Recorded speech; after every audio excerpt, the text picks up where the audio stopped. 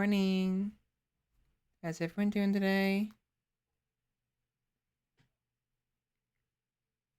We'll be starting stream soon. About 5 minutes. 5 or so minutes, I was gonna say. I'm a little tired. I'm always tired. But it's cold and I've been up since like uh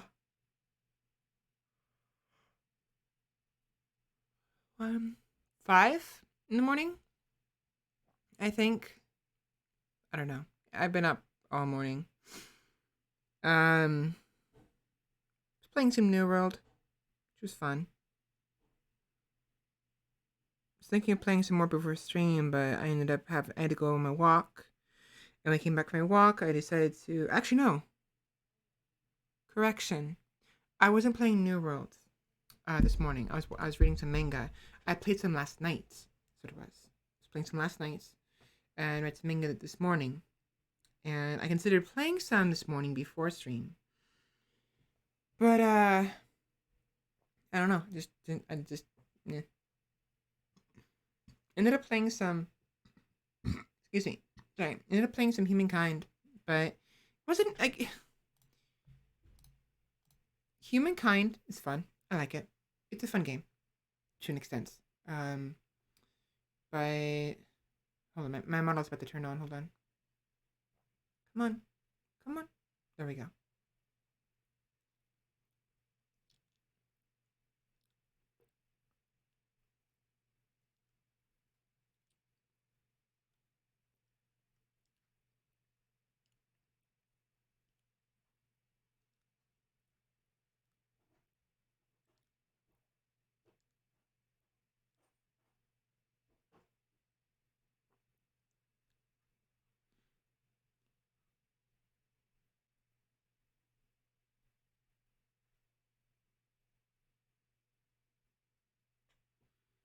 Alright. Should be fine for now, I guess. There we go. There we go. There we go. There we go. There we go. There we go. Bah. Wah. There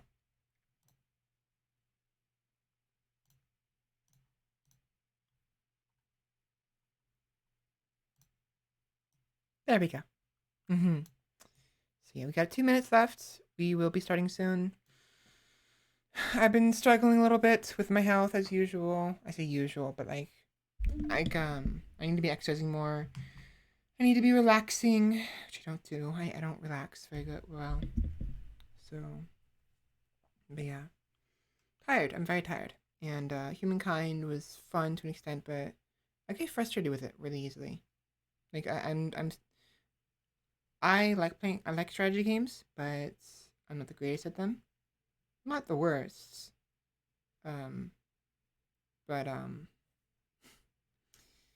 try to find ways to cheese things, and I get greedy. I'm very greedy when I'm playing strategy games, so it's a little hard for me to.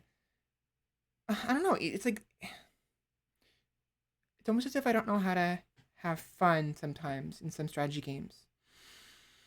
It's why depending on the game, of course. If there's not enough, if it's nothing but strategy, I may not like it. If there's story role playing elements with some extra like fun stuff, like I like going on explorations and missions, adventures. There we go, and like discovering new things. But in Humankind, the NPCs are always in a rush to make sense, but to rush every bit of land possible. So there's no land that isn't like I can't have my scouts just constantly scout around to pick up curiosities, because curiosities disappear if someone owns the land. So it's whatever. Anyways, stream's about to start, or rather, we're ready for stream. So let me go ahead and just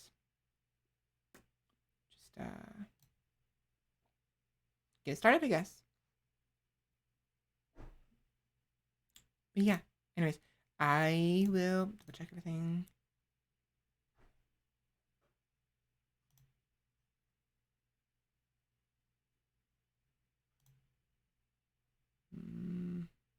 Yeah, I think I'm ready. Right. Just gonna open with great seventh time to conquer the isles. How can that? How hard can it be? How hard can that be? How about that? How hard can that be? Yeah, do that. How can that be? How can it be? I'll just leave it at that. How can it be? Okay. So I'm fiddling with the title. Anyways, without further ado, let's get this show on the road. Be back soon.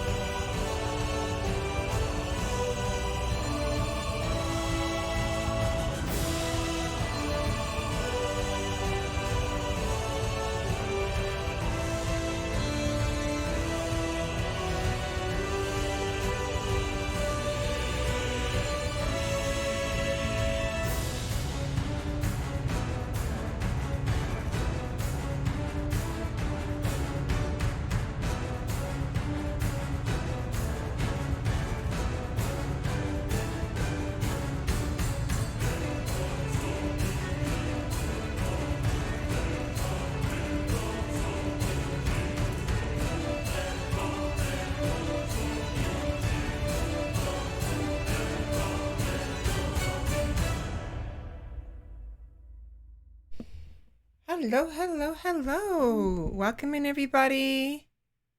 Hope everyone had a good week. Hi. How you doing today, V? Welcome in. And you as well, Eye Candy. How you doing? I see you back there. Welcome in, everybody. How do I start the stream? Today, as the title suggests, we will be playing some Crusader Kings today. Again, not slept yet? Well, again, hopefully you get some rest at some point. And, don't push yourself too hard. Is that my title? Your title. Oh, you mean the gesture title, right? Right. Yeah, definitely. We'll be doing that today. Assuming, of course, I wasn't mistaken and they actually haven't implemented it yet. So I'm pretty sure they have, but we'll find out. Yeah, so my computer, as some of you know, I was having issues last time.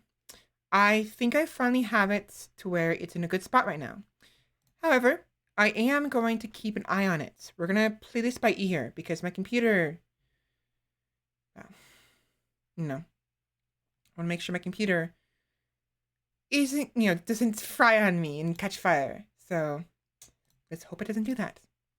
Real quick, let me go ahead and just do this. I do have Google Chrome open. I probably shouldn't have it open, but yeah, I can't have it open. That's right. Because I'm going to be needing the background desktop audio. There we go. My birthright, yeah.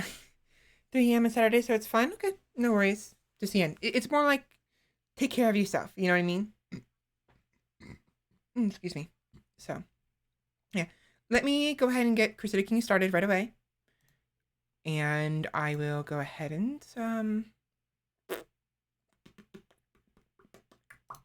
talk while we wait. I'm going to just move everything over.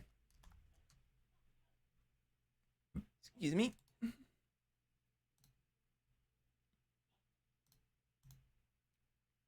1 second, please. And what I'm going to do, I'm going to do something a little bit different than I usually do. I'm going to... it's garbage. Just making sure there's nothing on screen I have to worry about, because I'm going to show my screen. Just do it that way from now on.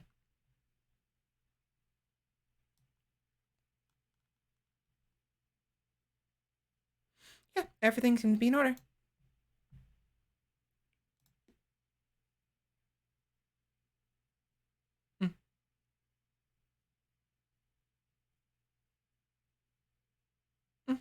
All right. So, without further ado, let's get right on in.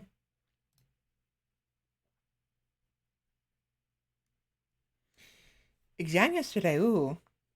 I assume you don't know the results yet, but... Oh, wait. I gotta get the game audio. Whoops. There we go.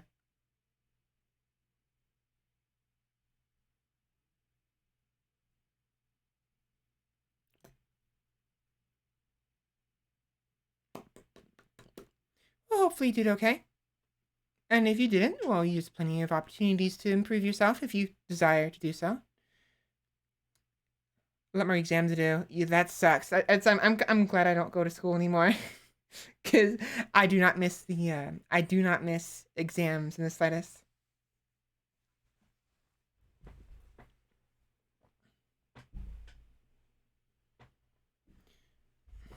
Yeah, it's getting kind of cold. I'm trying to have my blanket over me,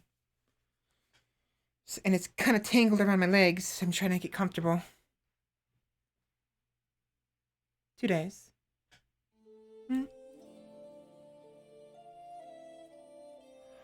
I'm tired. So, yeah. Anyways, computer's doing good. What's happened with me this past week? So, I called out sick on Sunday and had to quarantine. And I took a test on Thursday. So I'm waiting for the test to come back so I can go back to work, hopefully on Sunday. But it takes a couple days. So we'll see. But I keep calling out sick, and I'm fine the day after, but just with what things are right now, I have to keep quarantining myself. Whole week of exam? Wow, you have a lot of exams. Are you gonna be okay? Like, are you, like, in college right now or something? Because it's a lot of exams. I don't know if I remember having that many exams in high school.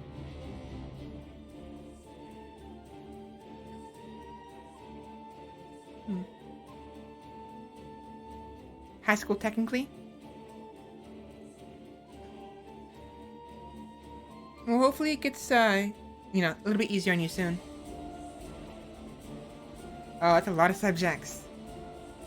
I mean, to be fair, like, in high school for me, I took, like, in total it was, like, 6 subjects, I think. Because, like, the mandatory ones, there was, like, PE and English and math.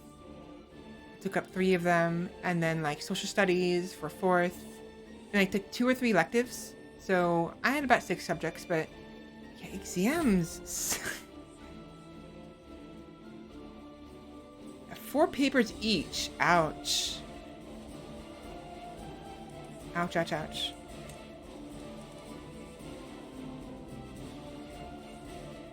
Queen Svela the Great and Terrible. Awesome. Okay, so you have your work cut out for you, don't you? Again, regardless, I hope that you get through it quickly and you can rest someday soon. Not have to worry about... why do I have a bunch of achievements unlocked all of a sudden? Okay. Don't get too stressed out. Now, first order of business. 12,000.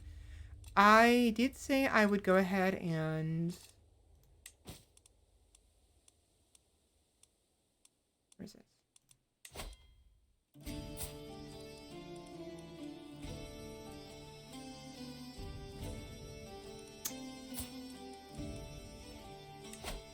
No. I'm gonna see about how I can go about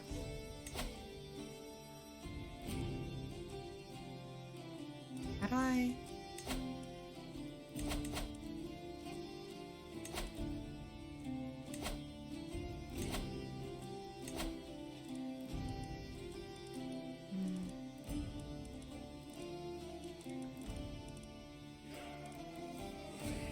a lot of written exams. That's the one thing I didn't like.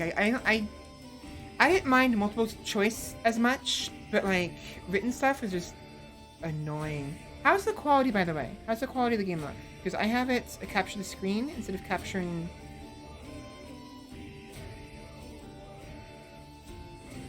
Okay. Instead of capturing the game. Yeah, no practical exams.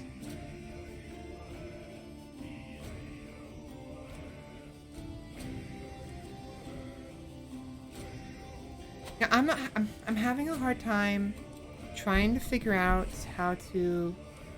hold on, let me look at Steam real quick.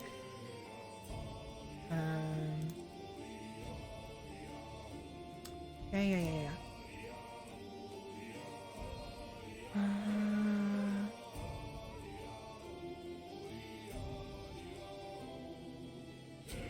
Update history.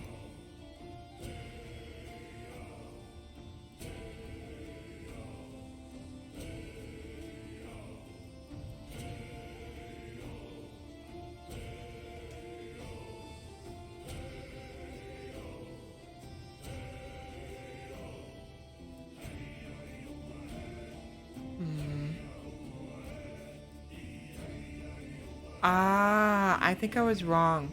They don't have... right. Cultures are forever. Royal Court. So Royal Court isn't out yet, Candy, so unfortunately, we don't have a Jester title to give you. Yet.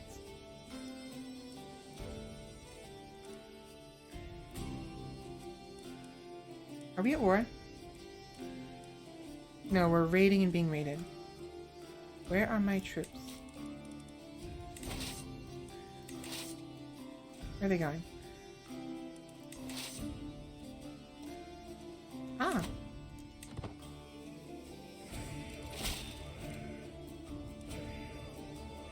Oh, right. I was getting Sheppy, Right. Trying to remember what I was doing last time. Yeah, very sorry, Candy. I'm so sorry. For now, we'll just have to stick with what we got. I doubt it'll happen, but if it turns out that we end up starting a new game before or after, like if I don't get around to...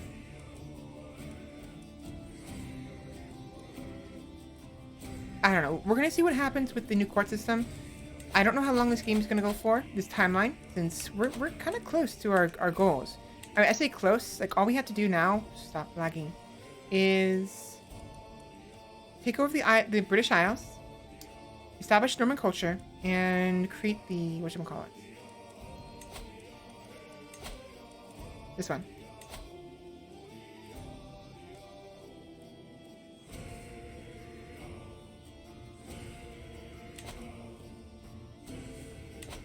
I feel like I should just go ahead and establish the Norman culture.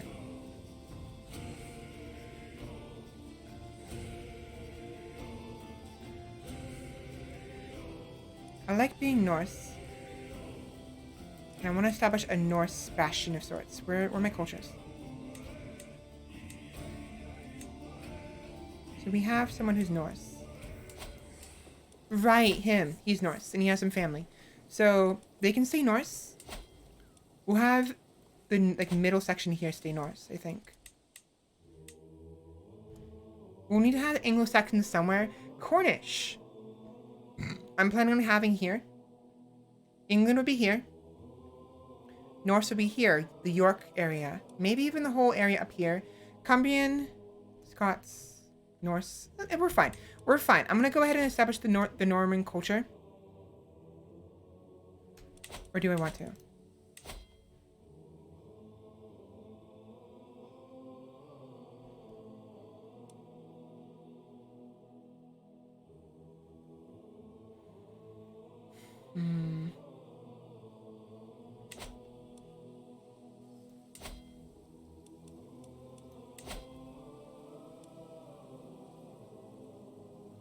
Yeah, I think I will. Give my brothers instead. You're really... I was going to say, you really have a lust for blood, don't you? But to be fair, so do I.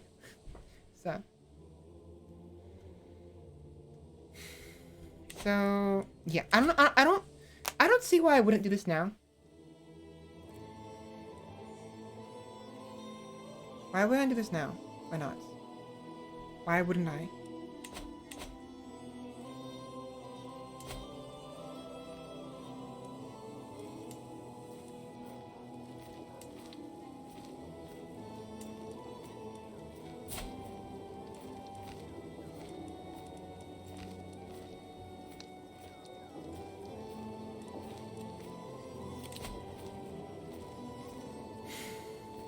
All Norse and French counties and characters in northern France become Norman.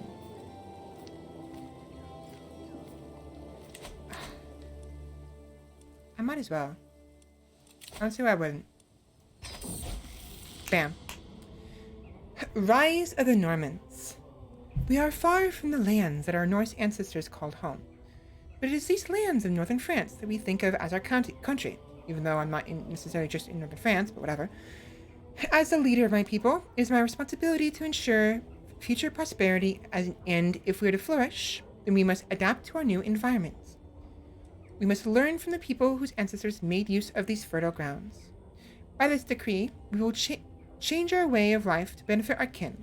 We will forge a new path as our own people. From this day forward, we call ourselves Normans. So we're Normans. And I believe this should stay Norse. Yes.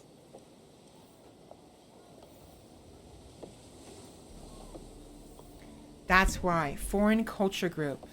-10. They're not happy with me, are they?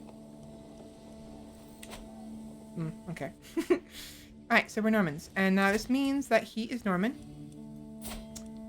He is Norman. Indeed. Alright. Cool. So at least this way they won't be as pissy with us.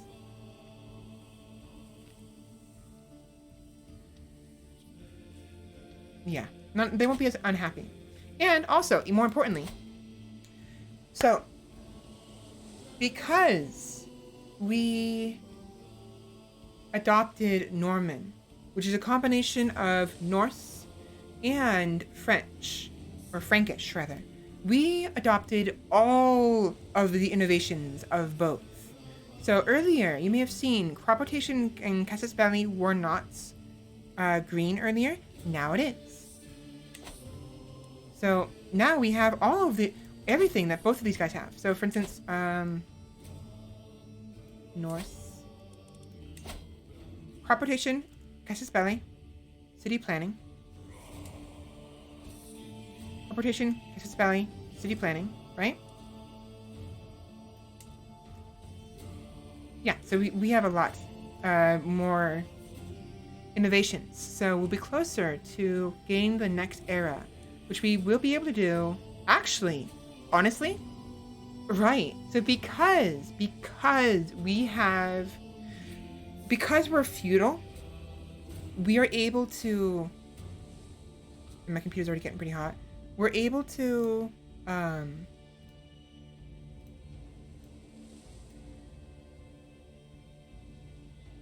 what's the word? Move on to the next era. Normally,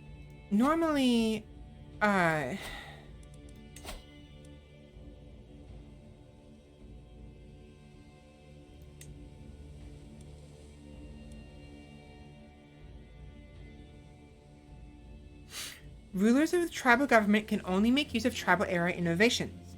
So when you're tribal, you are stuck in the tribal era, no matter how late in the game it is. When you become feudal, you are able to go on to the early medieval ages, and so on and so forth.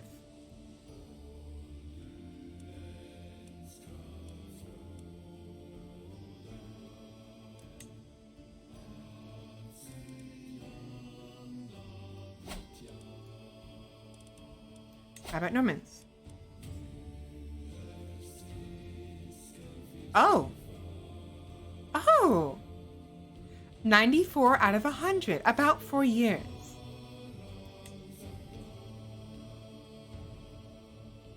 Interesting. Why is that? That's because the French were also interesting. Wow, the French were very, very close. Very close.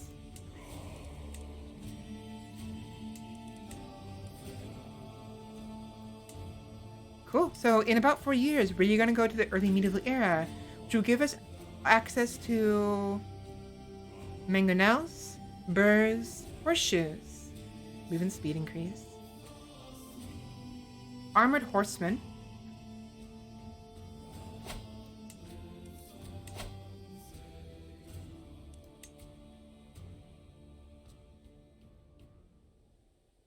partition law.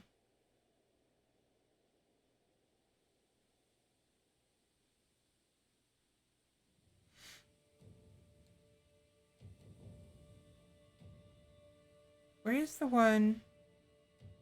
How do we switch to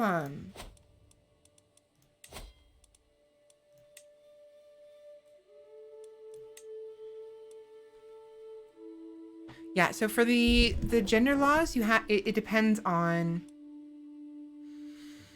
faith.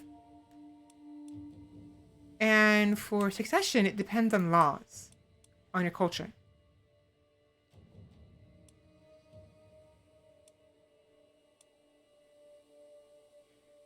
Primogeniture innovation. Which is where?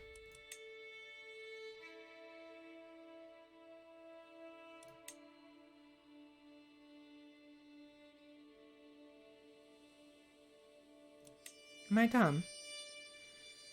I might be dumb.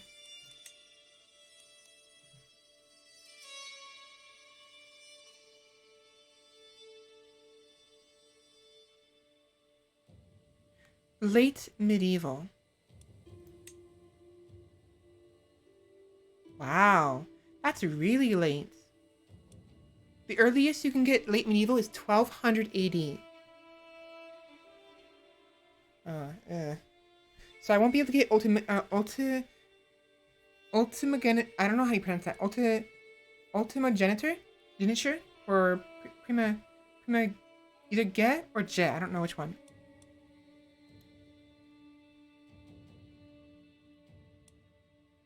Oh, okay.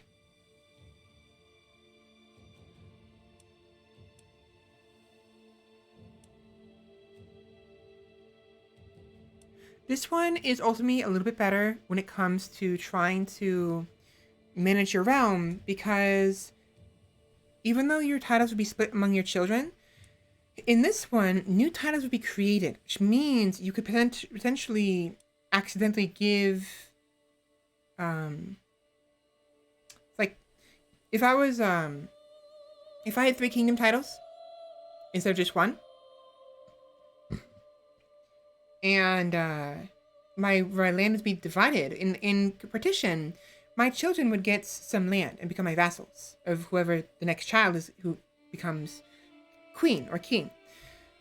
In Confederate, however, it's very likely that what will happen is if sorry. Wait. Sorry, I made a mistake. If I had 1 kingdom title, which I do, I have 1 kingdom, and I was in multiple kingdoms worth of areas. Like if I was, obviously I am, but these are the kingdom titles. If there's enough land, let's say we have more than 50% of England, and England does not exist, or 50% of Wales, or Ireland, or Alba, none of the kingdoms properly exist. And I have like all this land, but only 1 kingdom title. The game might, I don't remember the specifics, they might create those kingdoms for the kids, and thus causing the land to split between those realms. This is because it's supposed to be equal, and like it says here, new titles may be created for younger realm heirs.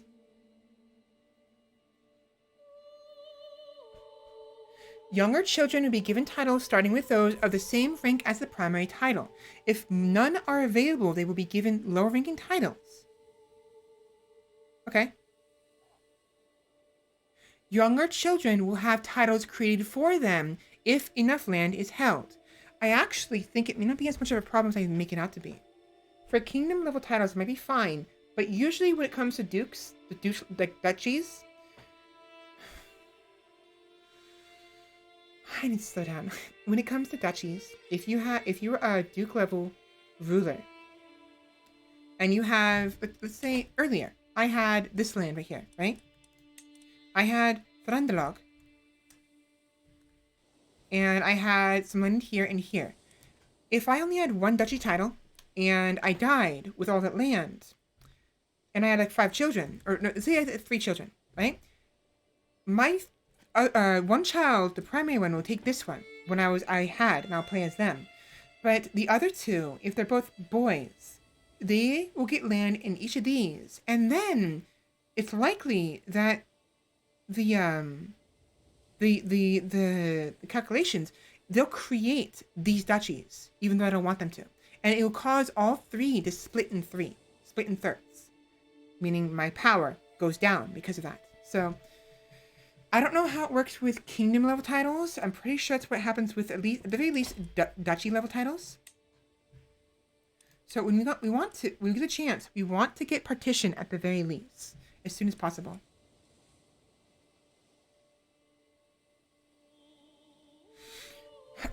For high partition, under high partition succession, the lion's share of titles will go to your player heir. The rest will be divided between your children.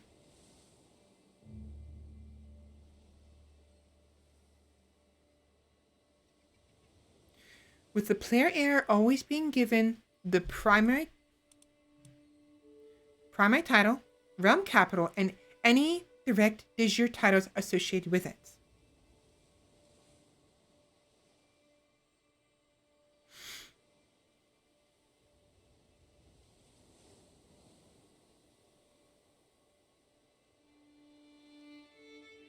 The player heir will always inherit at least half of the late ruler's titles. So this means primary title, realm capital, any direct de jure titles associated with it. So if I owned England instead of Man, and this was my primary title, and I also owned, let's say, a little bit of Alba and a little bit of Ireland, and I had 3 children, again, with 3. The primary heir will inherit England and every bit of land I personally own within England. And then the other 2 children will have only Alba and Ireland split between them. That's what the primary, the lion's share. So this is in the case of if you have multiple duchy titles, or not multiple duchy. The gist of it is your land gets split among your children. It's just a matter of how much your primary heir gets. With Confederates, everyone gets equal, and new titles will be created for the children that don't get any land, or whatever.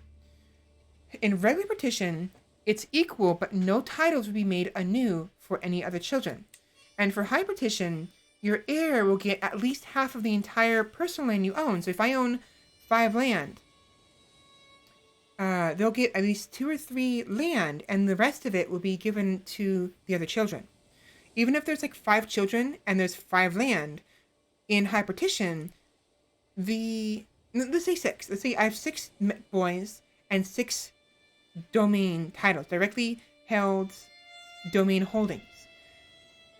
3 of those will go to my primary heir, the one I'm going to be playing as next. All 3, and the last 3 will be divided among the other 5 children I have.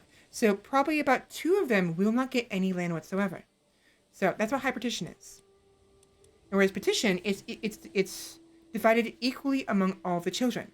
So and anyone, if there isn't enough land, they just the last children won't get any land. Whereas in Confederate, I think in Confederate, the kids will actually take land from a vassal. I think. I don't quite remember. But anyways, we are Norman.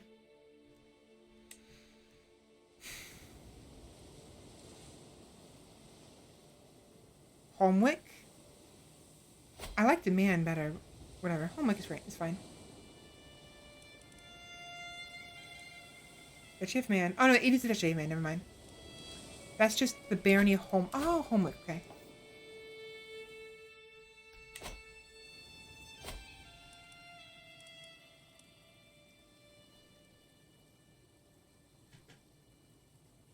Adventurer, fight in council, not rightful liege, male dominated, one seat in council. How do you feel about the fact that I am Norman?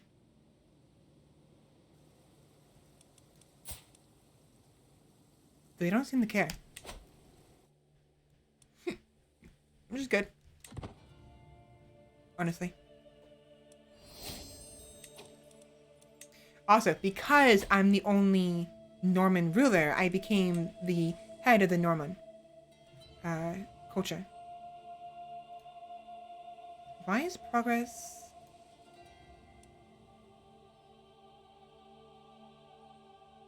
What determines the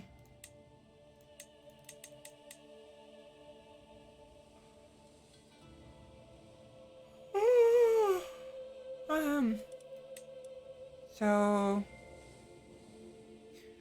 center shrine, prayer hall, street outposts, good.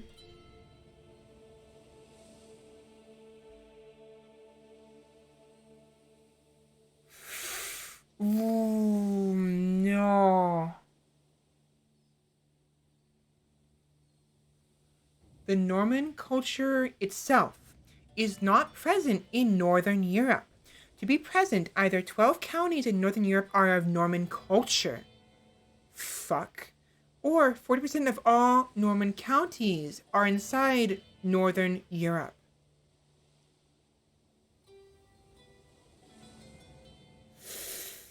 Ooh, that's why. That's why I didn't want to do that. God damn it. I lost 25% naval speed and a 75% reduction on embarkment costs. Did I lose the ability to raid overseas?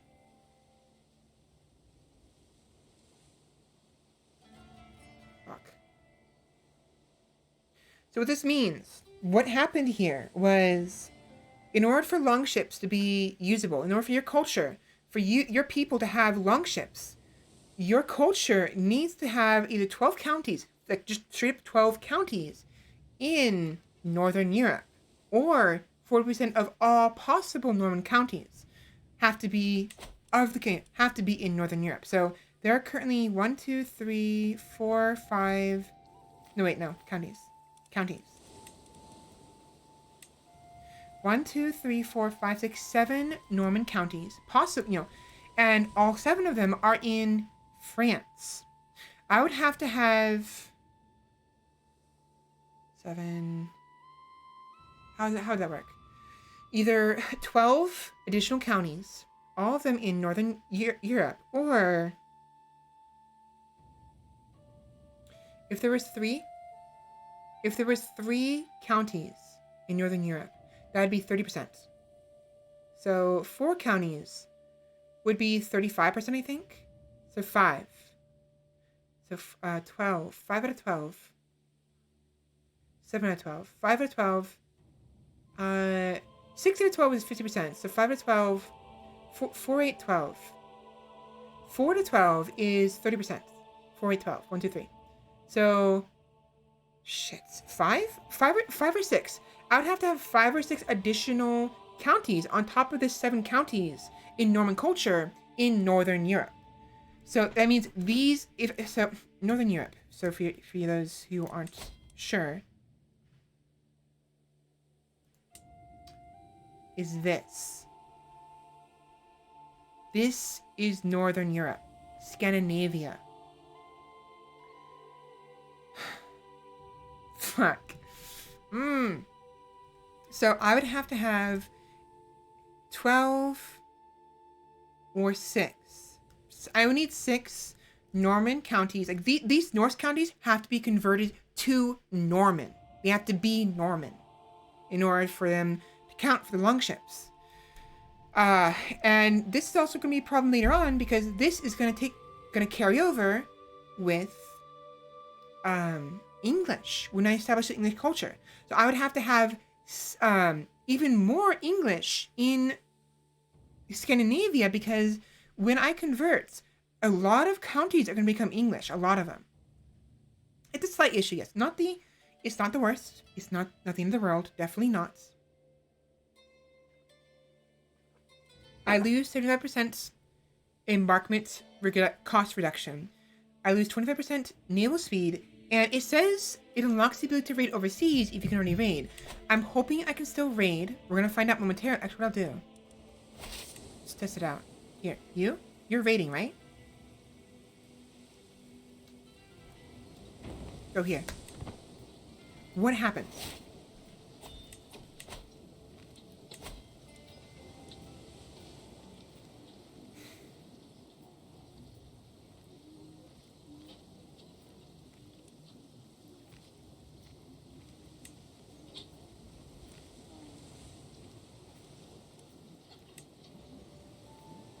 Years versus 12 years.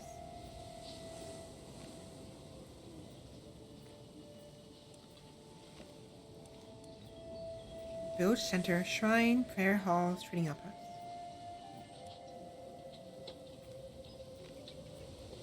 Let's do moats.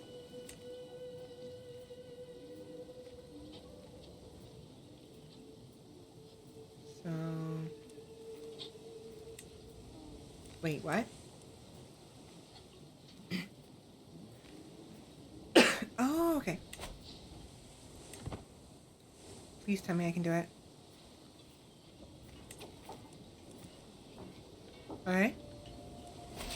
So, I can raid them overseas. But wait, what?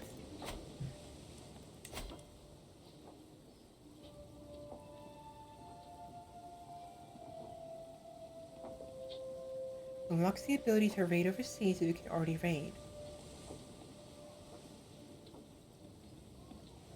But you can do that if you... wait, what? Let me look it up real quick. That's a little odd. What am I really losing here? What am I actually losing here? CQ3. long ships. What am I actually losing?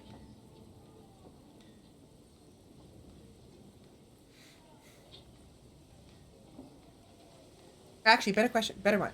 Let me CK3. No, it's not C. Not CL3. CK. Ugh, fuck. See, I hate typing on a fucking computer. Phone.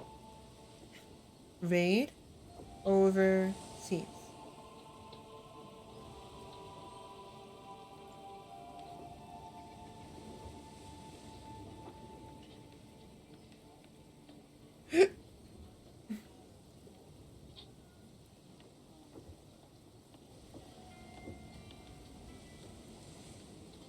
No, not helping.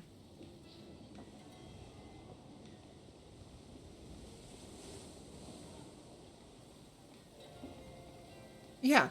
Reading overseas, according to this, I'm looking at this Reddit post, and it says reading overseas apparently is not a special mechanic. As a raid infidel neighbor's culture, just put land raiders on boats and they become sea raiders.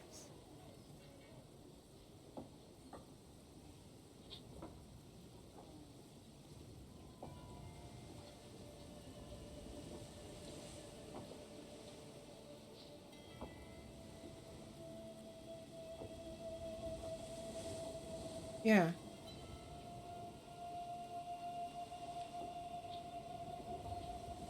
What the fuck is going on? Oi!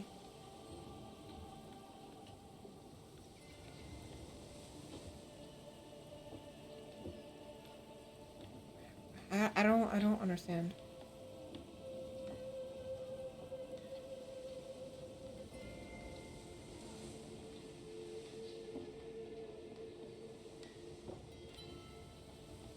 I don't know. It's not a big of a deal. We can clearly raid just fine overseas somehow. But I'm still very curious. What am I like? Aside from the major river crossings and the embarkments cost reduction and the naval speed, we don't really lose anything. Fuck. Yeah, this is not gonna be good. We may still, yeah, we're still gonna, we may end up surviving this. Interesting. Yeah, we won. We won that. Okay, that's fine. Of course, we're pretty in poor shape. How many did we lose? Not too many. 500. Still a lot. What? New converts. Right, real quick. My council, you better not be converting the culture. Okay, good. Culture is stuck to Norse. Good. You need to stay Norse. I can always change to something else later on if I really want to.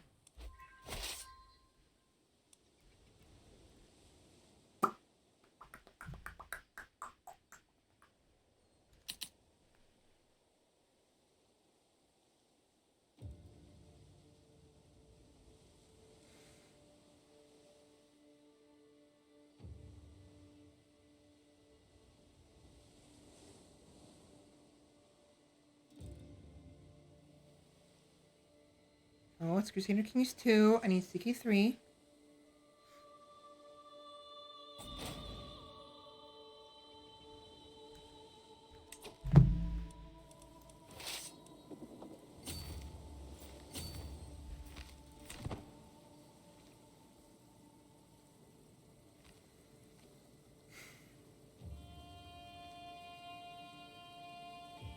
Yeah, no.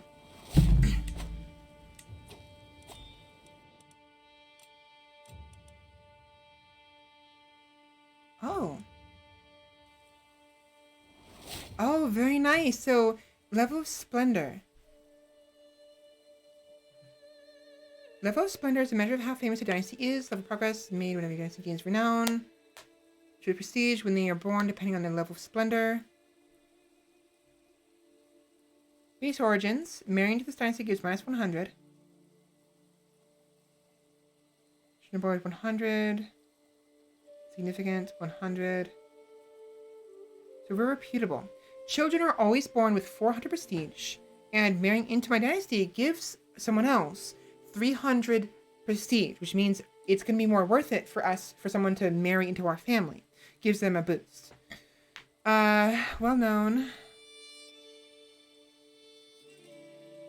Okay, cool. Actually, now that we have... Oh, wait. Wait a minute. Wait a minute. Wait a minute. Are we... Ah, not quite. Right, we need a little bit more.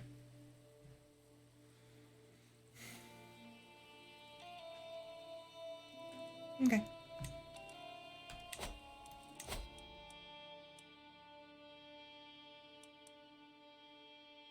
Where's the one with cultures? Here we go. Different culture opinion plus 15. Does that affect... It doesn't affect counties, does it? Nope, they still hate me.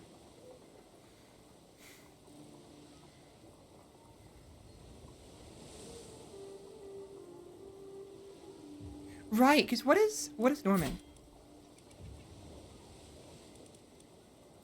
Frankish. So we're part of a Frankish group because the Normans are.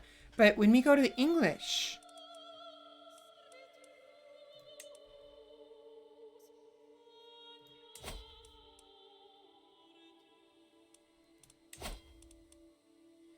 West Germanic,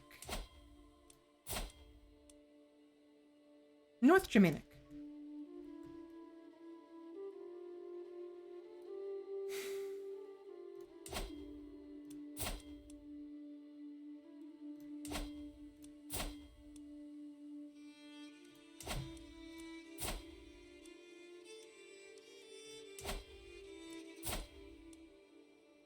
So, North, Central,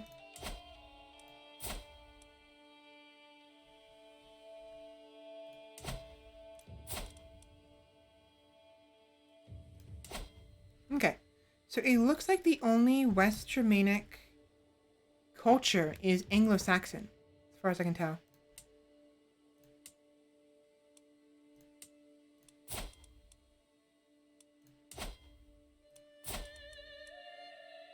Mm-hmm.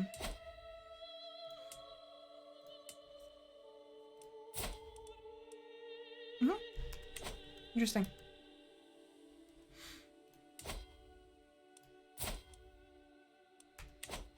That's fine. I thought there was gonna be more, but yeah, it's whatever.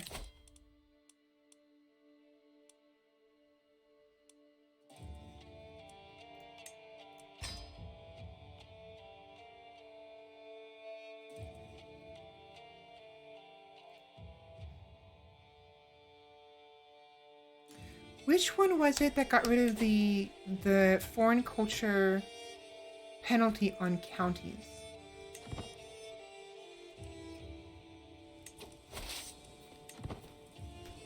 Is it a religious thing?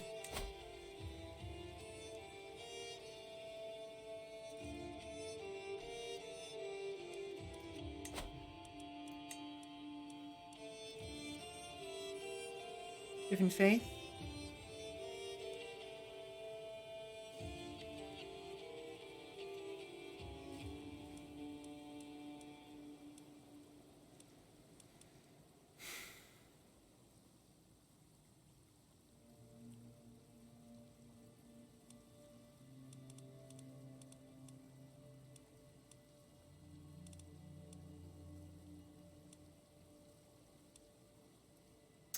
I don't remember.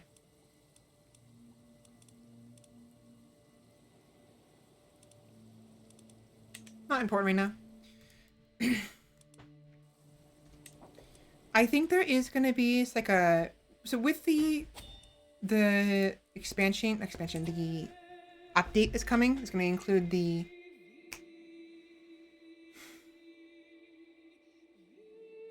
Jester title. They're going to rework cultures. And I think there's a way to make it so like cultures are more accepting of each other or something. Or whatever.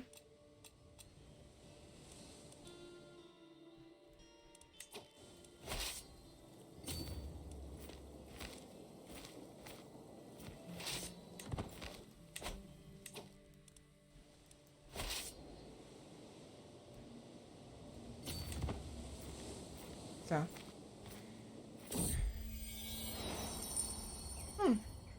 My friend Hofgodi Ingolfa has proven himself highly capable, especially in academic matters. There are some projects I would like to undertake in the great temple of the North Riding, my liege. With your blessing, of course. North Riding, where is that?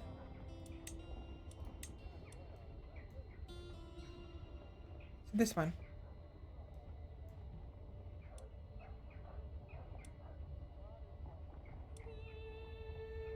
Encourage improvements would give them development growth plus 10%, and he gains 20% opinion of me. That's fine.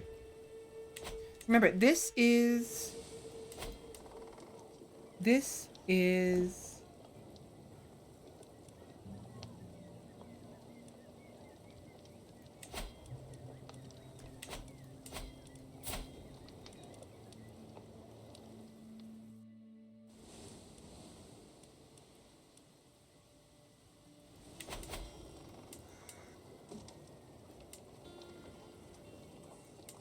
I accidentally gave him...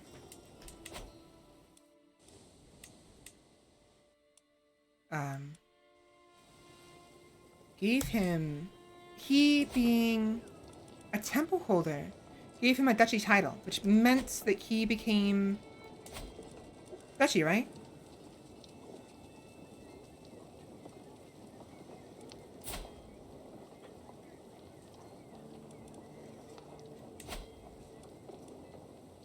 Oh no, it's a county tile. Who owns the Duchy of York? Nobody does. Oh, right. That's what I wanted to do. I wanted to make the Duchy of York and give it to him. Right. Okay. Which should be done later.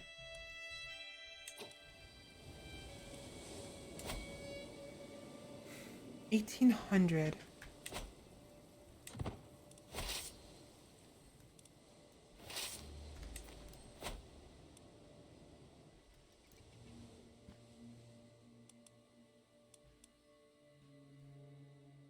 Hello, welcome in, Sheppy.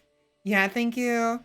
I'm glad I am too. I'm actually keeping an eye on my temperature right now because I am worried that my computer will get too hot. It's getting very hot right now. Let me take a look at it real quick. So it's currently 84 degrees, supposedly, and it's fluctuating between 2.37.5 gigahertz. And I assume max. It's pretty hot right now, so I'm going to see if I can turn the cool setting on.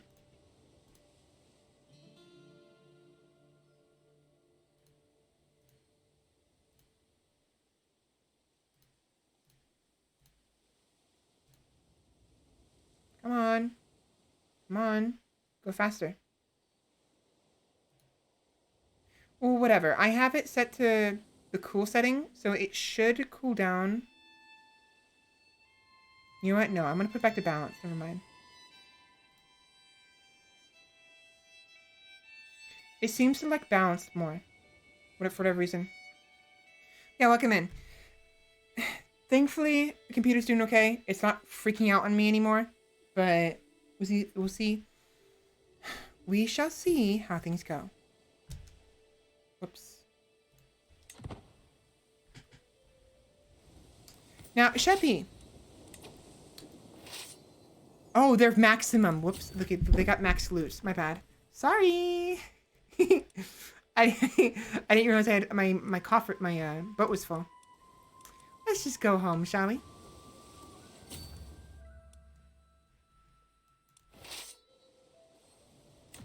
So, I have a question for you, or I would like some assistance, if possible. I have Movavi video editor. You guys may have seen it in the top right corner, up here. Ouch. It's what I use to to edit my videos, so that way I can upload them with some better audio quality. I can only do so much, of course, but Movavi Video Editor was working just fine about 2 weeks ago. But not who you're familiar with, that's fine. I just need like general idea. So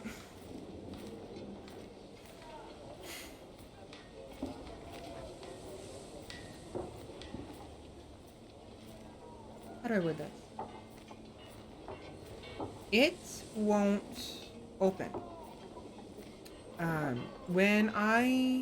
It's got a sort of like hub Movavi video editor. Like when you turn Movavi on, it has a hub open so you can access the video editor itself, the converter, some other like effects and like a store and stuff like that. But when you go to press new project on the video editor portion, so it boots up and actually can allow me to actually edit a video, it'll open the editor in a separate window and freeze upon opening. It'll just not do anything. And if I click on it, it'll then go have it like transparent kind of white covering over the window, and where when it says not responding, it goes white. The whole screen does, basically. Like you can still kind of see through it, but it's the one thing where the window just like it doesn't respond. And it does this upon opening, the moment it opens, every single time. No matter what I do, I've tried to troubleshoot it, I've tried to run it in compatibility mode, I've tried to uninstall and reinstall it, I've tried to uninstall, reinstall it, and then update or restart shut down the computer and turn it back on. Nothing is working.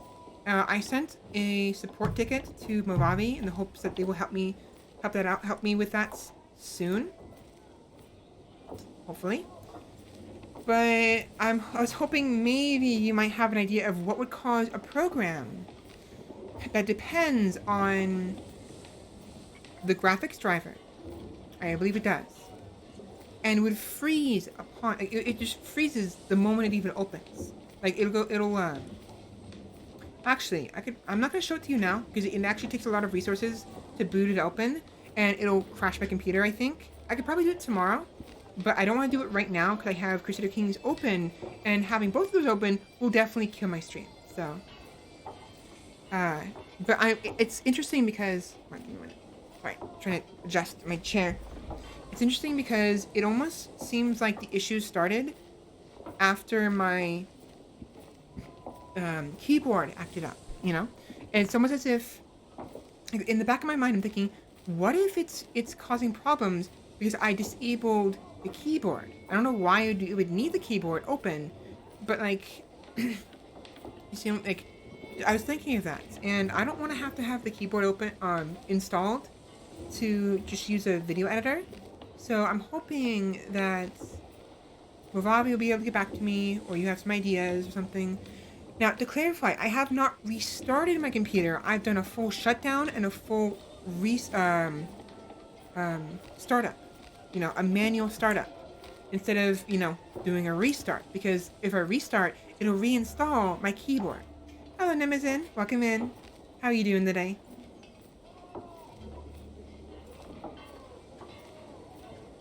God damn it. Give me a minute. I need to get up. I have my blanket around me, so it's really cold down here. But it just feels Let me get my socks on, honey. These are nice and warm. It's actually been getting colder and colder every day, which I actually like a lot.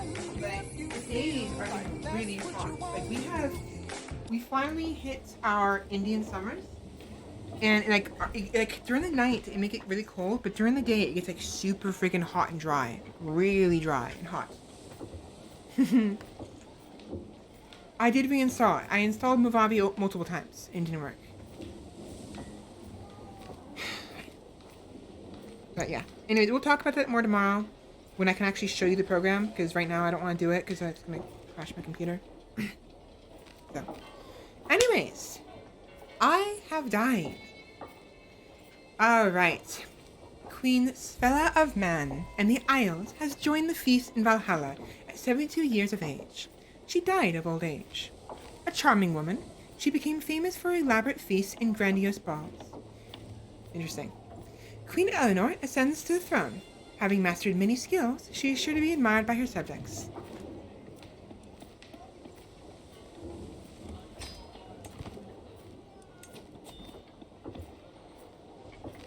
Sorry, what?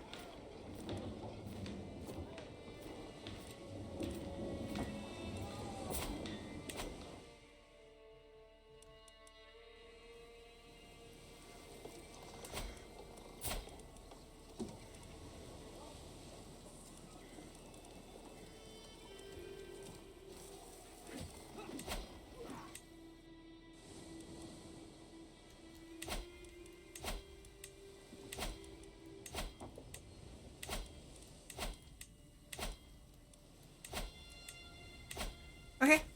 Oh, right. Didn't we have an issue earlier? Where, do you have any points for me to harvest yet? Nice. Right. I forgot. We had a concern earlier of me losing.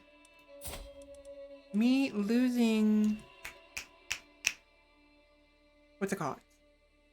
My land. But it didn't happen, so we're good.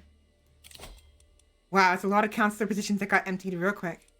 So we have Mayor Vemunda, Marshal.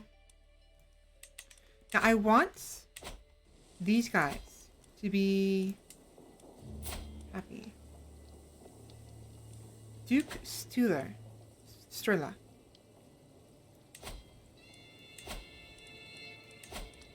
Duke Strela. So 23 Marshal, 17 that, 12 of that. Let's give him Marshal Northumbria. Wait, what about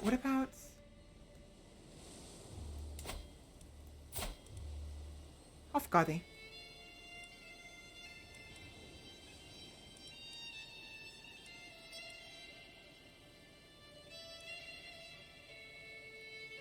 Oh, sorry. I forgot to I forgot to come back after I moved my blanket. All right, there we go. Sorry about that. Thank you very much. So, Hofgadi. I'm gonna have to ignore you. What are you good at again? 14 diplomacy, 24 learning.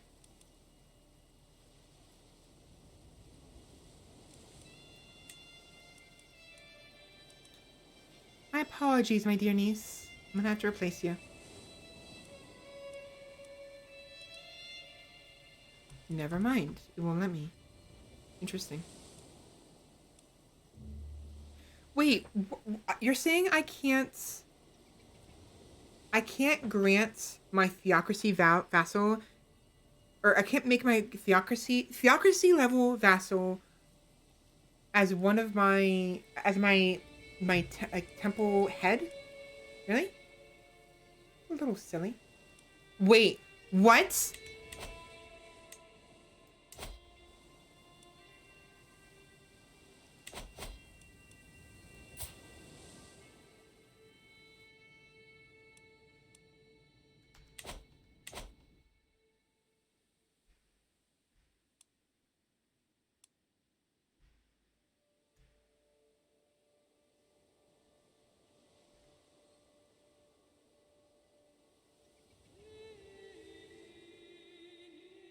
Oi!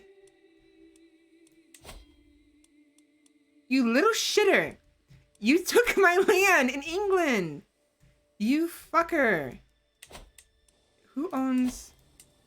You know what? I know how to solve this. I'm gonna... I need to get him I need to get the Duchy of York. I need to get that fast. That's our next order of business. So, what happened here? When I died and became Eleanor, for some dumb reason, the vassalage of North Riding of Hofgadi went to Eye Candy on the other side of the fucking sea for some dumb reason. It's still within my land because Eye Candy is of my land. See, right here? But for some reason, I'm not entirely sure why, he took my vassal. fuck off. No, not cool. He didn't take this one because this one was a duchy level title, but he took all of this. Look at that. No. No. So I need to get these guys, one of these guys to become Gwynedd. I need to get some duchy. I need to get the Duchy of York and the Duchy of Gwynedd in... Fucking goddamn it. Fuck you, Eye Candy.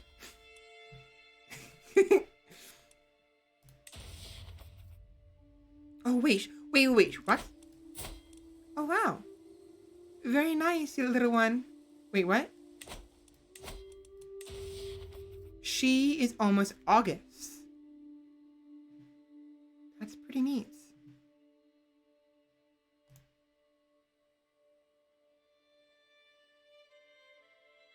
Level of fame impact plus 100%. Offer cessation, acceptance, monthly prestige per night, prestige per dread. Ooh.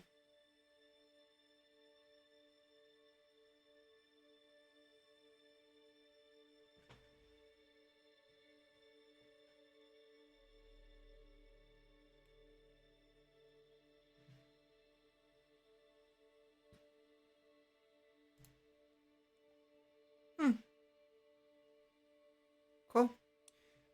Prestige. Wait, what? How many? Does she have any children? She has a daughter, Princess Elvia. Right. Okay. That's perfectly fine. If that's the case, then let's have her. you think. Diplomacy. Diplomacy and prestige, or diplomacy and fertility. Let's go with majesty focus because we have diplomacy per level of fame. No. Where is it? Prestige. Here we go. Prestige per night plus 2%. Prestige per dread 1%. Sway scheme. Prestige per powerful vassal on the council, and prestige per month.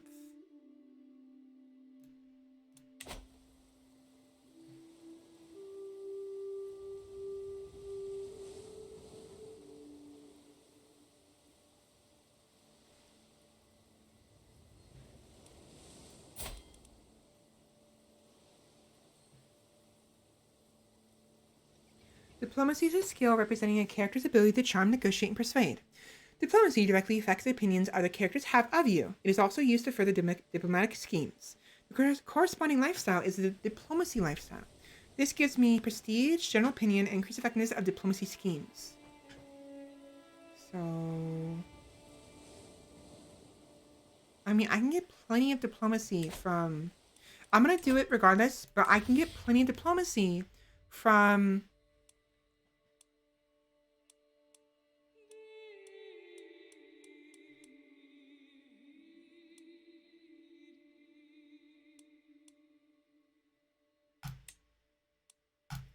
Plenty of diplomacy from...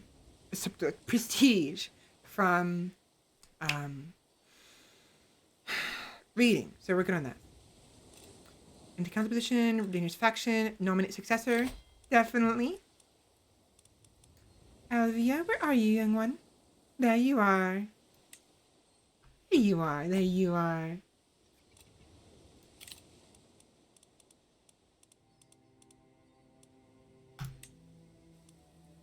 Wonderful.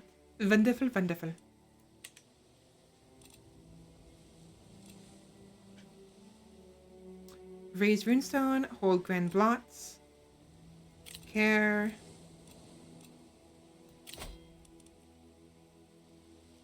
So, Marshal, Duke Edmund of Northumbria. Definitely. And Spymaster. Eye Candy, no. You're not going to be my Spymaster. You little shitter. Let's make it... Fasty of Meath. He's absolute garbage.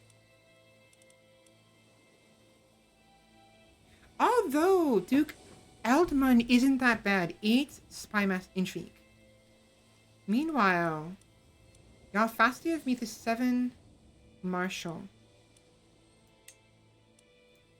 I'd rather do that.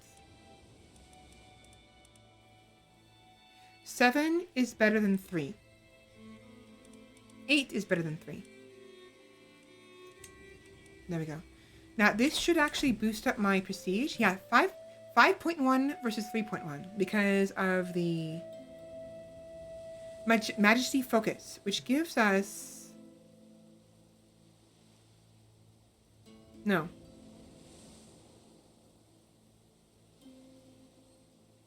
Sorry, this one. 15%. Monthly prestige per powerful vassal on the council. 5%. So 15% increase because of that.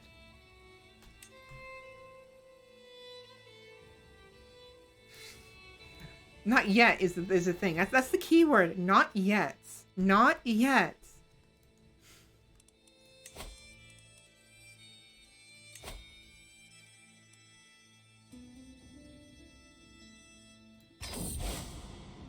Rock to the ages subject.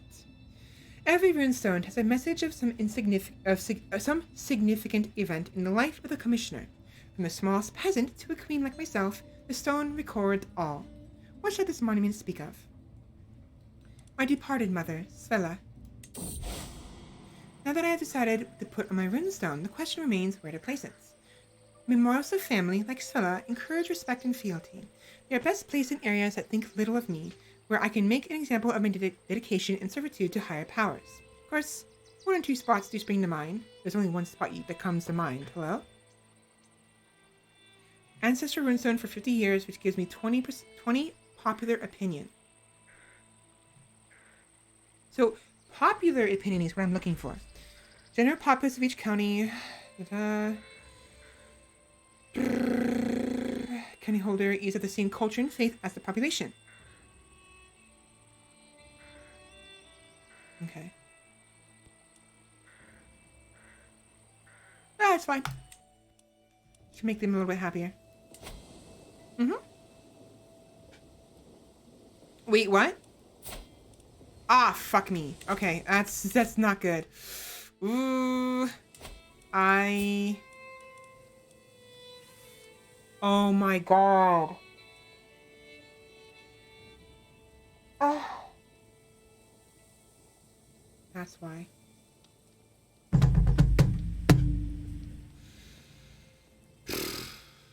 That's why. That's why I was waiting. Fuck me. That's why. Okay, so bit of a problem here. We might be fine. If this guy can die and I gain his land, I might be able to... I need this guy to die. Duke Sterla, you need to die. Oh, come on. Thankfully, Alvia isn't... I can make her Norman. It's fine.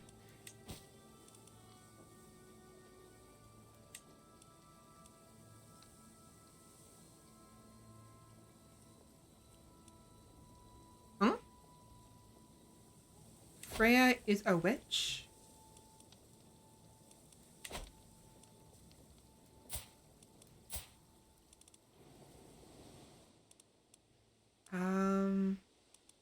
Oh, she's Norse as well. Norse witch. I don't care. Adulter. I don't care. At least not right now.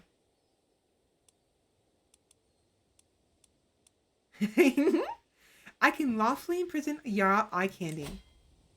Why?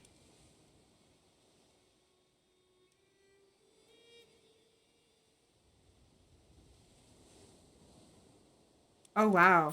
So you're both an adulterer and a kinslayer. It is an excuse, but I don't know if I want to do it just yet. Develop capital.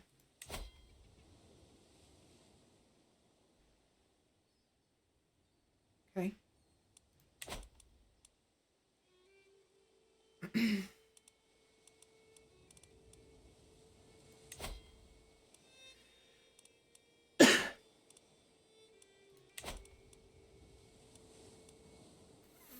Okay.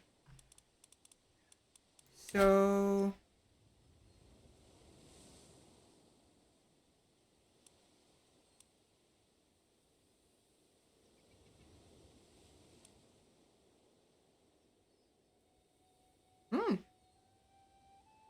Titles can be revoked. Vassals can be retracted. Clan government vassals. Clan? Wait, what? What? Did they change that already? Government. Nope, still tribal. Never mind. Wait, no. Clan? What is clan? That's interesting. I don't remember that being there before. Do you guys remember there being clan governments? Clans are a government form in which the amount of levies and taxes given to a liege by their vassals is determined by their opinion of said liege. However, the liege crown authority can increase the minimum amount they must provide regardless of opinion. Oh. Never mind. I thought that was something else entirely.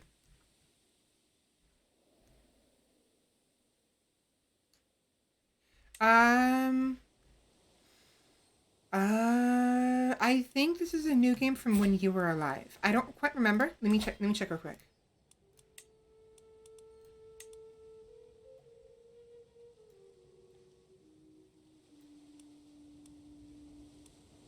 No, you're alive. Imogen. My niece, apparently.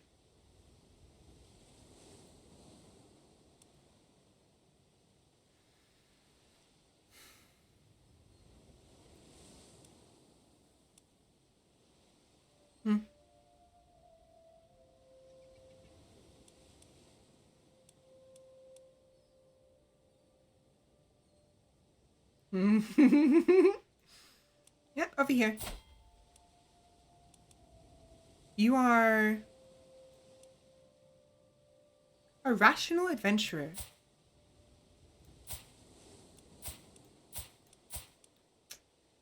You are unlanded, but you are at my courts. You are a quick poet with astute intellectual learning. You're gluttonous, diligent, and content.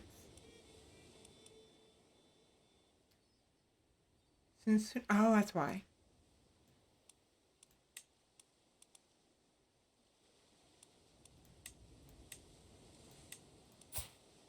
You know, I kind of find it dumb, but why? Frandheimer. Where's Frandheimer? Why is Alb? Oh, right, I forgot.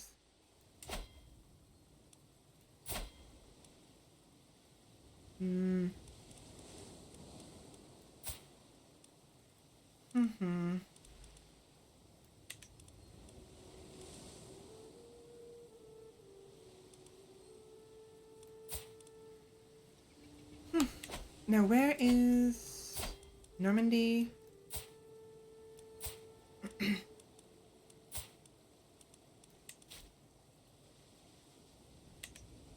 Oh, that's useless to me.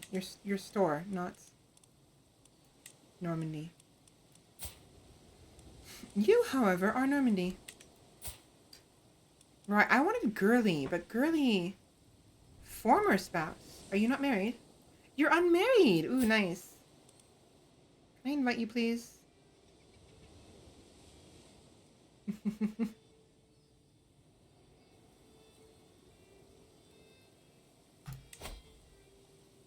How do I get a hook from you?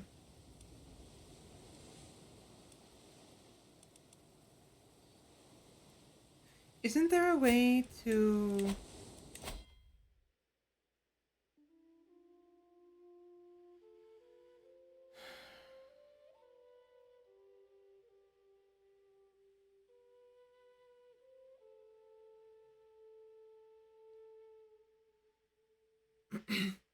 Befriend scheme. Confidence. I need to remember how do I get hooks?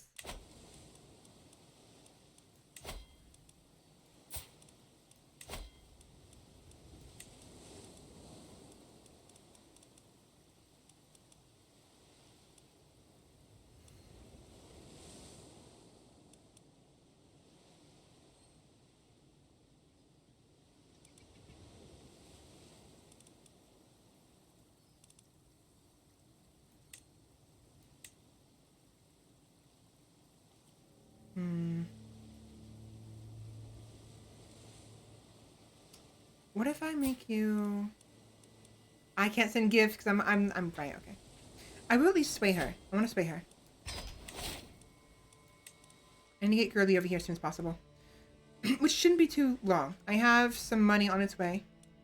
I think. You're still over here. Okay.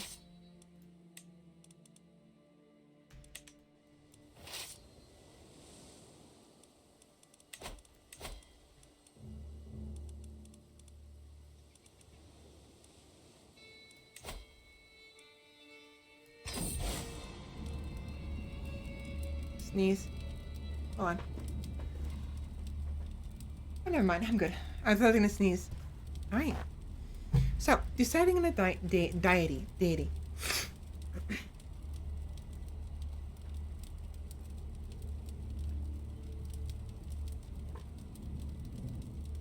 There we go.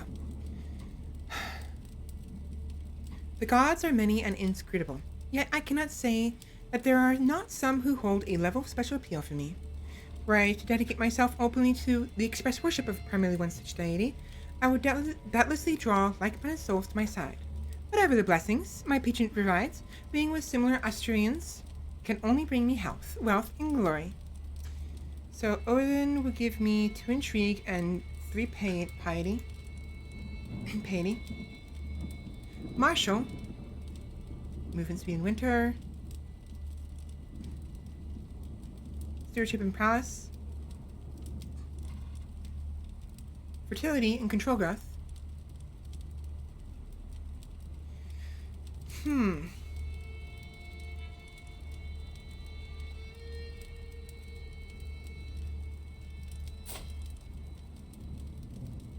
Stewardship wouldn't be a bad idea. Because it'll give me an extra domain limit, I think.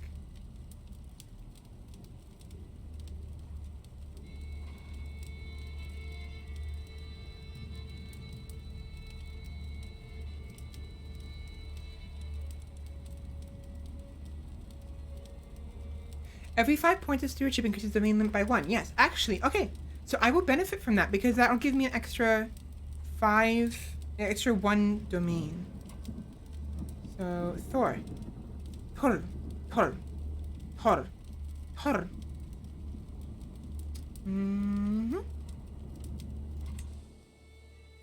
There we go. 6. Awesome.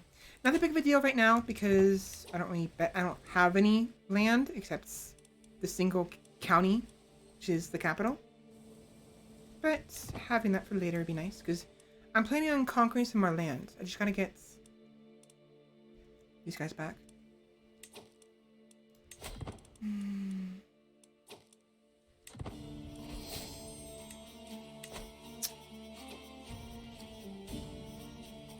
May your years be short and miserable. I have long coveted your lands, only to be denied possession of them. No more. The time has come for me to finally get what I deserve. Sorry, what? Oh.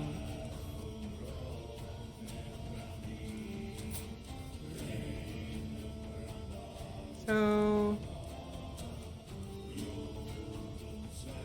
Congress of the County of Lofoten, which is right here.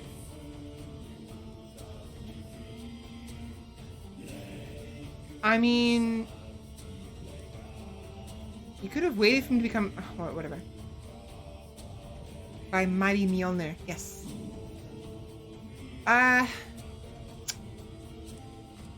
Whatever. She's actually part of my dynasty. She...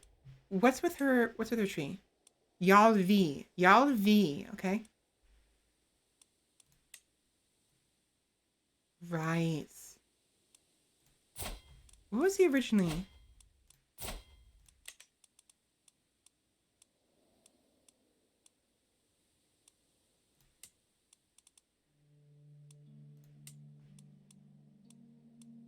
I see. I think what happened was,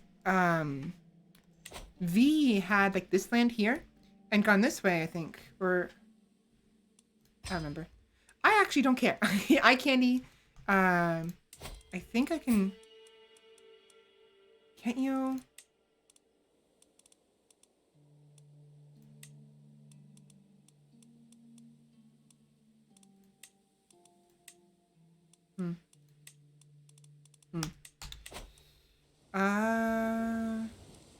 Whatever. My troops are returning regardless. It's gonna be some time, but oh well. Outrageous. I actually think it was Wrath you killed. I think you killed him for the land. This land right here. I think. I don't remember.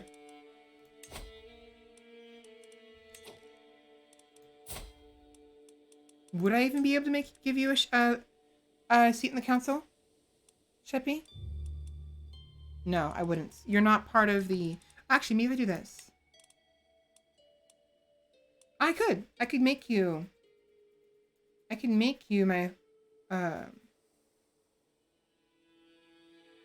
what do you call it? Vixcodi. Wait, actually, which one? Which Sheppy?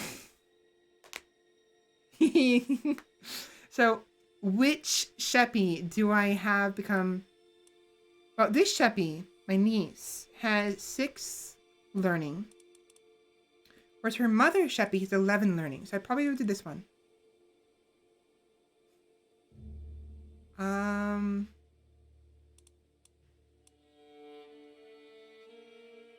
So this one.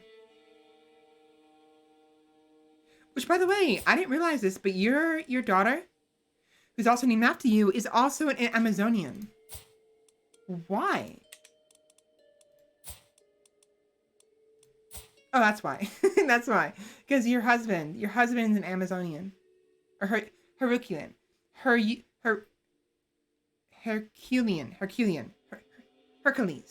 Not Hercules. Or here. I can't say it. Alright, so this one gives me 6 learning. This one gives me 11 learning. Learning is ideal. I'm actually going to have the older one. This one. Because she has more learning than the other one. Than your daughter.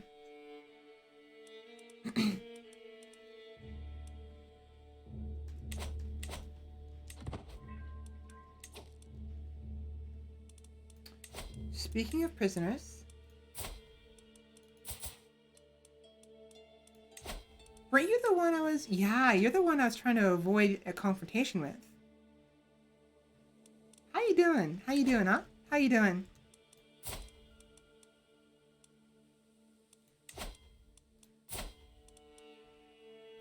Right. He has a huge amount of land. That's why I did that.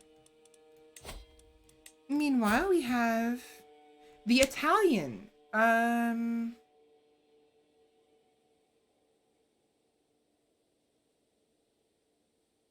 I'll just let him go.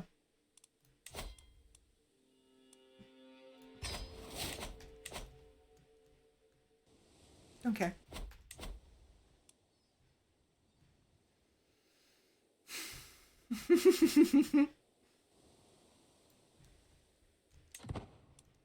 You guys, I need you to go back. I need you guys to return.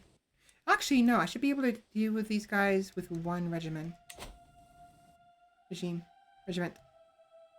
Where are... Yeah, you guys can keep doing this then. So you are going to become...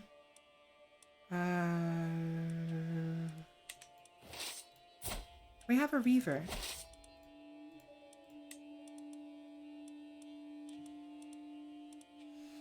No.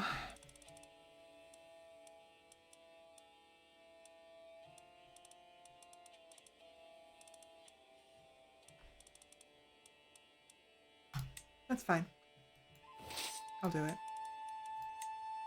You have to go home.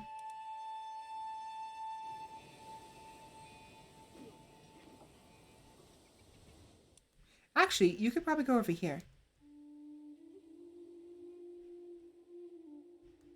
I'm still pissed off that Alba has this land. It's such bullshit. Such malarkey.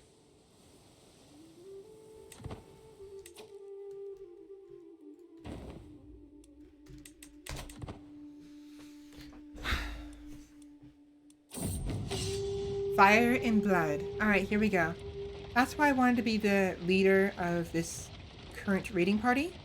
Is because it gives me this option.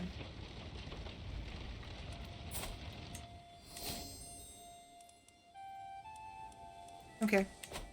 You what?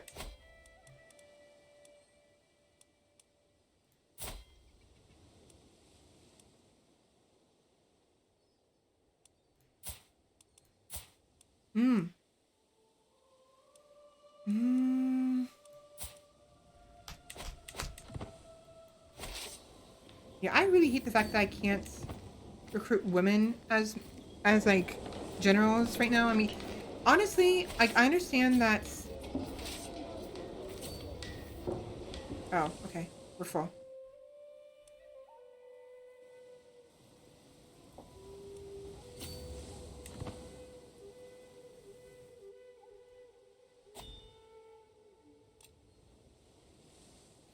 I understand that society was often like the military pursuits of society, the military aspect was often dominated by men, but like especially in the tribal era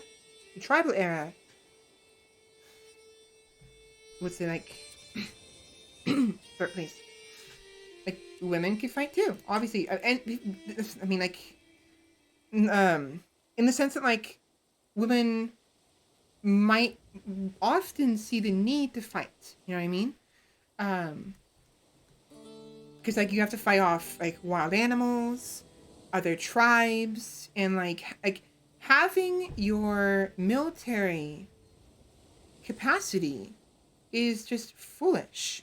Now, you know, and like I don't know how often it's talked about, but I would like to assume that it was more common for women to be leaders in wars or skirmishes, and she's not married yet.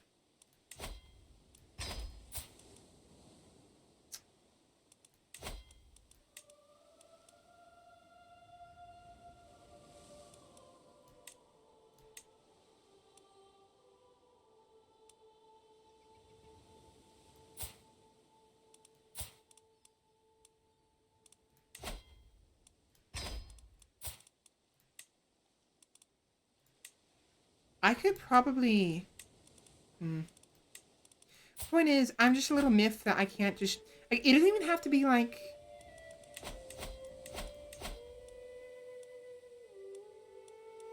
Where is it? This. You don't have to change the gender succession laws. Just make it so women can be generals.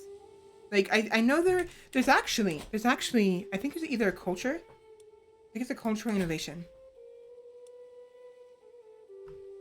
Oh no, it's faith. Faith. Where is it?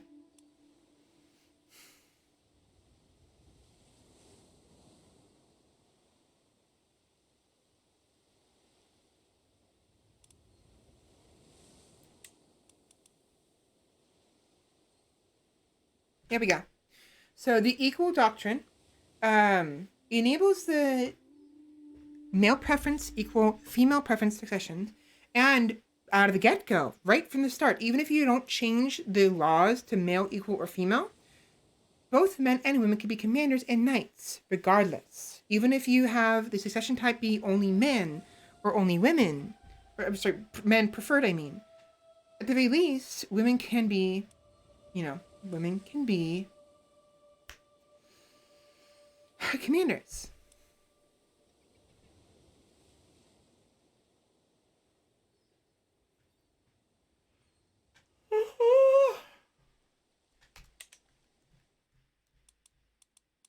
Awesome.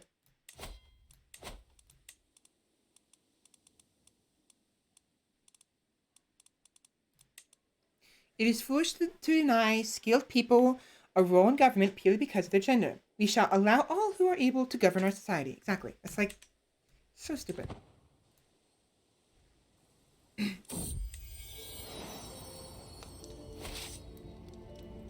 I might as well join the war effort. My sister Sheppy has given birth to a daughter. Alright, Sheppy. You already have a daughter named Sheppy. Who do you want your third daughter to be? You've been producing a lot of daughters, which is actually nice. Which, by the way, do they have spouse? No spouse. It's fine. Come on. What do you want your next daughter to be?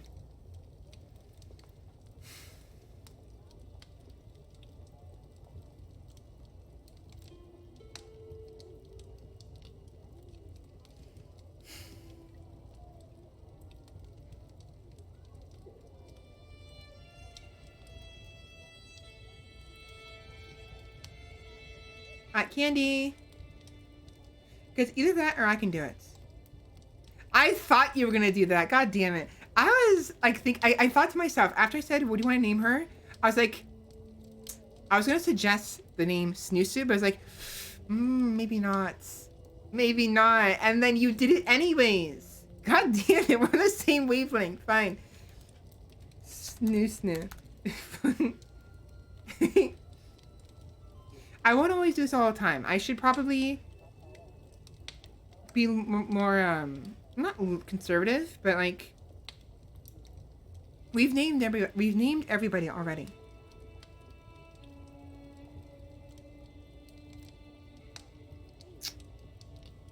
So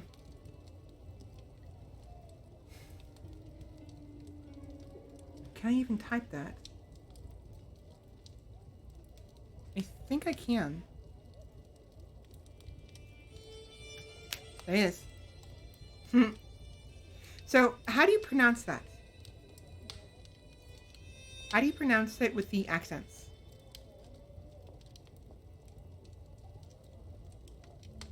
I used to remember, but now I forgot.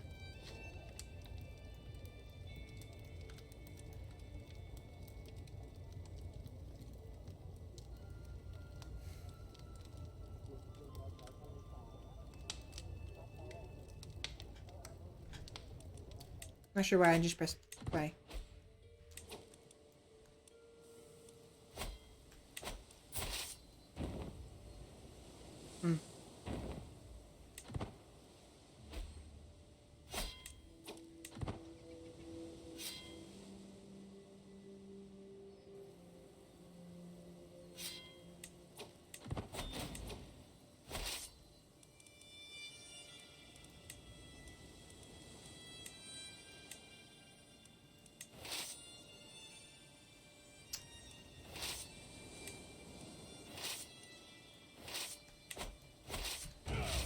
I'm gonna have to wait, aren't I? That'll work.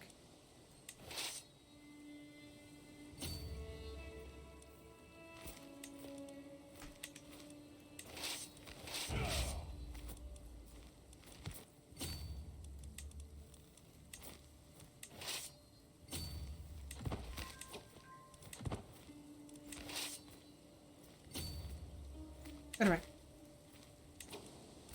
Really didn't know when he swayed.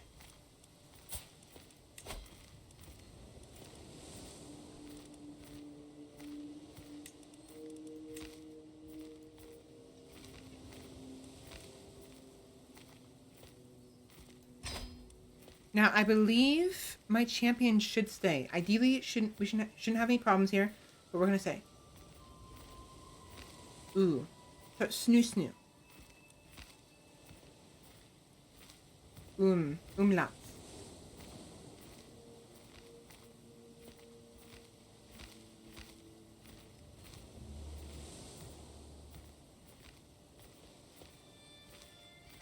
Okay, the exact same. Okay. Oh, I get it. So, for instance, I see why. I was trying to figure out why is that important then if all U's are like that, but I realize now. So, like, for instance, there are... yeah, so, like, umbrage. Umbridge. Umbrage. If you put the same accent in over the U of umbrage, it would make umbrage into umbrage, right? Ah. So, instead of apple, it'd be apple. Apple. If you put that, if it was that accent with apple, it'd be apple. So, umbrage and apple.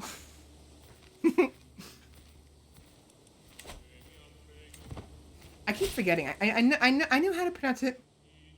Some of them, like for instance, I think the forward slash in an I.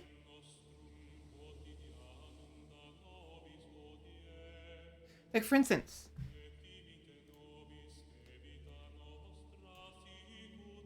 Where's my... This one. No.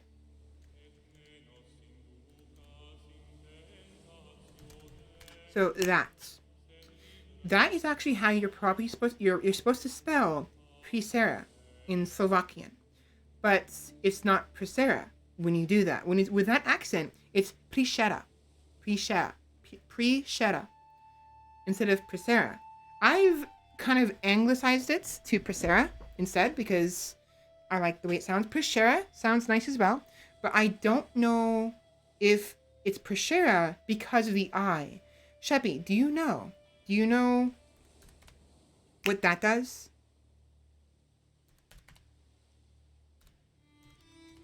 I think what is that forward slash?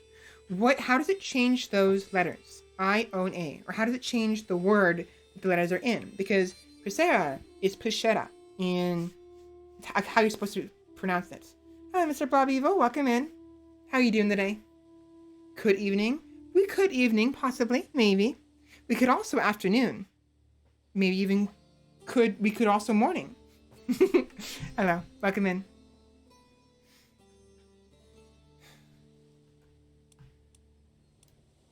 Please tell me she's mine.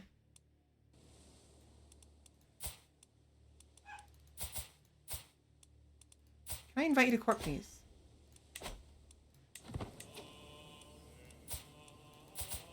So he is part of my court. She is not. How do I make her part of my court? I want her in my court. I need her to become... A hook is generally general term for relationship between characters where one can get the other to do their will. There are two types, weak hooks and strong hooks, which are acquired in different ways. I know how to make this work. I know how to make this work. You know how? Give him the Duchy of Normandy. If they produce a child, if they produce a boy, give him Normandy. And his son, who will be Norse, unfortunately, will become the Duke of Normandy. He will adjust to the Norman culture eventually. It's fine. I'm going to wait. I'm going to wait until she produces a child, and then we'll do that. Brave, fickle, and honest. It is 9:40 p.m. for me. How are the PC doing? PC is actually doing okay. It's still getting pretty hot. But look at that. The gigahertz are fluctuating. It's actually kind of really hot. 81%, 82%. And this is Celsius, by the way. It's very, very hot. But it's not lagging too bad. I mean, we are getting 30 FPS, but it could be worse.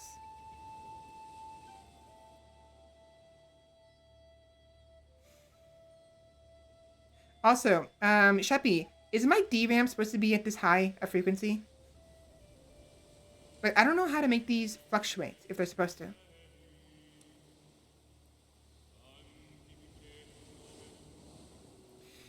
$1,800 megahertz for 44% usage. 75 degrees.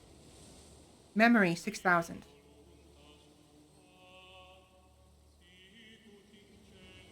With umlaut is not as common. It's because it doesn't belong to the German alphabet. Yeah, okay. Which I find odd because Slovakia isn't that far from Germany. At least the actual Slovakian area. You not have an overclockable GPU? That's fine. I don't need to overclock. I don't need it. Probably best anyways. Honestly, I don't think... I understand people would want it, but I don't think being able to overclock your laptop would be a good idea. Honestly. Be a very bad idea, actually. I forgot to fucking create... I need money for something. It was for... Why? Why did I need money? I forgot. Yeah, it's almost always... It always fluctuates between 50 and 80 degrees.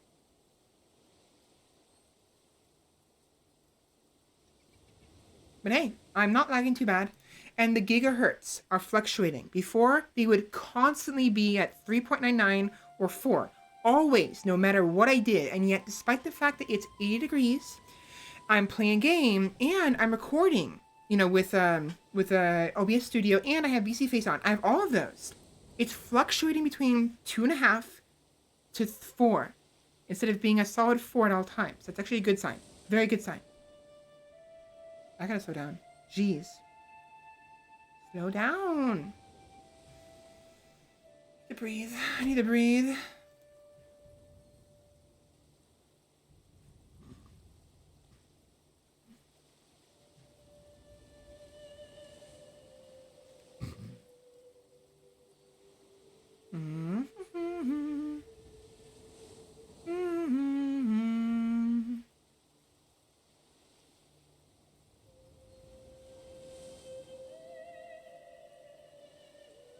I need to get a hook on her.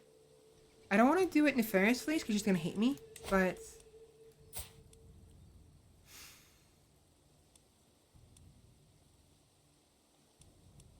How do I...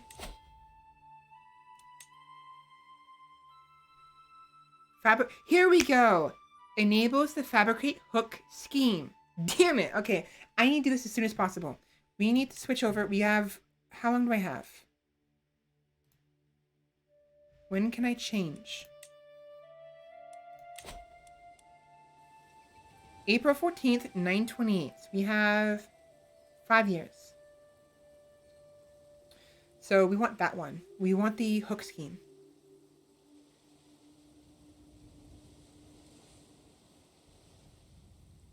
E, like key, okay.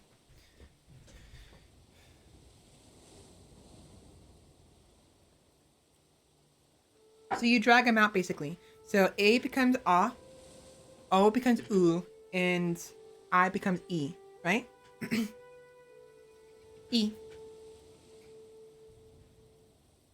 So like for instance, if I put how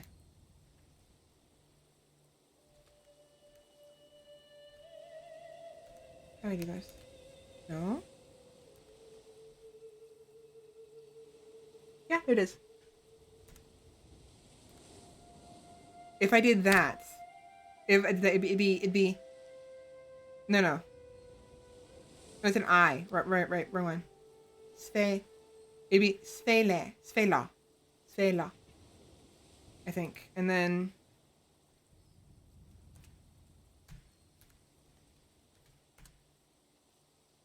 Chris.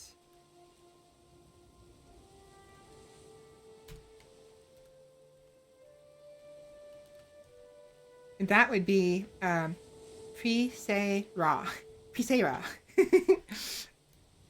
Svela Prisera. I think, right?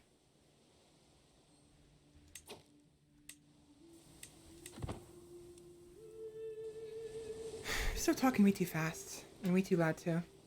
We're gonna finish this war, go back to raiding because I need to stockpile some money.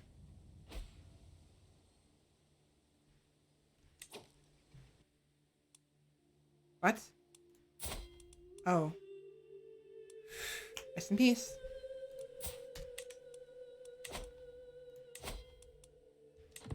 You are Welsh.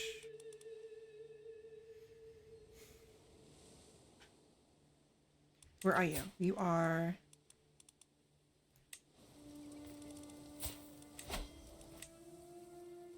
Oh. Oh, you're my vassal.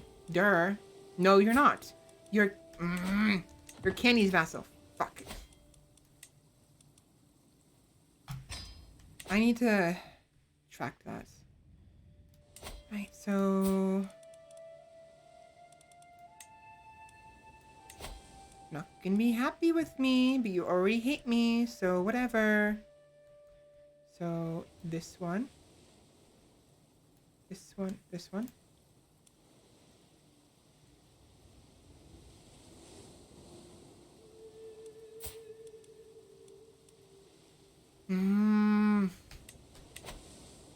The most peaceful way of doing this is to simply give those people some duchy level titles. It'll force them to become my direct vassals instead of vassals of Eye Candy, because Eye Candy is also a duke, and you can't have a duke be a vassal of a duke. So And that's what you did earlier. Yeah, that's exactly what you did. You yoinked like 5 of my vassals. You yoinked these 2, and this one, and I think this one as well. You did. So to recapture this one, this vassal, I need to get the Lancaster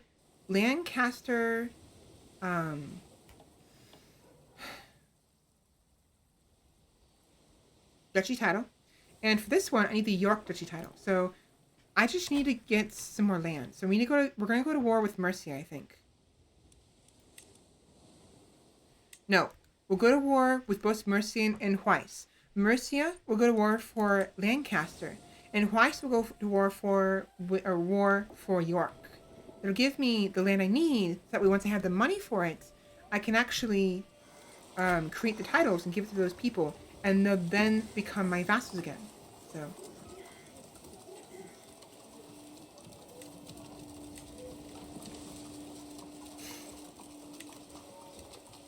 I'm bleeding money though, really badly.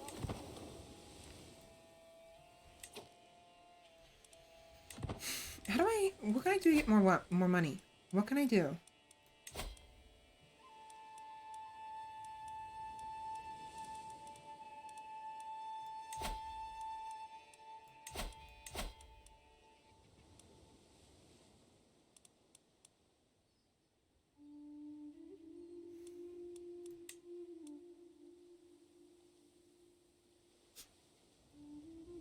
Taxable income is 3.4. Contribution is 8%.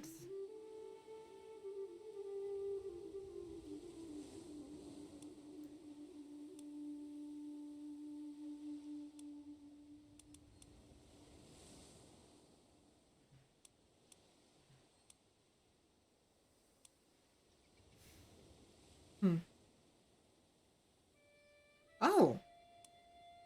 All right. Public obligations. 20.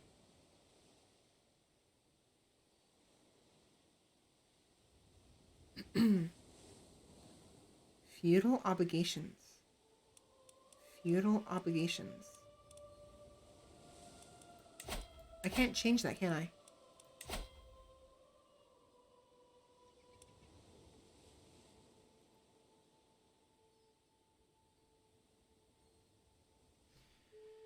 Yeah, you own where you actually live. Where do you live? Don't actually tell me your address, but like the general area. Where do you live?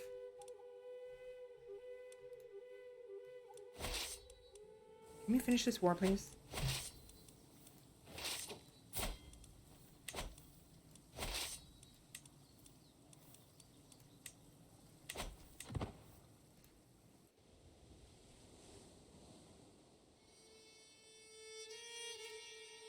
Northwest of England, so over here. Okay. I really want to freaking... Where's my other... You're sitting in the water. I'm so sorry. Oh my gosh, the supplies are going down. Let me take you home. How about that? Go home. Go home. Go home. That's all it is. What do you do? Go home. Go home. Over here. Actually, go home here. I don't need anyone else but the current one. I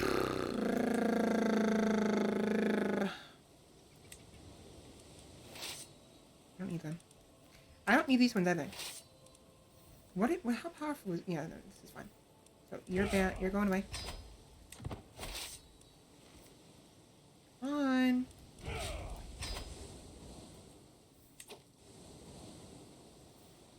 Oh, unraised men-at-arms. Right.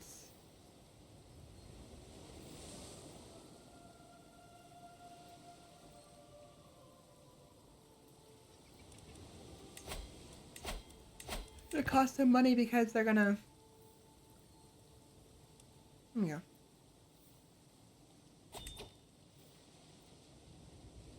Wait. Unraised men-at-arms, 1.7.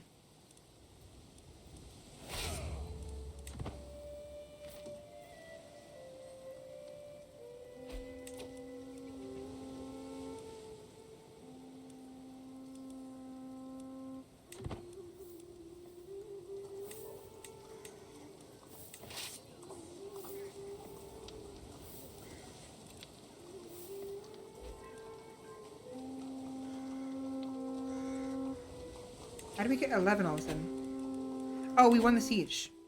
They gave us money. Okay, that's fine. You need to go over...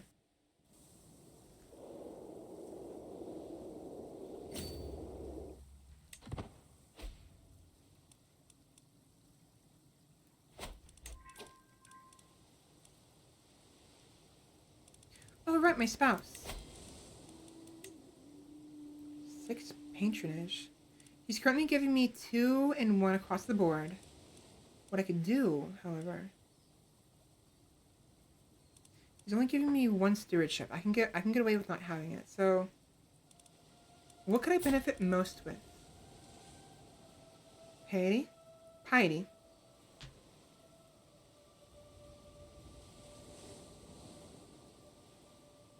Organizing trading schemes. Increase chance to imprison the character. Domain taxes. And limits. Size and reinforcement rates. Let's do that one. Okay. Court politics.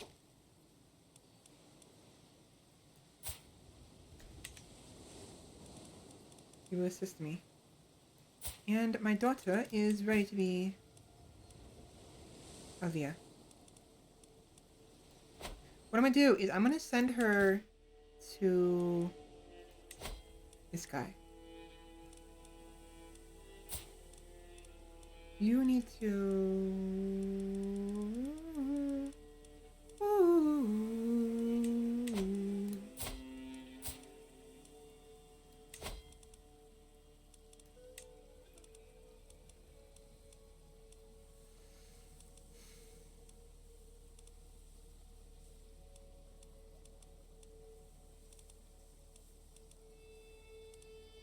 What?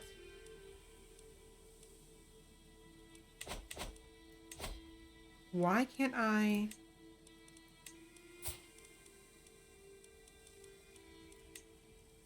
Here we go.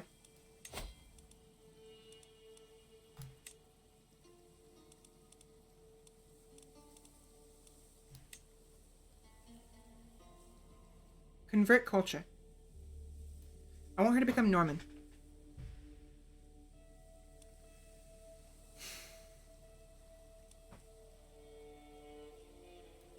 There we go. Should become Norman, and then when he dies, I'll take the land, and then I will just adopt the culture. It shouldn't be too hard, I think.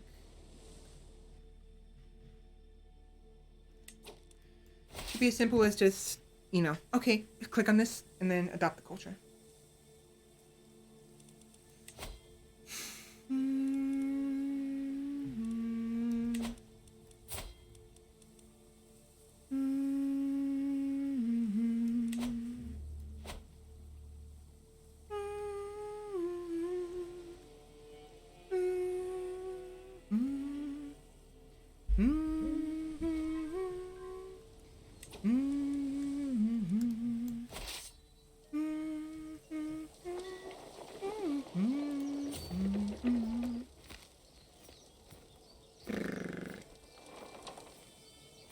Yeah, I'm bleeding money real bad.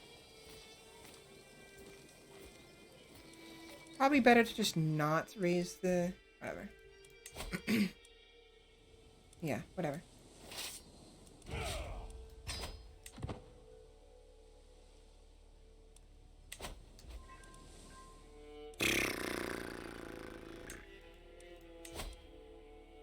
Daughter, player heir. Lowborn. 36. 54. Decisions. Position. Intrigue. And secrets.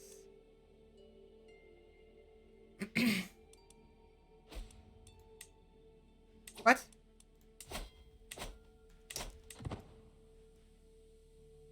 Wait, why have we not finished this yet? We need minus 5%. There we go. So for this one, I will do this. And then just get out of the way and finish August. Or I could do a midlife crisis. 1, 2, 3, 4, 5, 6, 7, 8, 9.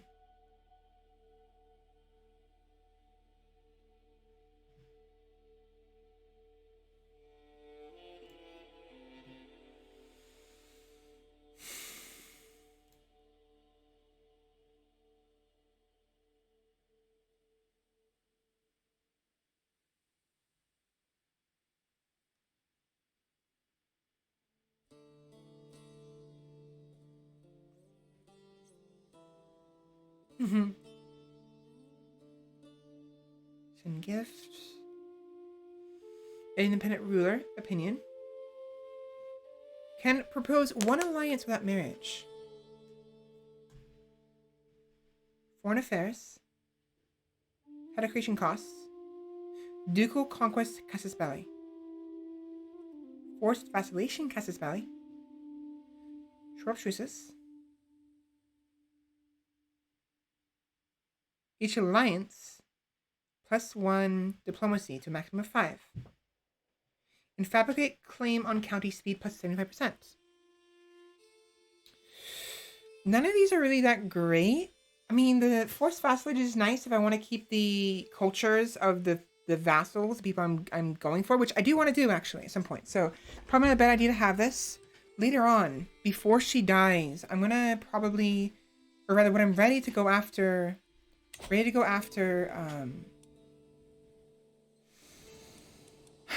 Ireland, which I want to do soon because they're getting torn apart here. I will do the forced vassalage instead to ensure that the people in Ireland stay Irish for the most part.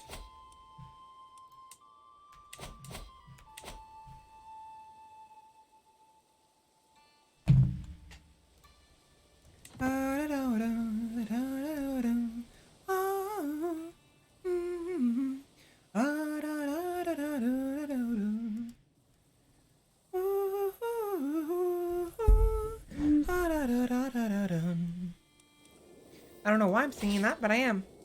Because why not, I guess. This war is taking too long. Hurry the fuck up, please. Girlie, I want you to come to my courts. Please, what is wrong? What?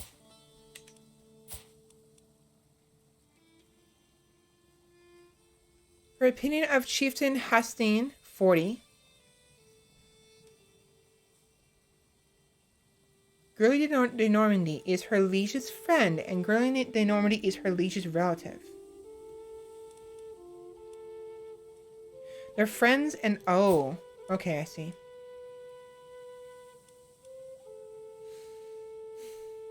They're brother and sister.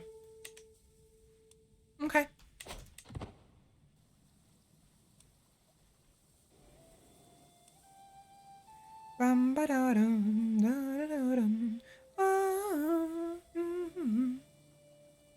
Actually, it is break time. I need it actually right now. I am due for a break, so what I'll do, I'm going to take a break. I'm going to turn Crusader Kings off when I go on my break. So we'll have to do a reboot, which is perfectly fine. But let's go ahead and just...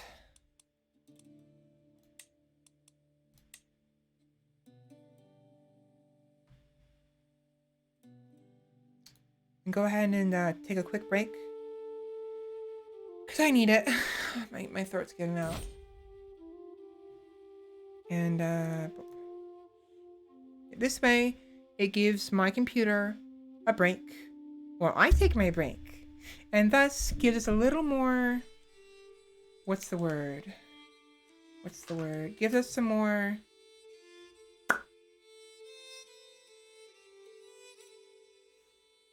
operating time on my PC without it like overheating and shit.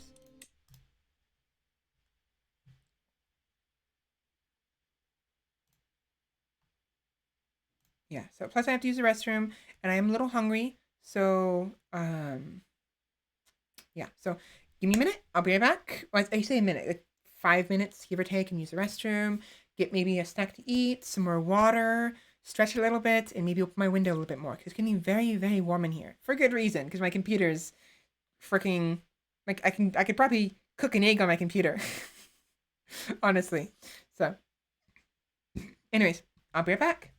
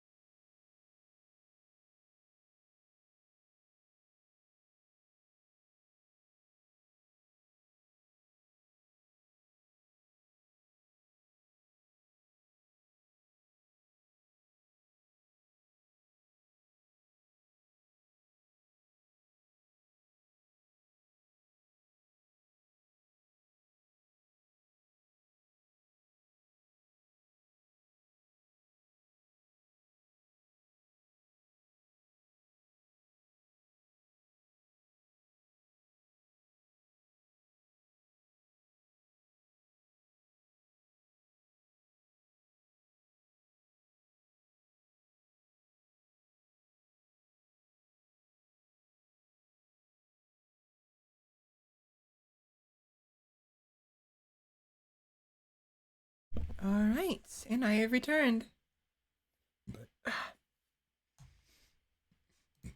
Hello. Right. So I have decided to bring with me Chex Mix. There we go. Because I am hungry, but I don't want to have a full meal since lunch is gonna be here soon. And I'm gonna be ordering some food. So. Nom nom. Thank you. Oh, well, you're over there, but okay. Now, computer's still pretty warm.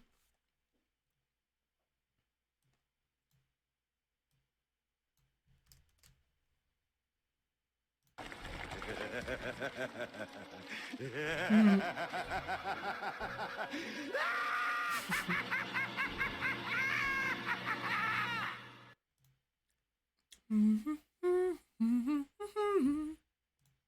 Here. Yeah, computer's still pretty warm. 85 degrees, but usage is only 36%. It's not bad. I'm gonna eat a little bit. What's next?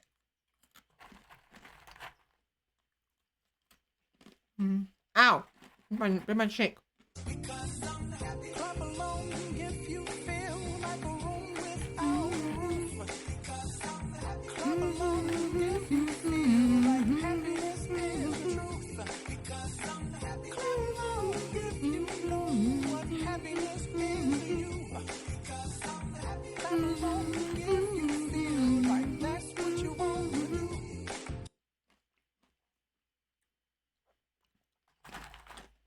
Are you happy, Nimazin? Nom nom.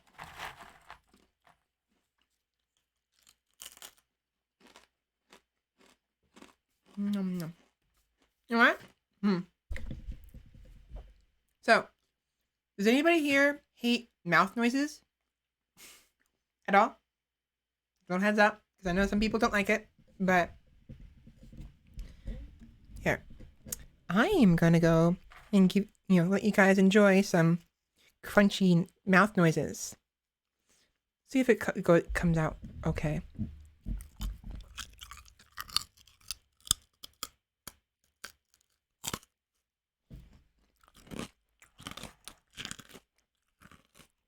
Hard to tell how loud that is. I don't know if you can hear that very well. I can make my microphone more sensitive, but it'll cause distortion. So I'm not trying not to do it. So I have a regular microphone.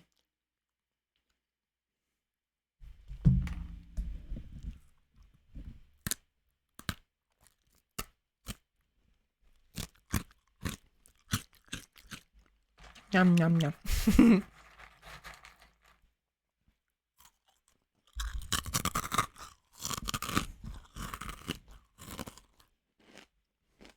Crunchy, crunchy, crunchy.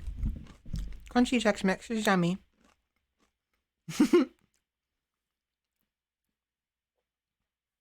Okay, now I have my phone on. My phone was not off, but I wasn't on the Twitch on my phone. So let me go do it one more.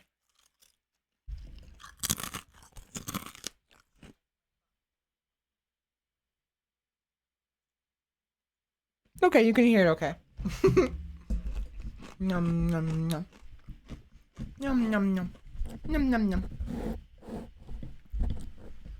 Okay, let's go and move on. You need to go over here. Well, put my hands real quick.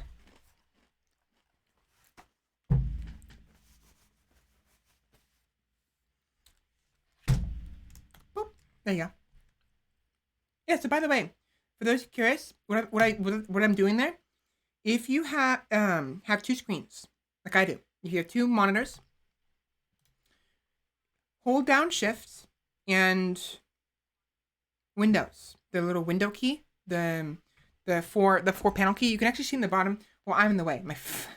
I'm in the way, but the bottom right, bottom left corner over there, like right where my arm is. that symbol on the keyboard, and so shift and that holds those down, and then you use a directional key, so right or left, and it'll cause the window to shift to the other side. So for instance,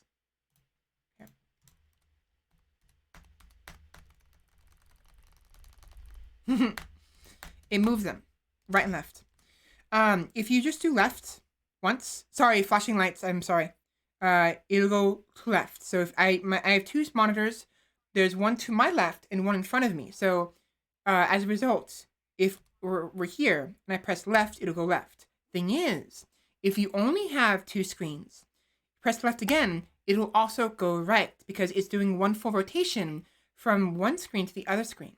If, however, I had three screens and there was one on my left, one in front of me, one to my right, if I had pressed right, it would instead go to the right screen instead of going left. But because I only have two of them, pressing right causes it to go left.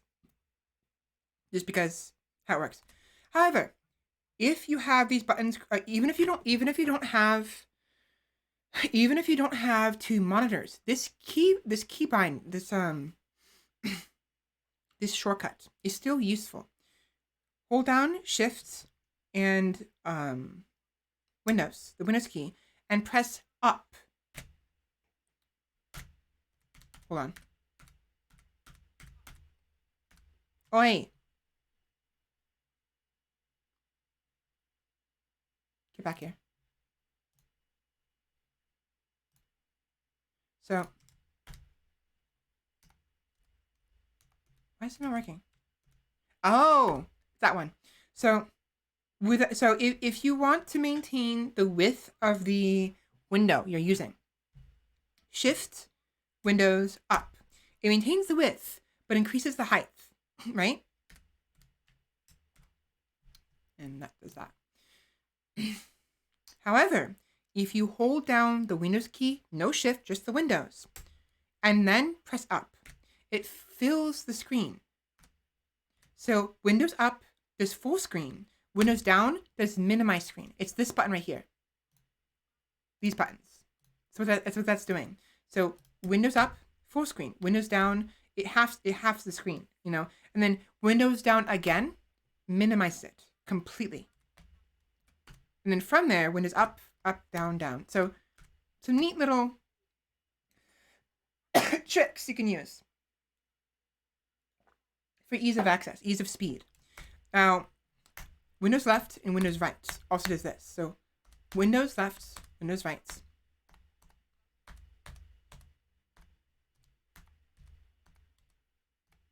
So you have some options here. Windows tab lets you access multiple different desktops.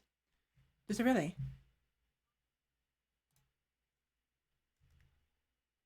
Oh! Interesting.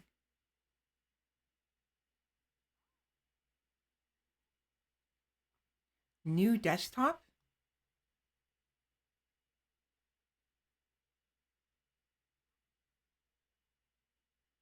Ooh. Let me make sure there's nothing in I'm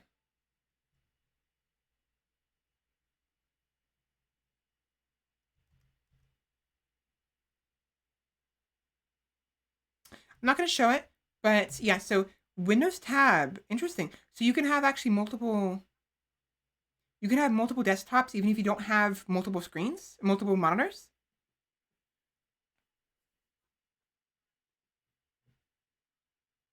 Interesting, interesting. Good to know. That's actually very good to know. Oops, wrong button. It should be fine. No, it won't be. Because it's showing yesterday's. No, I'll do it later. But yeah, so I think that's very, very neat. Good to know. So, anyways. Back here. Back over there.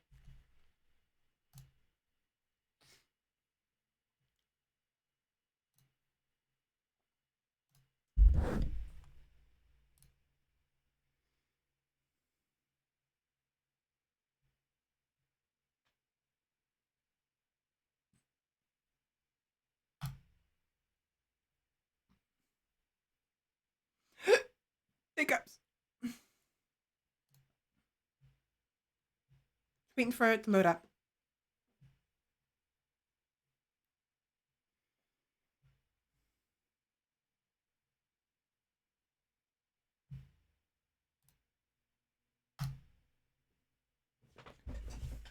Royal Court. That's the one. Royal Court is the new one coming up. That one I already have the expansion pass, I think. I bought this. I pre-ordered this. So I'm pretty sure I have the season pass. I think. So I should get it for free. If not, I don't care. I'll still buy it.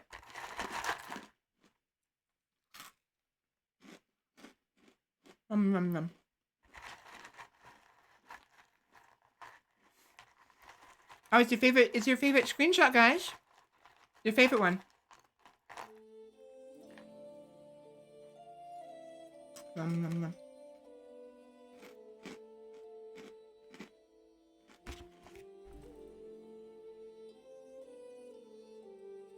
I'm surprised you can hear that, actually. I'm surprised you can hear that chewing through my mouth.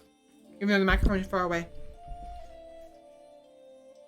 I normally chew with my mouth closed. I'm at the foot of the bed. Kitty cat. Meow. Oh. Are you a kitty cat, Nimazin? Are you actually? I keep forgetting who's who sometimes. I don't watch streamers very often enough. Like the last streamer I watched was Tomato, watching him play Sound Mind, or Sound of Mind, the other day, and that was it. Like that's I haven't watched anyone else. I hope we're gonna look to that.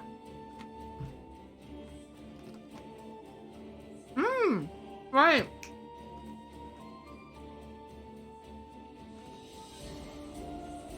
What's the whiskers?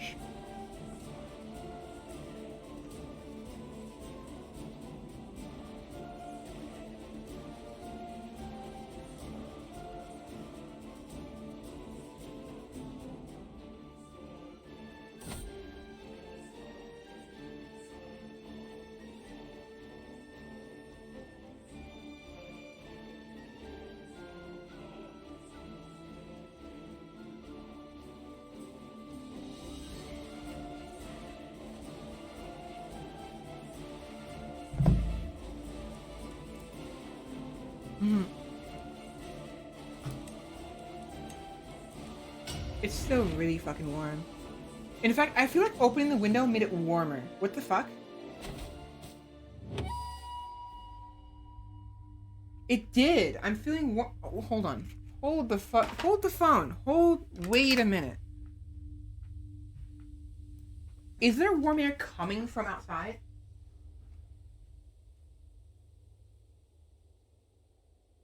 I can't fucking tell. What I get for having a small room. And no fan. I don't have a fan, actually. It's not plugged in. It's a small, tiny one. I need to get like a proper big fan. You know what I mean? Like a desktop big fan. And just like post it. Like, I'll like throw it on my table on my right. And then have it blow towards me. Be better. Bum bum ba da da da da da da da da da.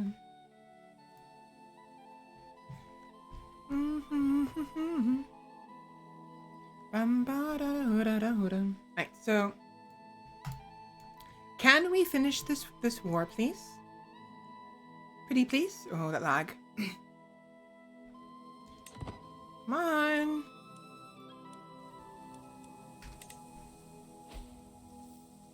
Lofoten is under siege. Lofoten.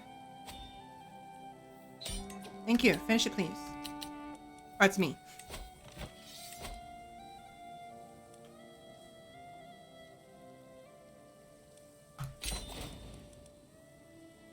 I'm sorry, dear niece.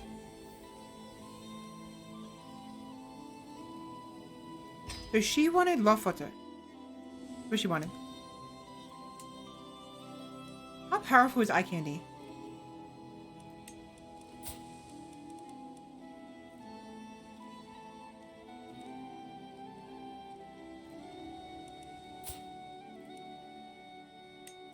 don't have money. Okay, we'll wait a little bit and I do actually.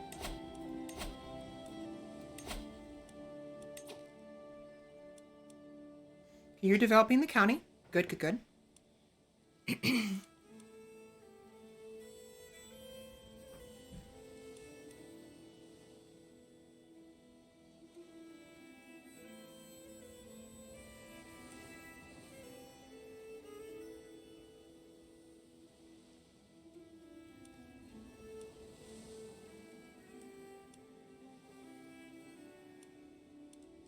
I'd rather do this one.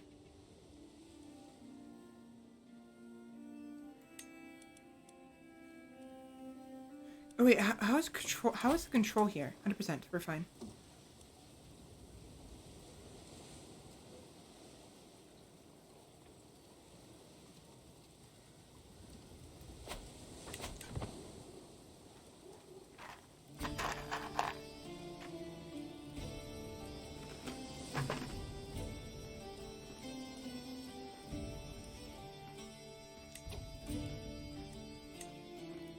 Right. Oh.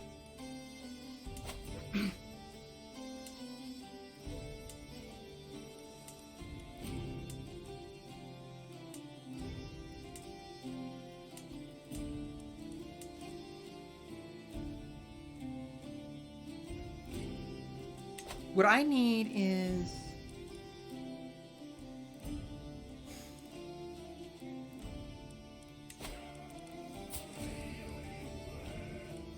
right.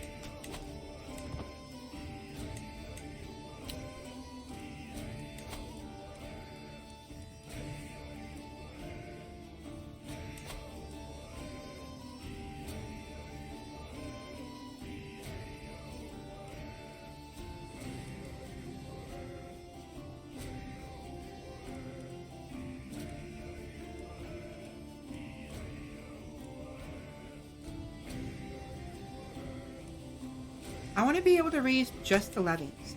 Just the levies. How to do that? How do I do that? I don't want to raise these ones. These are my reserves. I mean, I could raise them.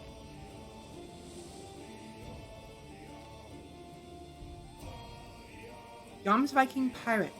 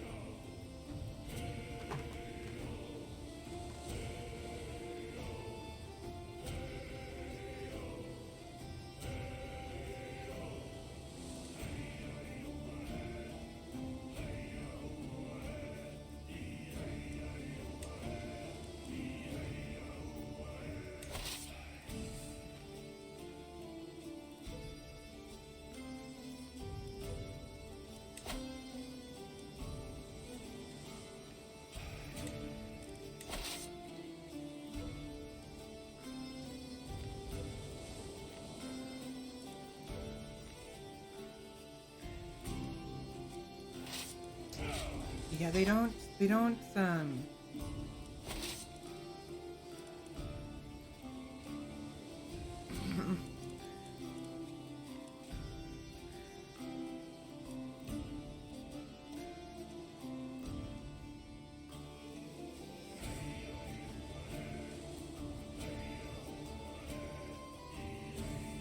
I mean, so I could use my special soldiers to basically raid all of Europe if I so wished.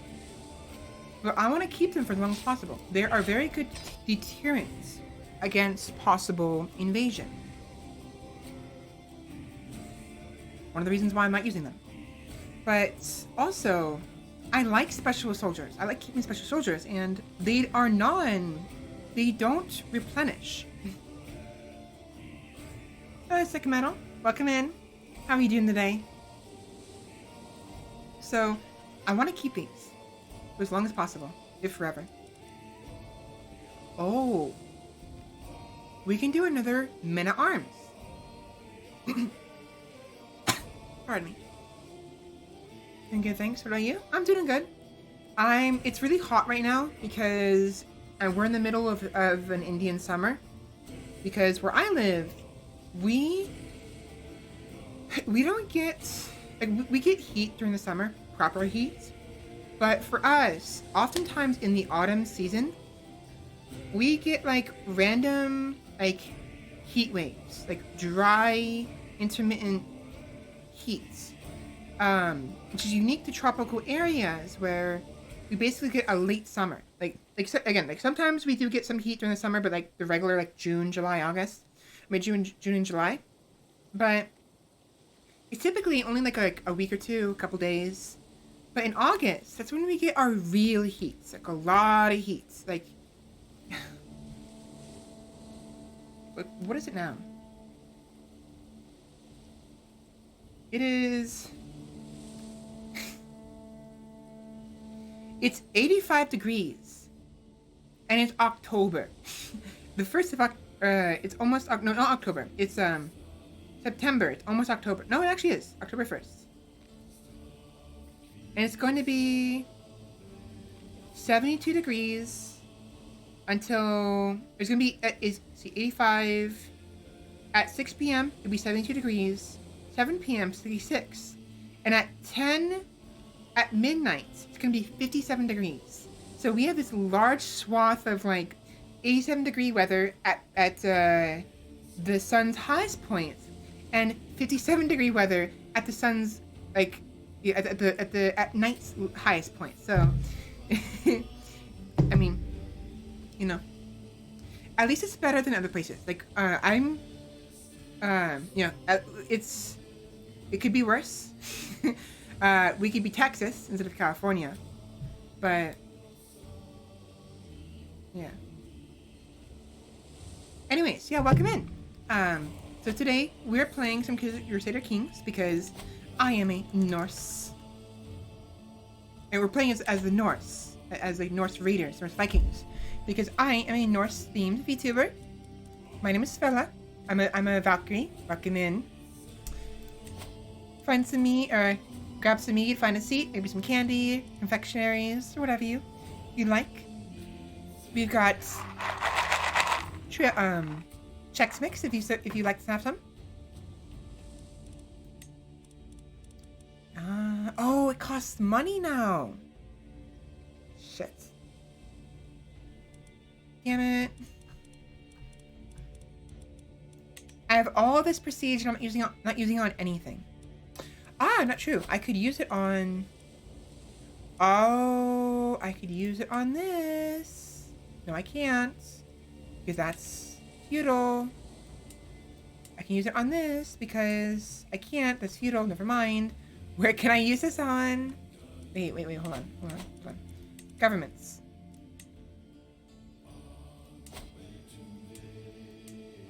Never mind. I have feudal. Okay. Everything is feudal. Shit. Okay. Here's a game and I'm playing as Bjorn. Baby steps. Yeah, definitely.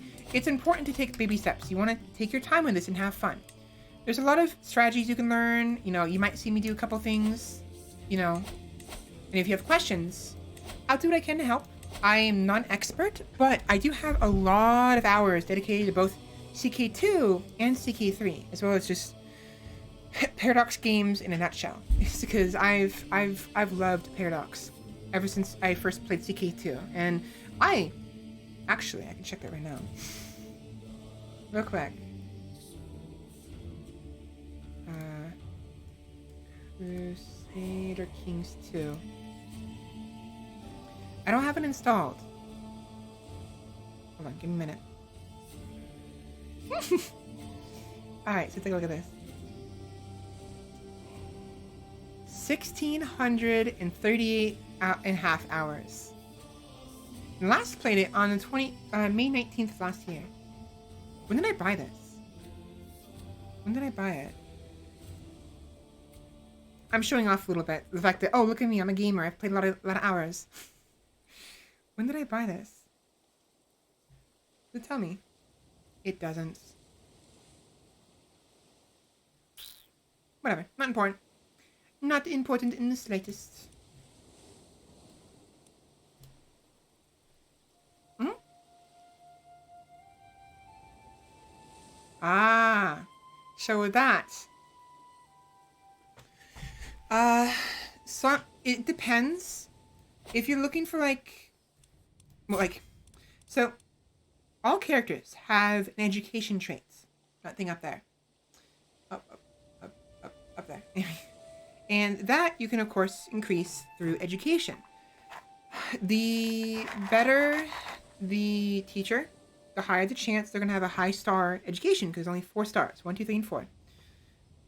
But when it comes to these traits, they're dependent mostly on the actual, the modifiers, like 20 diplomacy, 8 martial, etc., are largely dependent on your actual personality traits. And more importantly, whatever education path the individual takes. Like, for instance, I'm currently taking Majesty Focus, which gives me 1 diplomacy, plus from the current unlocked lifestyle perks, I'm gaining. Where is it? 1 diplomacy per level of fame, as well as 2 diplomacy from this. So 2 diplomacy from August, 1 diplomacy from Majesty Focus is 3 diplomacy, 1 diplomacy per level of fame, which is distinguished, which is 3. So at 6 diplomacy. Not to mention the charismatic negotiator, which is another 6, so it's 12 diplomacy. Vengeful is -2, so 10 diplomacy. Diligent is +2, so 12 diplomacy again. And this doesn't get anything. So I'm getting 12 diplomacy for my own personal perks and skills. Then there's the fact that my spouse gives me 5. I have him doing court politics. It gives me 5 diplomacy instead of 2, 2, 1, 1, and 2 points across the board. You can focus which one your spouse, focuses on. So we have 12 from personal, 6 from base. That's 18. Wait a minute. 6 charismatic, 12, 13, 14, 15, 16, 17, 17. And then 18, 19, 20, 22. 22 altogether for plus diplomacy, but then -2 because of vengeful. If you're talking about the base skills, 6 base, 8 base, 6 base, 8 base, 6 base, those can actually be increased based on the events the child experiences when they're, a child, when they're still young. So for instance, my daughter is currently 1 diplomacy, 3 martial, 3 stewardship, 4 intrigue, 5 learning.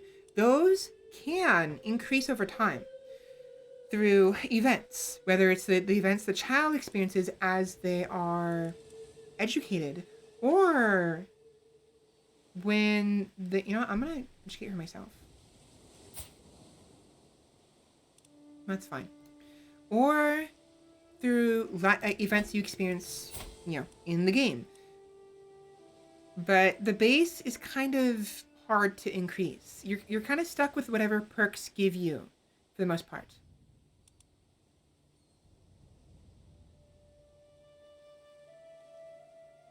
Like, for instance, I have no modifiers that give me an extra martial, but I do have 8 martial, which is nice. It does depend. There actually are some family perks, some like bloodline perks, I think, if I remember correctly. Nope, wrong button. Legacies. Like, for instance, in Legacies,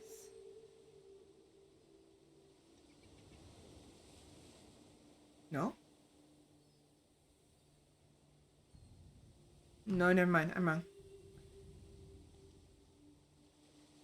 Yes. So whenever you get the chance, you want to educate children, pretty much at all times. Like you don't have to do it until they're of age to be educated, which is at age 6, because before age 6 they can't be educated. They won't gain anything.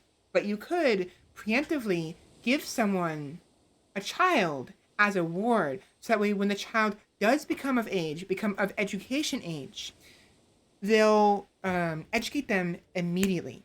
Not that big of a deal, but it's like if let's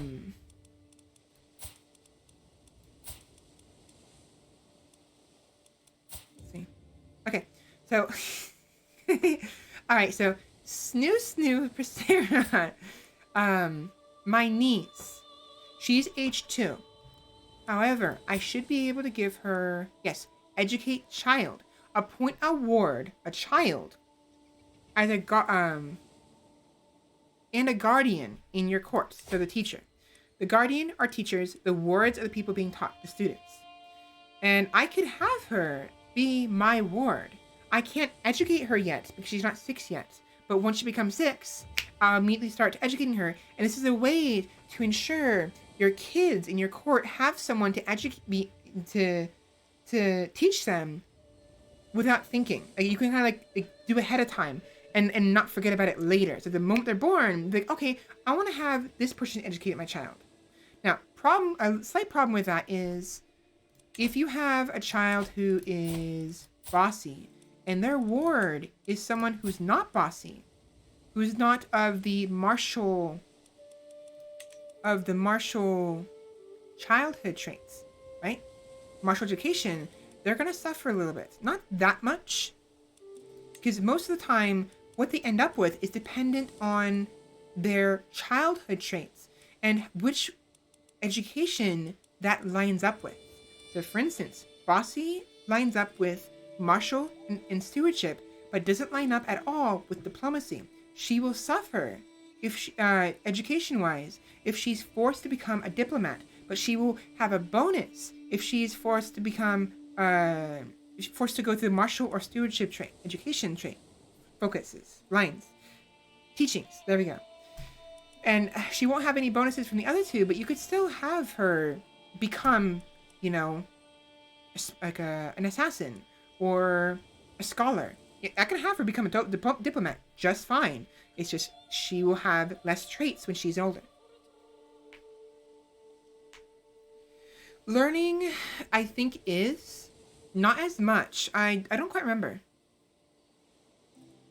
I think it's mostly dependent on what trait the teacher has.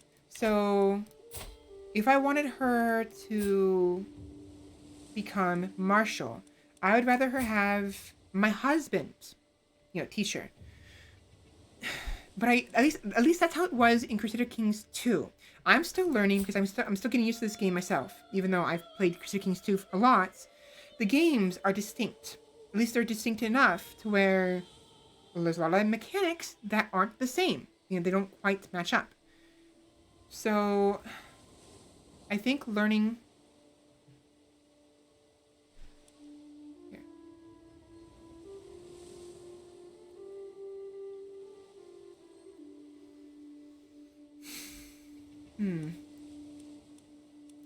How about this?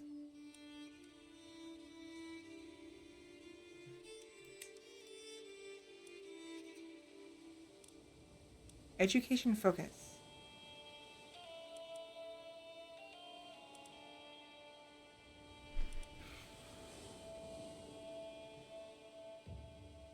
Every child gains a childhood trait as they're growing up, such as rowdy or charming. The gained trait is indicative of which education focus would suit them most. Education focus. All children between the ages of 6 and 9 can be given education focus geared towards one of the 5 skills. The education ends with an education trait upon reaching adulthood.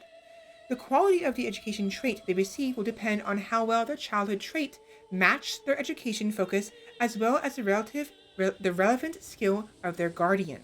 When setting the education focus, you can also specify whether or not the child should be raised in the guardian's faith and or culture. So it's mostly dependent on their actual, tree, which tree they're being raised in, but what the relevant skills of the person teaching them is also important. So you're gonna have a better chance with a martial child being raised in martial by a martial teacher. So I would want her to be trained by my husband. Now, thing is, I'm having her be raised by my vassal, the current Duke, the Jarl of Normandy, because I want her to become Norman.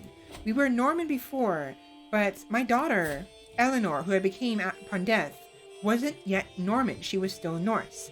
I failed to realize that I wanted to wait until after I die, because I was my character, Svela the Great and Terrible, died at the age of 72, literally 3 years ago. And I became Norman, and like literally 6 months later, I died. And unfortunately, my daughter was not Norman, so she was Norse, which is not a big deal. I want this island to stay Norse. I want to be Norman down here, and I want to become English up here. But to become English, I have to be Norman. So I have some ideas, some plans, I've been trying to accomplish. Yeah, no worries. You're welcome. No. I'm here to have fun, and me having fun is streaming, so I could literally be talking about whatever and not doing anything, even though I do want to make some progress in the game, and that'd be content for the most part,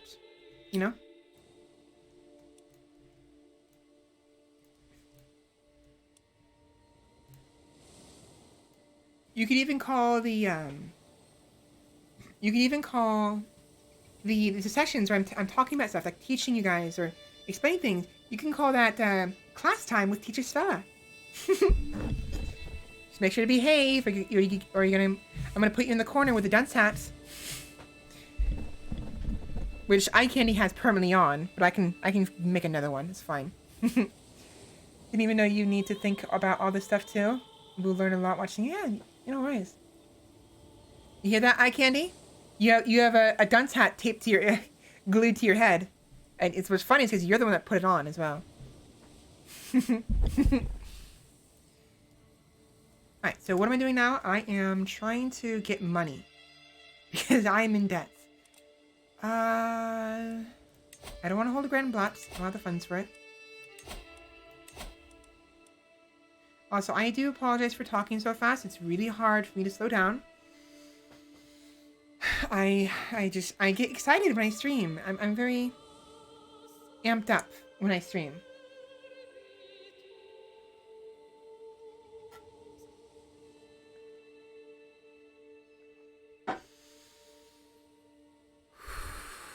Just need to breathe.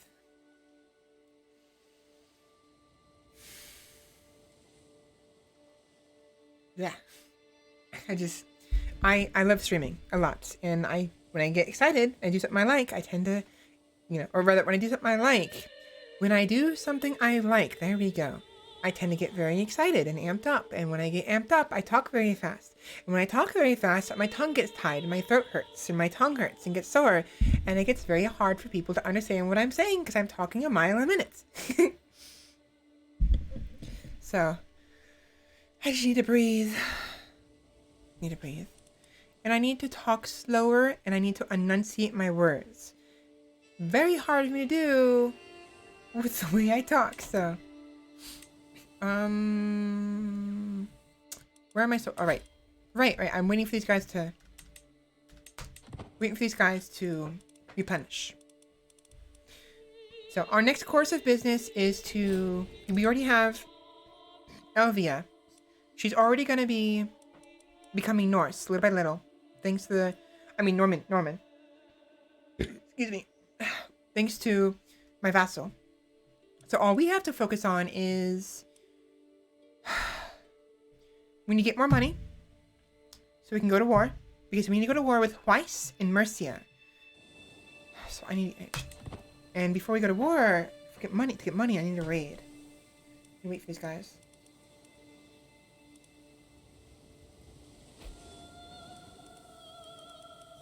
Come on. 2.5 months. Okay, so wait 2 months. Where's my... Oh, yeah.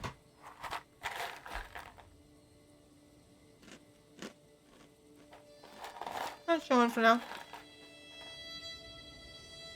I mean, I guess I don't have to do it. Actually, wait.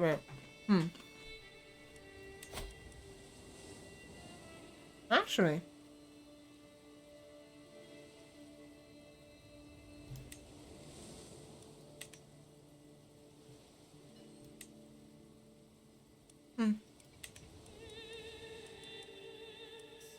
Whatever.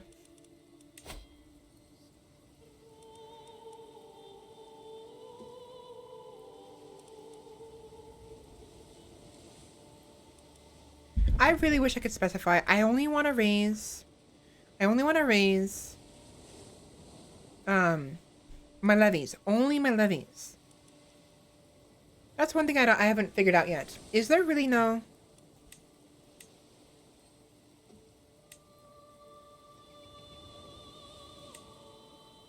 Is there really no way to raise only the levies?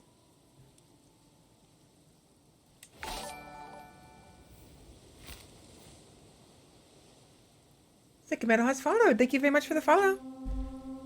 Welcome in. Welcome to the family. I mean, I have it like, I have it set to where if you follow, it's, grab some meat to find a seat. And I have for subscribers, welcome to the family. But I've been saying welcome to the family regardless. So, whatever. Welcome in. Voice, please. And also, I already said that earlier, so. Whatever. Yeah, thank you very much. Thank you. It's really warm in here. Let's see. What happens...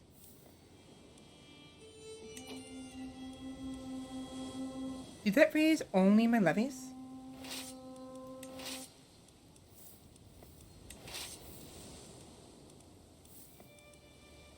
No. It raised everybody.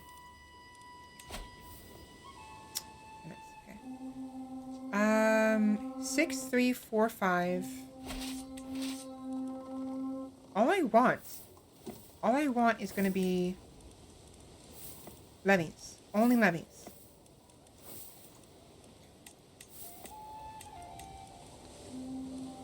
And of course, the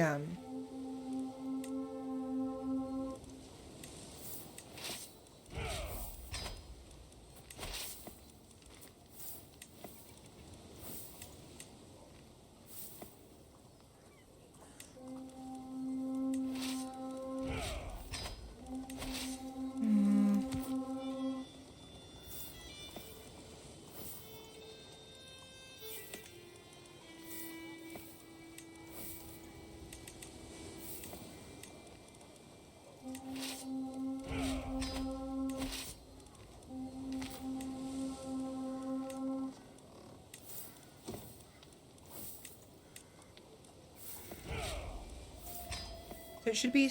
Wait. No, I have 6,000. I have 6,000 levies. Where are my levies?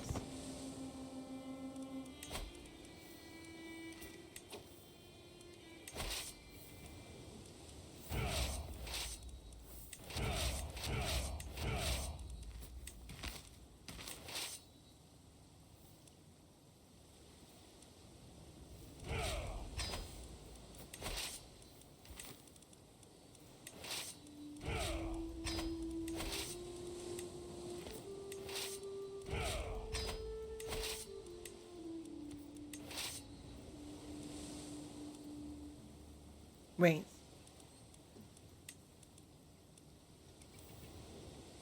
Oh. Oh. I see. Ah, I see. I see. So it's counting. It's counting these ones.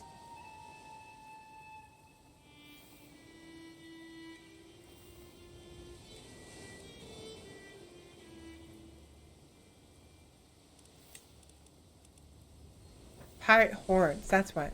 That's why. It's counting that in this calculation. I think. 75, 85, 91, 9100.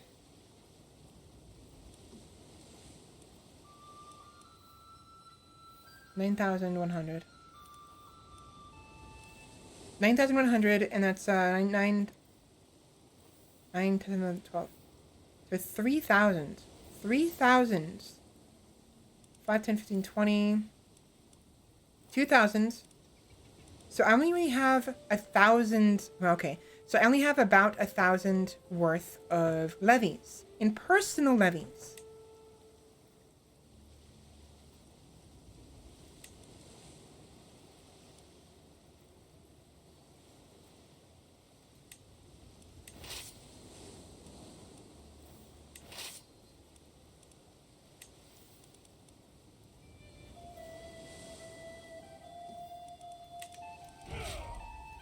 Hold on. Where's the place with the best supply limit? 9,145, which is 37. Should be able to get them all right here. Most of them.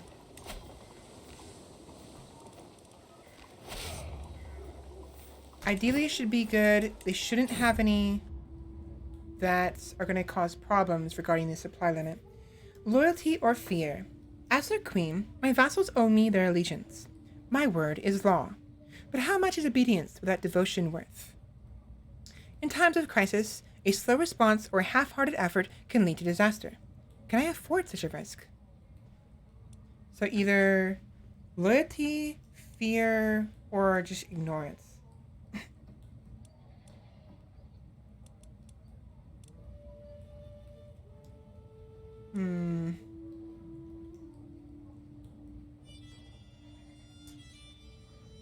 I will win their unwavering loyalty.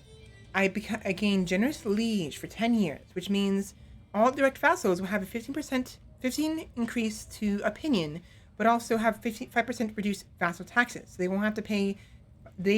not have to pay 5%, which I believe is how much they're all paying anyway, so they won't have to pay anything. Excuse me. Fear is a far more effective tool. Gain 23 dread, and Mayor Vermunda gets wounded.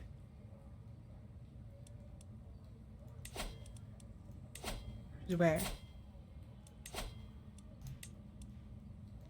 Ah, my direct vassal and city vassal inside my main island. I have no reason not to do this. Like, sure. I mean, I guess I do have a reason, because now they're...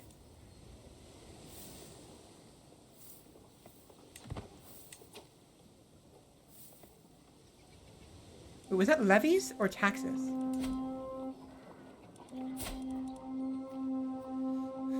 Taxes.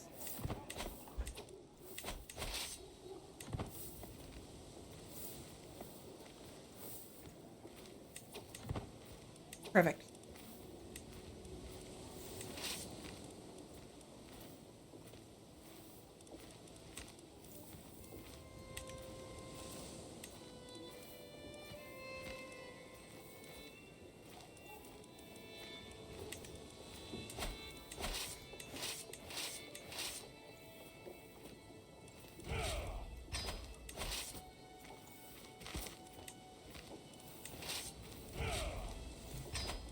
Cool.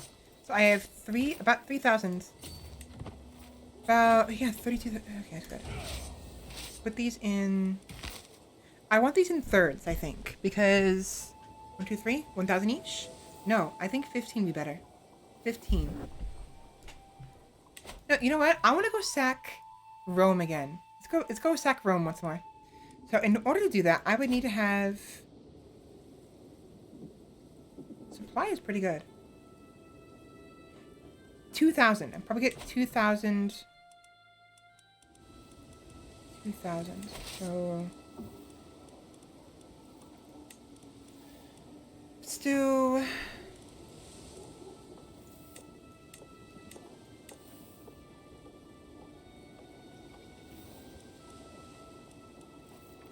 There we go.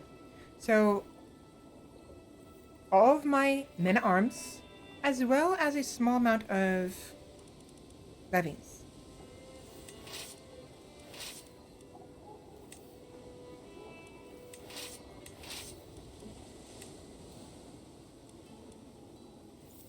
Now, I'm still worried about the fact that I have such little money and we're running out. But I think raiders cost less. It's been a long time. I'll personally lead this one as well. Hi. Let's go say hi to the Pope. Hey, Pope. Got any money for me?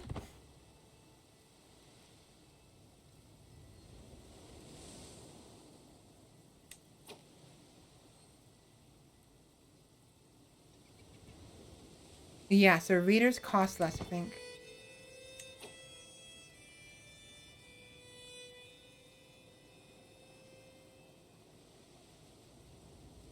Because look at this.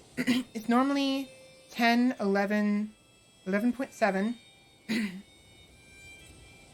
And yeah, so raiders cost a lot less. Why are you...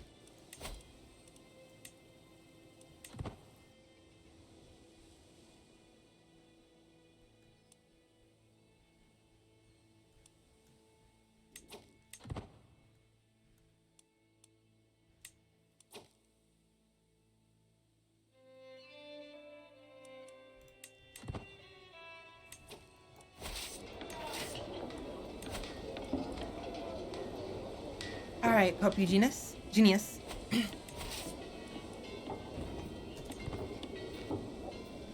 Give me all your lunch money. And I'm gonna have him raid Venice. Oh, I can't. I already raided Venezia. So Sardinia's pretty strong. Not pretty strong, but they're gonna be about equal to my power. I don't want to lose my troops, so go here.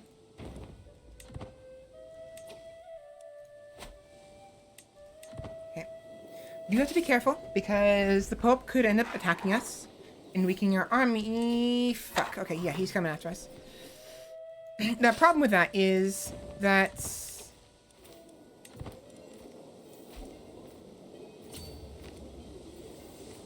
he will weaken them just enough, so it'll be below.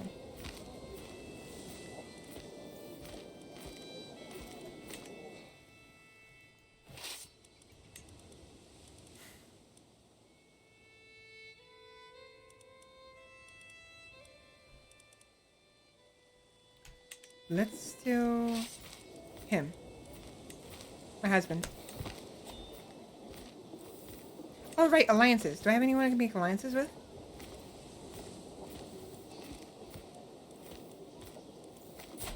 My husband.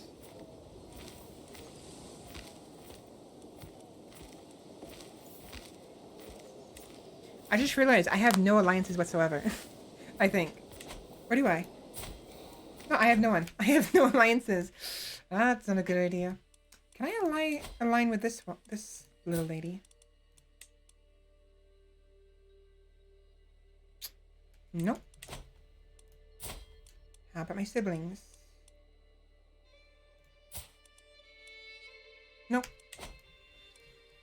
Oh well, I may have to go back home.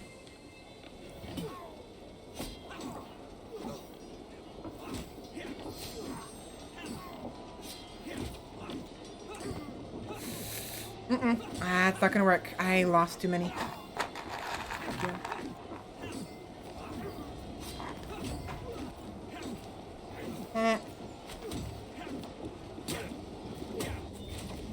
No, we're good.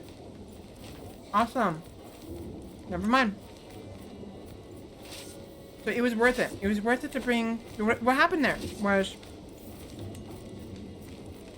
I had switched out for myself to my husband. Now, I would have been able to handle that just fine, but with his unyielding defender perk, it decreases our fatalities by 25%. We had about... I forgot the number already. Was it 2,100 or 2,100? Regardless, about 2,100 troops. And in order to siege this down, I need to have... What? What?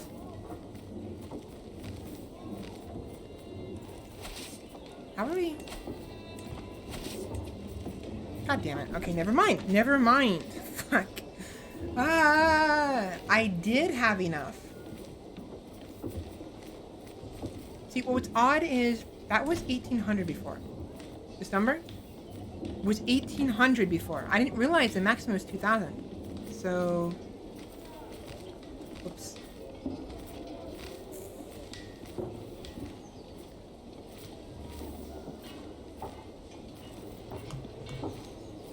Okay. Whatever. Screw it. We're going somewhere else. I'll have you... How about this? I'll have you go here. And you can go back in here. We'll have to sack Rome later. It's fine. It's whatever. Not that big of a deal. I will sack it. Just later. Nom nom nom nom. Nom nom nom nom.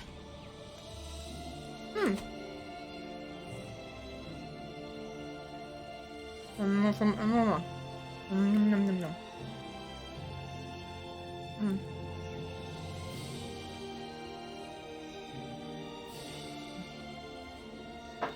There we go. Renewed jihad. The unthinkable has happened. The holy city of Mecca has fallen to infidels.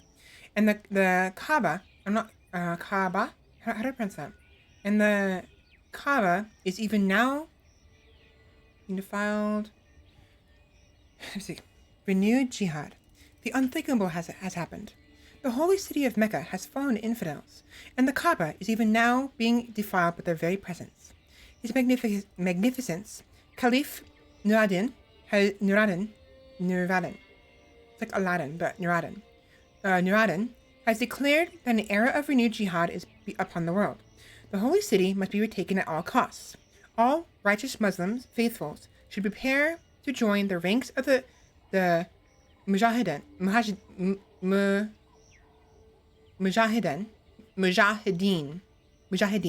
for the upcoming struggles. This could be the beginning of unprecedented Muslim aggression. Tia, protect us.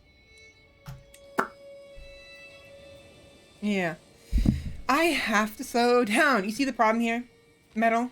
You see my problem? I speak too fast and it's hard for me to slow down. It's been like that my entire life. Oh, someone's already sieging them down. How much do you have?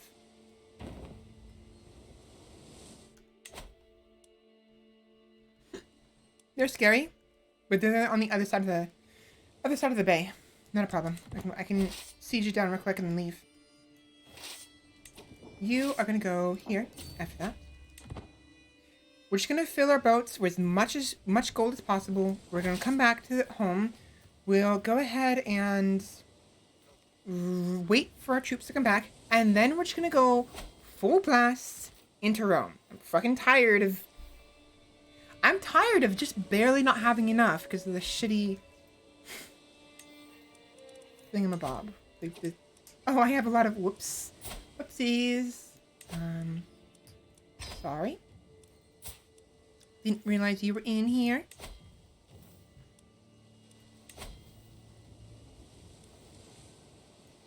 Lagon? Boob magic. 50 gold. A lot of gold. I need it. Isn't there... Wait a minute. Isn't there... Is it a personal perk or a family perk?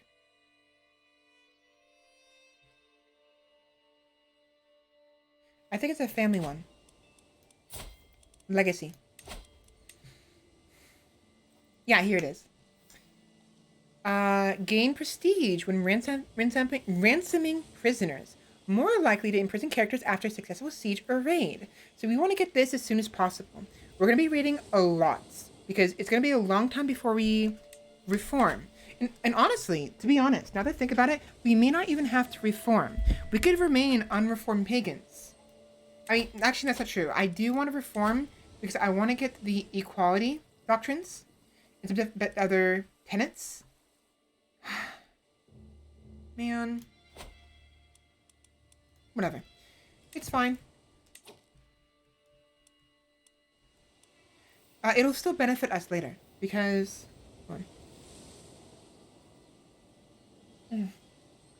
It'll still benefit us because the... It says for every raid, but also successful siege. And we gain prestige. Sorry, siege. In percent, we get... Oh my god! Oh my god! That legacy will still be of use because it'll allow us to have an increased chance of kidnapping people when we raid or siege. And thus, even if we can no longer raid once we reform, we can still kidnap people more effectively with that legacy perk with basic sieges. Just it kind of halves the potency of that legacy. Also, with that said, it makes half of this useless. Army loot capacity.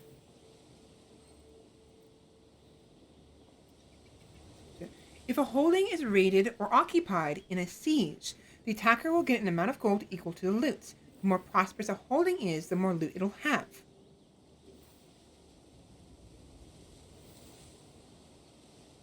Interesting.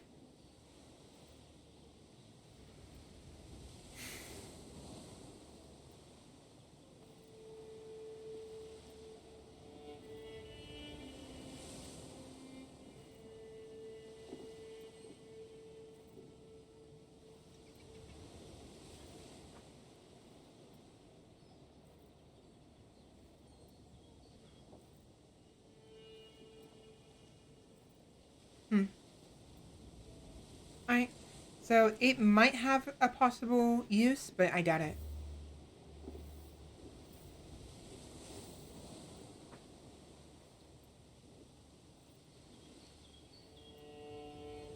So it's still useful. I'm thinking ahead. I'm thinking of what happens when we reform. So this is already been used. It was a one-time thing. Gave us an extra boost to our adventuring party.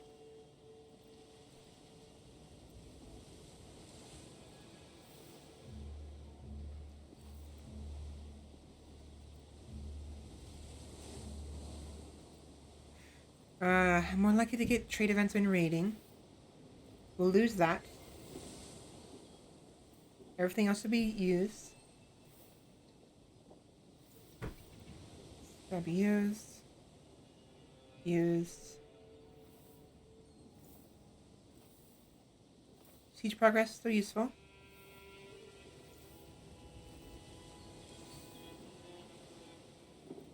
Gain gold from battles. 5 gold per 100 fatal casualties. Ooh, wait. That is actually not that bad.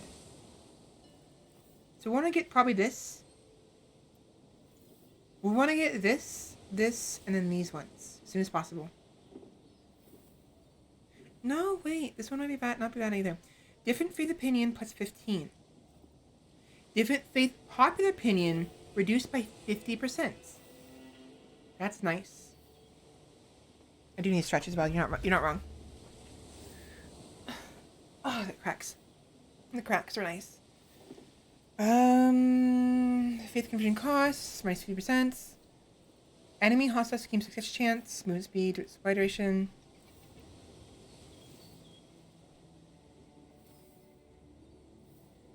So we'll want to get these 5 as soon as possible.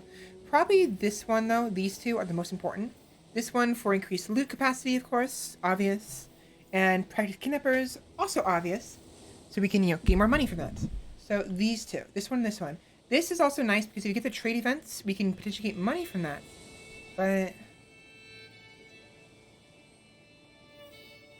And we're almost there, too. We're almost there. Awesome. It is a shame that I won't be able to raid once I reform. It's understandable because, I will be feudal, but whatever. Kind of overpowered is what it seems like. Also, to clarify, for those who are wondering why I won't be able to raid anymore once I reform, it's because raiding is unique to you have to have one of two qualities, or both. One, you have to be either, let me say this again.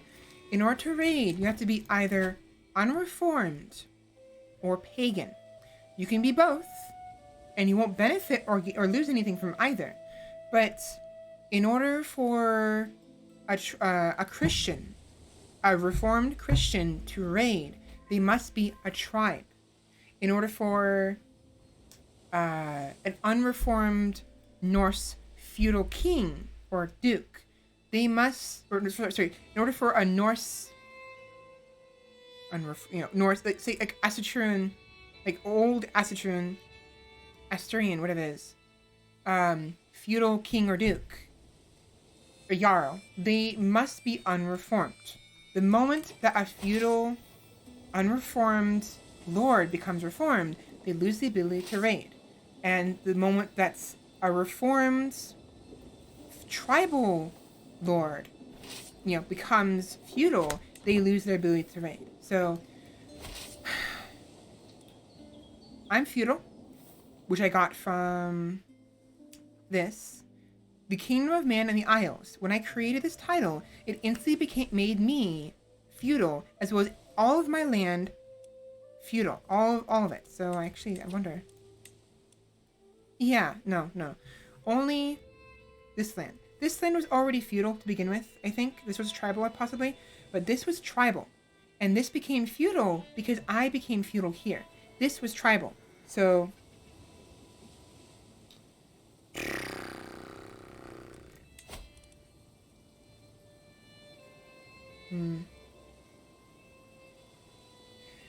Regardless, we're going to try to secure this before I reform. So we're going to be reading for a long time. We have no problem being unreformed because we have this giant island fortress. That have a good night. That gives us, feudal benefits despite the fact that we are unreformed.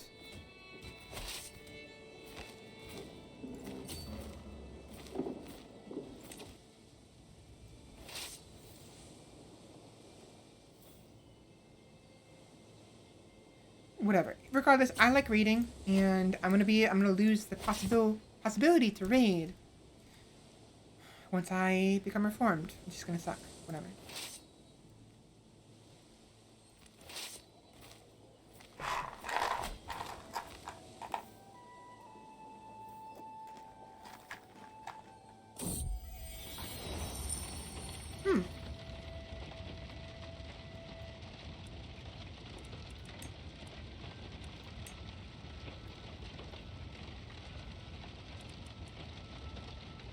Excuse me, I was eating some food.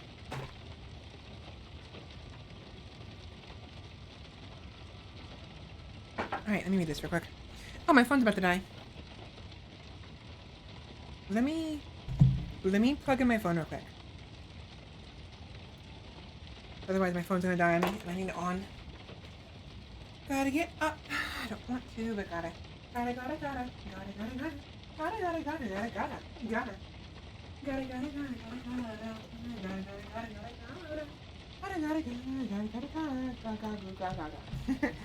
know.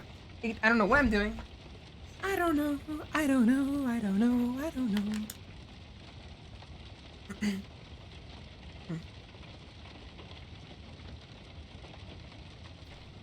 Okay, it's charging. Alright, it's charging.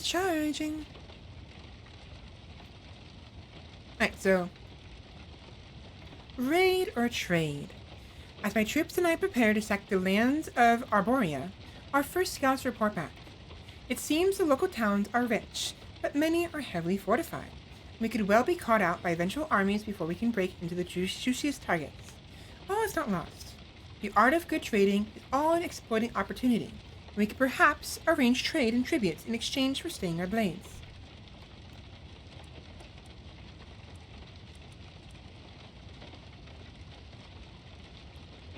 Arborea. Perhaps the local Judaic would be amenable.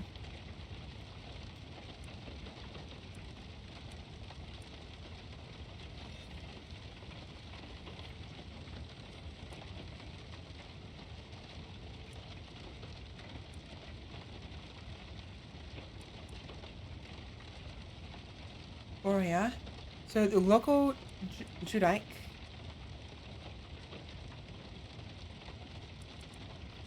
He is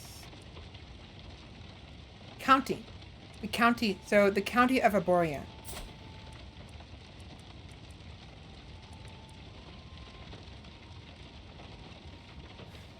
I gained 10 loots.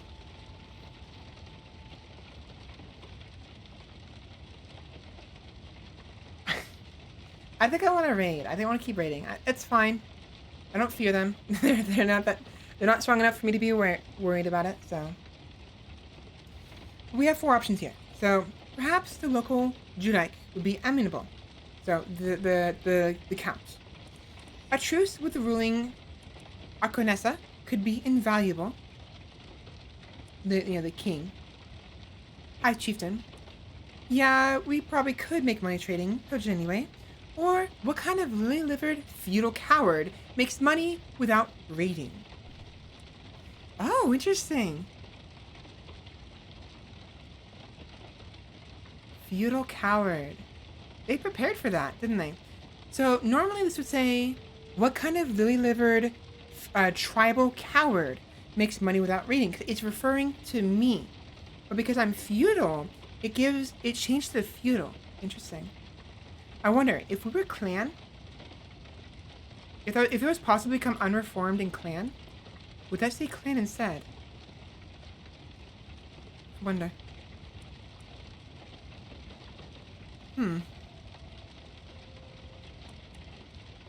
Yeah, we probably could make money trading. We'll do it anyway. It's small. It's insignificant. It's small. But the details. I love details like that. I like detail. I like flair. I like small things. They add personality to...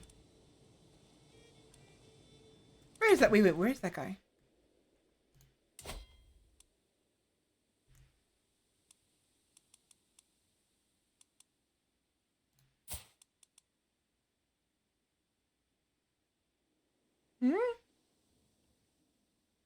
I didn't even realize this guy died 4 years ago. Oh, he died in my dungeons. Sorry. Not my dungeons. He died house arrest, but yes, I love flavor so much.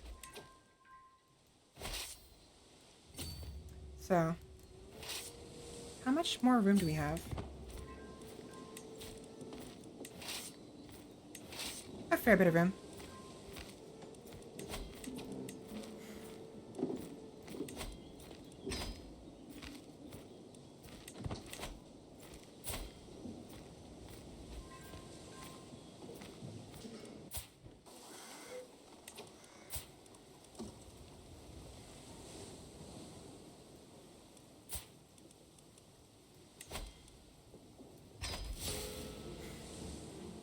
What?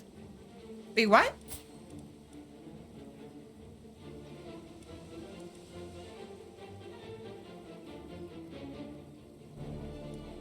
I'm sorry, what? I gained stress from that? How is that stressful? What, because I'm vengeful? Hey, boss, you ain't gonna believe this. Yeah, no, definitely. Just find a dead body in there. How is it that... I mean, they don't even warn you either. Move to house arrest. They don't tell me. That causes me stress. Watch this. 120.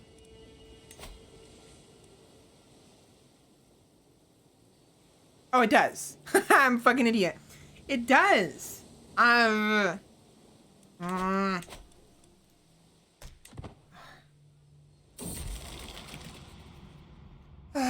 my gosh. Mental break, too busy. By the Norns, petitioners from the realm have been queuing up lately. This work feels endless. Yet another one steps forward, evidently a distressed merchant of some kind. I'll get to your problems in a few weeks, but you are not important enough for anything faster. The merchant gawps at me, blinking rapidly in shock. Was it something I said? Oh, I can get, this is actually a positive. So normally you end up encountering negative ways of handling your stress. Drinking, eating too much, yelling at somebody, or even self-harm, like whipping yourself. Reading is hard, it is. Or sometimes you encounter positive ones. So we have 3 options. I'm going for a ride, drink, or I am the queen, I can do this. I buckle down and say, I am fine. I'm okay. I'm going for a ride. Now. Gives me the trait athletic. Alarm's going off for some reason. Why are you going off? I forgot to turn my alarm off. I lose 15 stress. And if you are still stressed in 5 years, you may suffer another mental break. I believe what this does is, obviously it makes me athletic, but I think it gives me the option of just leaving at random times. Unless that's only this one.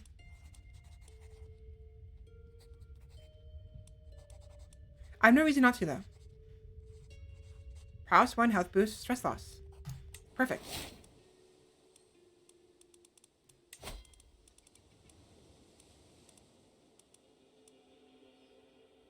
Yeah, there we go. Work off some stress. You will lose some stress, but you will gain sweaty stench for 1 year. It decreases general opinion by 5 for everybody. So I just become sweaty.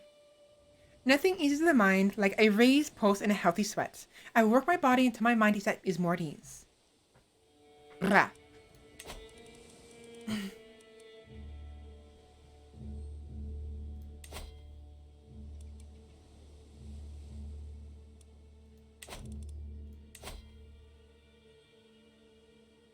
I'll get 80 stress, but get diligent planning, which gives me...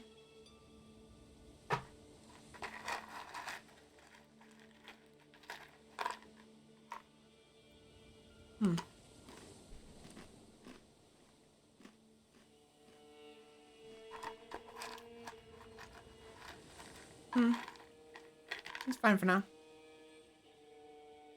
I'm more right here, this one.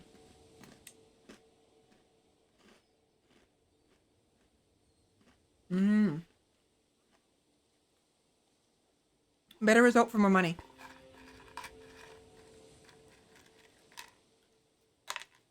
Nom nom.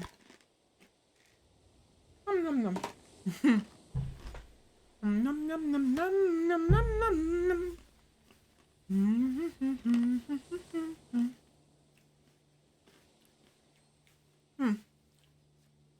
Yeah, I want this one at some point. But I need money.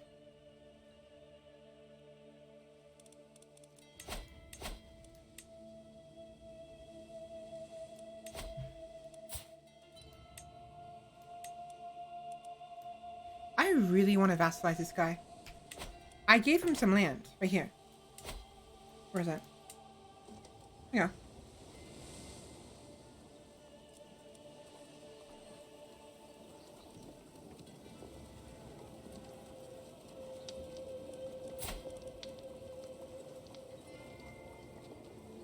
What determines their power?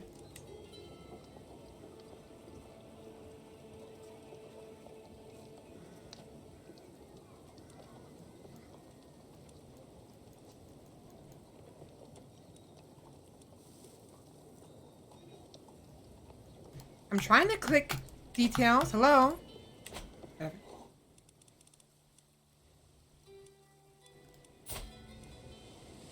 So we have an unorthodox Greek in our cells. I wonder, do I want to start doing it now or later? My collection. I'll do it. It's fine. You can go home.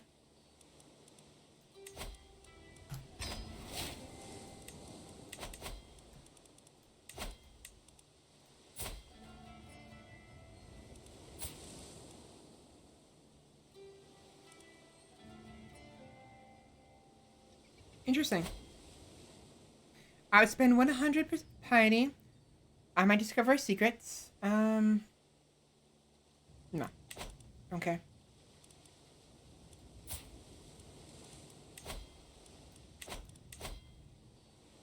Or I can execute her. I'll gain 11 dread. 100% piety. Because she's of a different faith.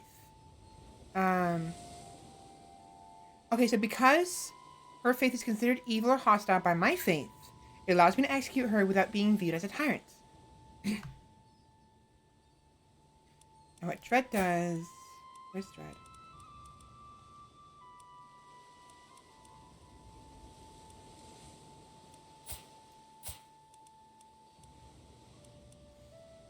I don't think it'll show up until I get some.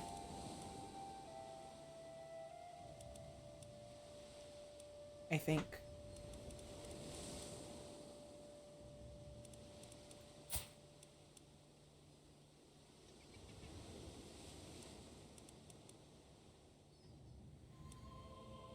Yeah, I need to have some dread for it to show up, I think. Is there anyone with dread right now? Anyone at all?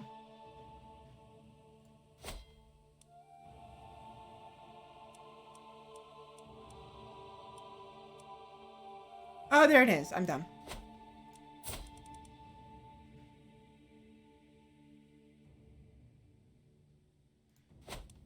What am I looking for? There it is. Monthly prestige per dread. There we go. So 1 dread will give me 1%. 11 will give me 11%.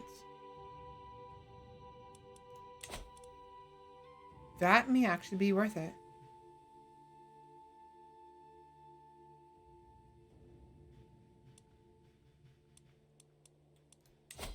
I don't usually like execute. I mean, I don't really know if I like executing people without a reason. I mean, I know that we're Vikings and whatnot, and we kill people just because, because it's prestigious and it gives us, pious.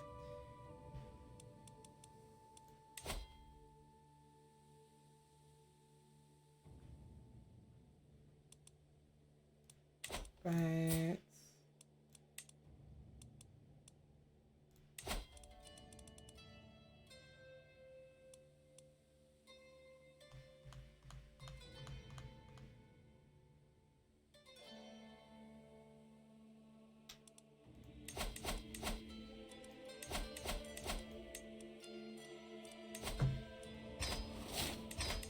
yeah. I have a bad habit of kind of ignoring the potential roleplay aspects of things and just like doing whatever is beneficial or stuff like that. I'm trying to be a little more like trying to, what's the word? Not like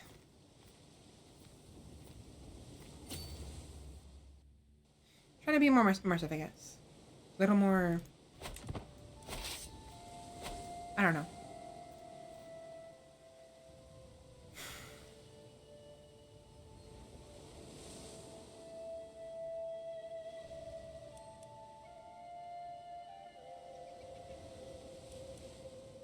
So we can now... Oh, a daughter.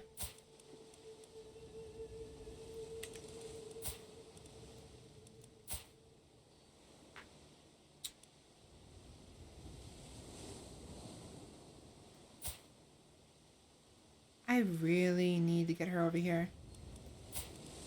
She is sick.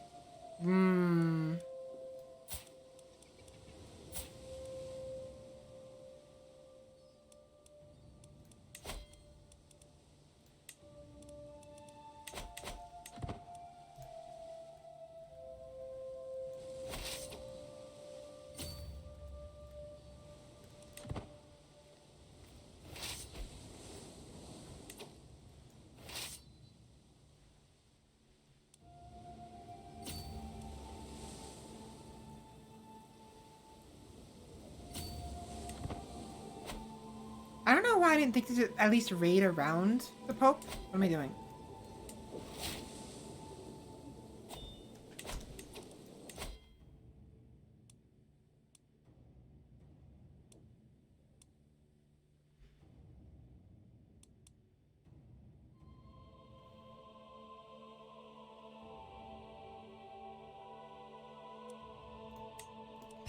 And then we'll go ahead and do this.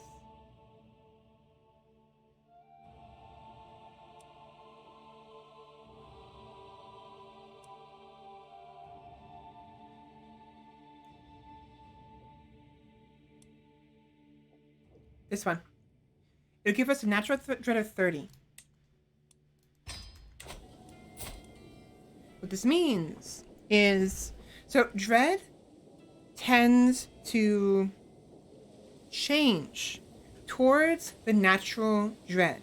Most characters have a natural dread of 0. However, some perks and even some traits can actually increase the natural dread of a character, allowing their dread to automatically go up on its own. So for this one, it's 30. So we have a monthly change of 0.5 per month until which is 30. So it's going to be 15 months in about a year. A year I'll have 30 dread. Well, more than a year, obviously. Like a year and a fourth. 1.25 years.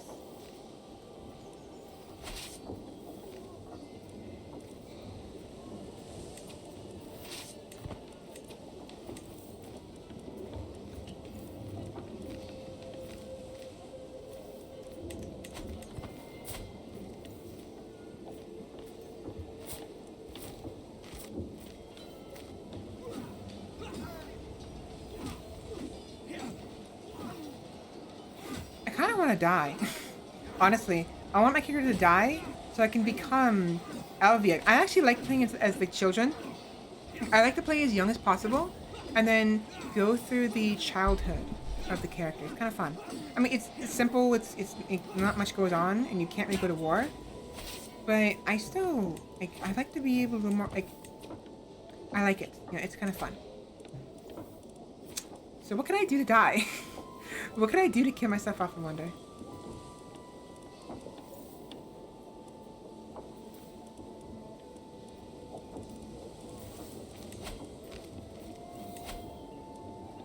Wow, Svela, you're having a real hard time, aren't you? He's wounded. He has committed he's flagellated himself, so he's whipped himself, I think. And he's 72 years old. He's very old.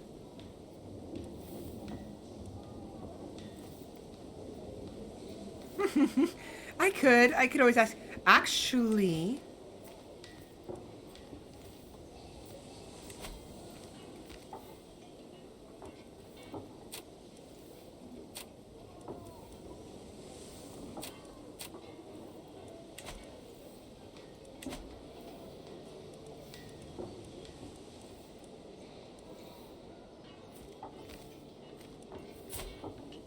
my niece. What's her problem? Oh, she declared war on me. Right. I lost the other potential. Oh. Oh, interesting. Jarl Vimunda. V. Is it V or V? I already know it's different accents. Brittany. Jarl Vimunda. Ooh. A free vassal. Oh, he's Norse, that's why.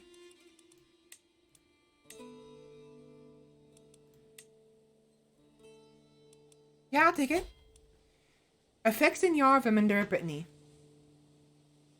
Becomes your vassal. Feudal contract with normal taxes.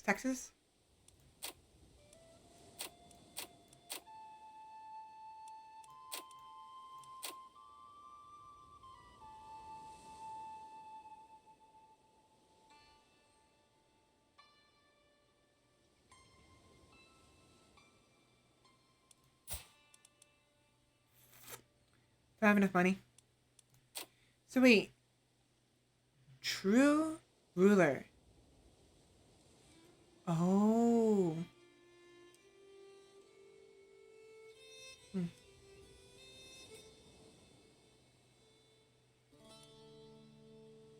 I got a free vassal. Sure, I'll take it.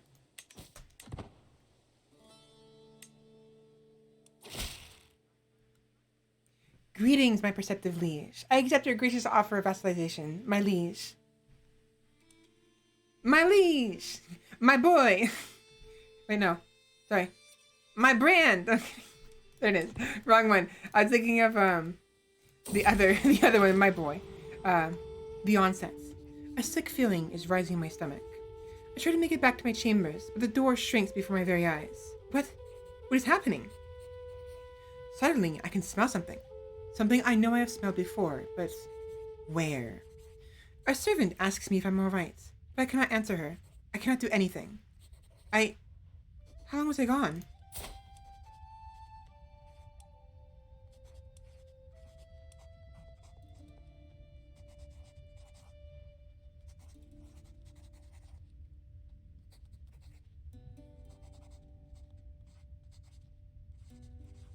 Interesting. I think I know what it is. I'm not gonna say anything, but I think I know what it is. That smell she's smelling. It's not some. She's sick to her stomach, yes, but it's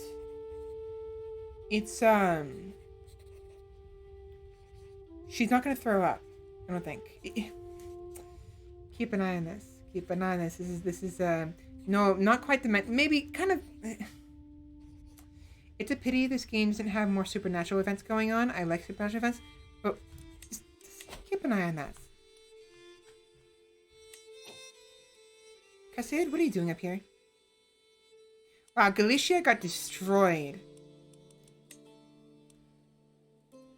I wonder, can I...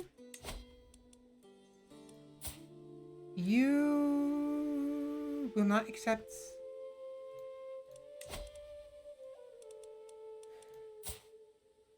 an alliance. Yes.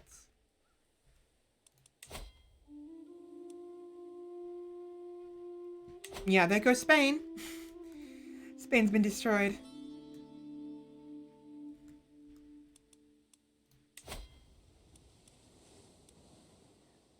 $19 martial, 29 learning. That's pretty good.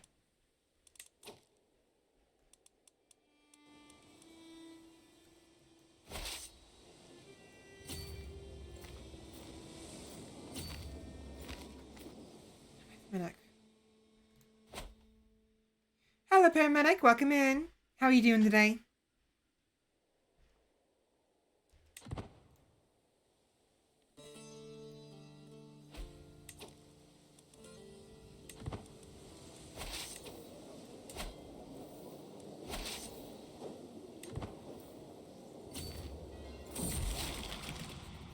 Here we go. The onset. Lately, I've experienced some episodes.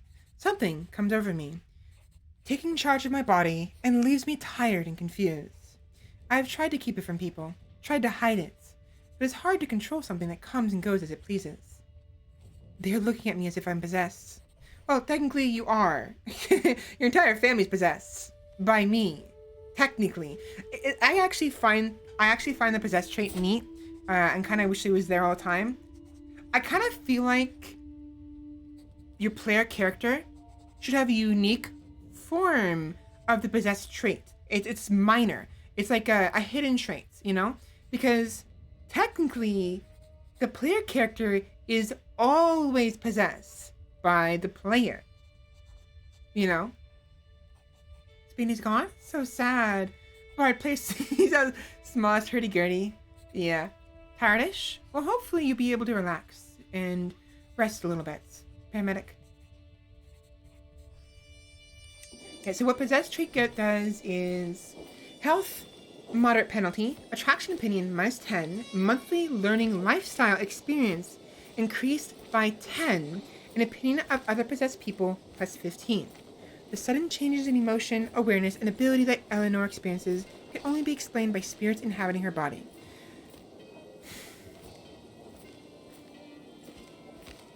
I honestly thought it was going to be werewolf. I thought it was going to be a werewolf. Because you can't actually become a werewolf, per se. But your character can go crazy and start doing wolf-like things. Like, they'll run in the wild naked. They'll eat raw, like, a raw, like, an animal. Like, they'll, like, kill a sheep and then eat its flesh in the field, right? I thought it was that, but it's not, unfortunately.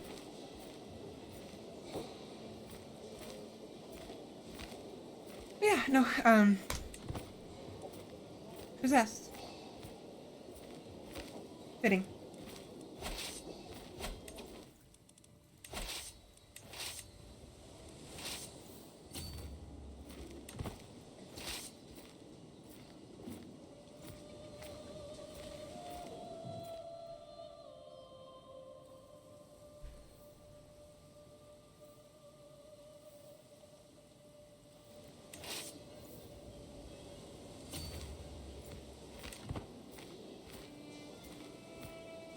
Mm-hmm, 169.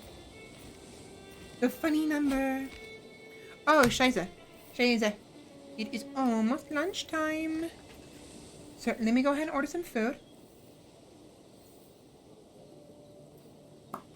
It's actually been a while. I never ordered food last week, and I wish I did. So why are there so many like stores?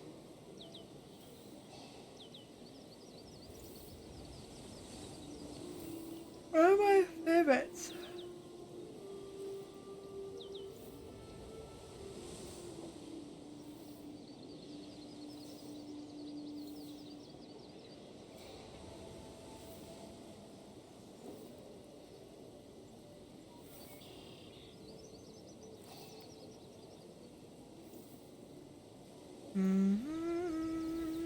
Here we go. Sandwich, deli, Hawaiian, Dairy Queen, don't care, Chili's. Chili's. Do I want avocado grilled chicken? Or do I want chicken katsu curry?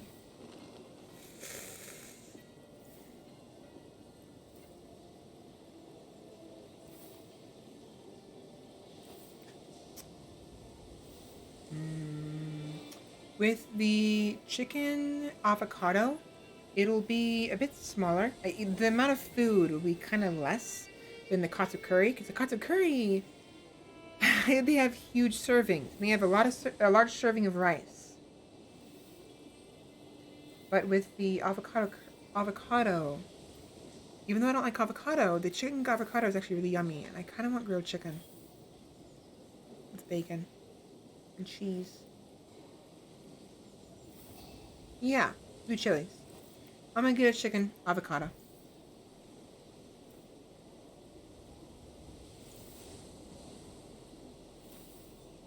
Oh, my baby back, baby back, baby back. Oh, my baby back, baby back, baby back. Oh, my baby back, baby back. Chili's, baby back ribs. Thinking of when Aaron and Dan was doing that, and I just remember the transition from Chili's baby back ribs to something else. Like, the transition was really funny. I don't remember why. So we have le sandwich. Do I want the desserts? I don't really like the chili desserts. Like, they're not. Oh. Molten chocolate cake.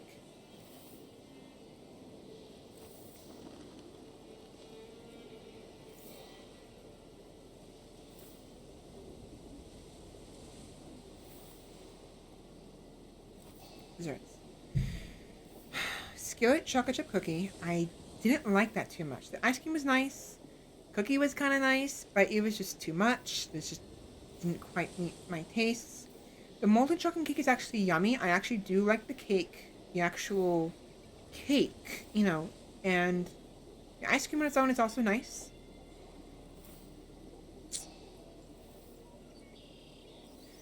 I'm trying to lose weight. Not really lose weight, I'm just trying to keep an eye on my weight. I've been exercising a little bit more. I've been going to walks every day. And this morning I did and this morning I did my exercise, my push-ups, my squats, my plank. So what I'll do, I'm going to order a molten chocolate cake, and after lunch, during my second break, right? At the 6-hour mark, I need to do some exercises. If you guys can remind me, it'd be nice. If you can't remind me, it's perfectly fine. I'll probably remember myself. But we'll do another set of push-ups and squats and planks. And maybe we'll add some sit-ups, because I haven't been doing sit-ups. And we'll do that. It's not going to be enough to offset the fact that I'm going to be eating chocolate cake, but be something, at least. Yeah, so bacon avocado grilled cheese sandwich with American cheese, extra cheese. And that's it.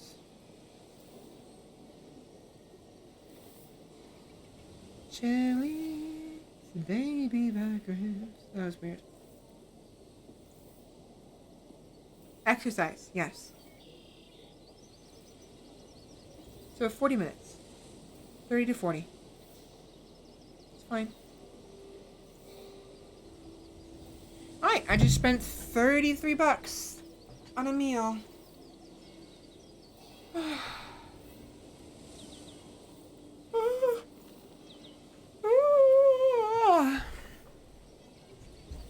tired.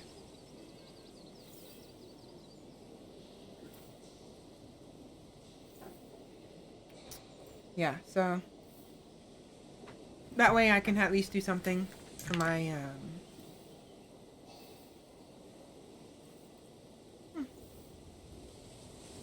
wasn't sure my body would move with my head, but it is. Swaying left and right, swaying left and right.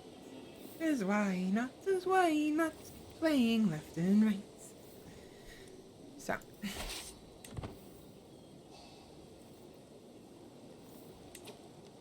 Your vassal, your Vemender. Fucker. I just vassalized. You want it?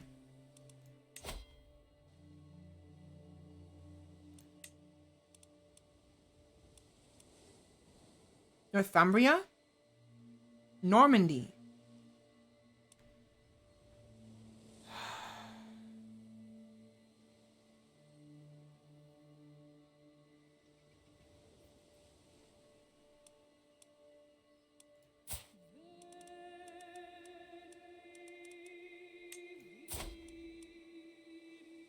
And reformed, impatient.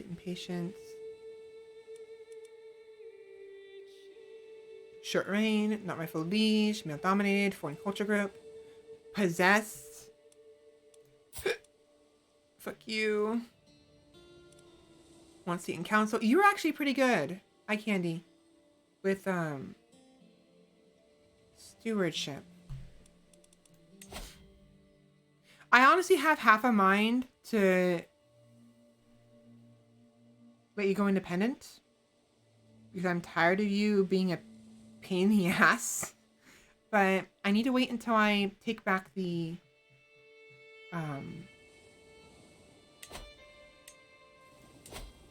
this and this. Honestly, won't happen until I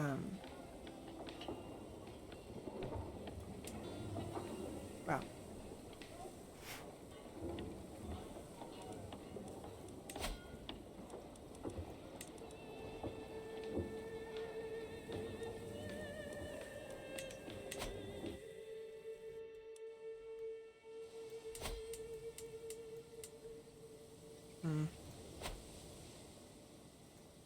Yeah, I know.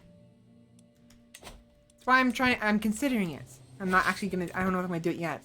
Considering it. Wondering if letting you go free is worth the trouble. Oh, you're full. Okay. Go home. Fucking my ear is being dumb.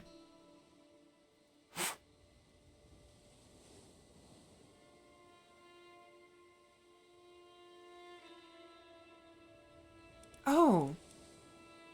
You'll win, will you? Hmm? You win? You'll win, you say. How do I zoom in?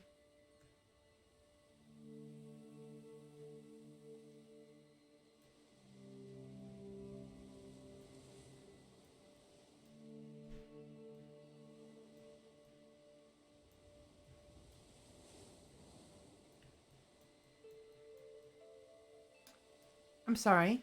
What's that? You'll win? You say you win? Hmm? You're gonna win? Is that it? Baby little eye candy?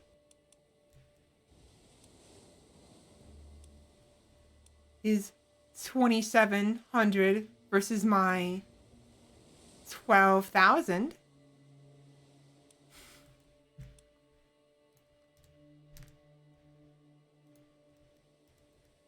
How do I get back to this? There we go. I doubt it. I highly doubt it.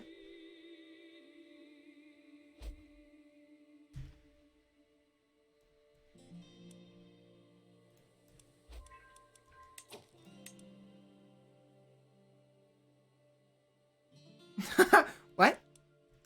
Oh wow, West Francia is in shambles. France, are you okay? Are you okay? You seem to be having a hard time.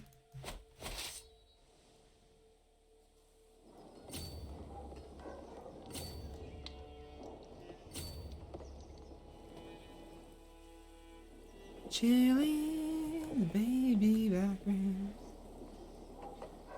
Alright, so go ahead and go do that.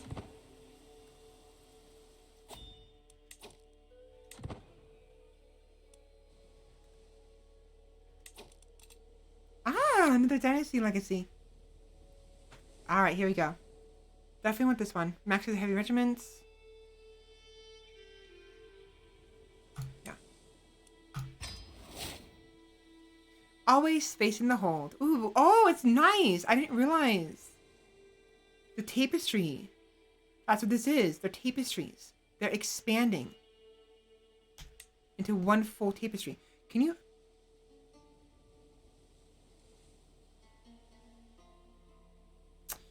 Alright, give me a minute. I'll be right back. I need to go do something real quick, okay?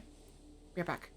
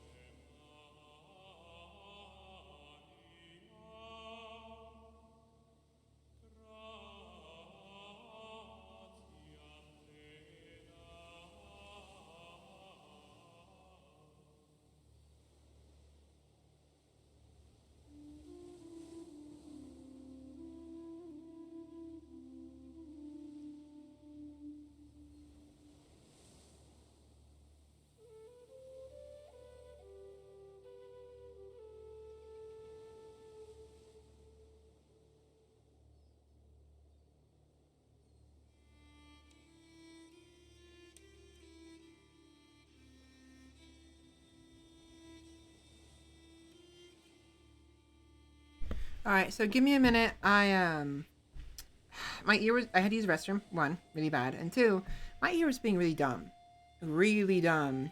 Have a good night, Metal. So I was trying to clean it out with some water, and it's just bothering me. So I'm gonna use some Debrox and see what that can do, and maybe I can get my ear to cooperate or something. But whatever.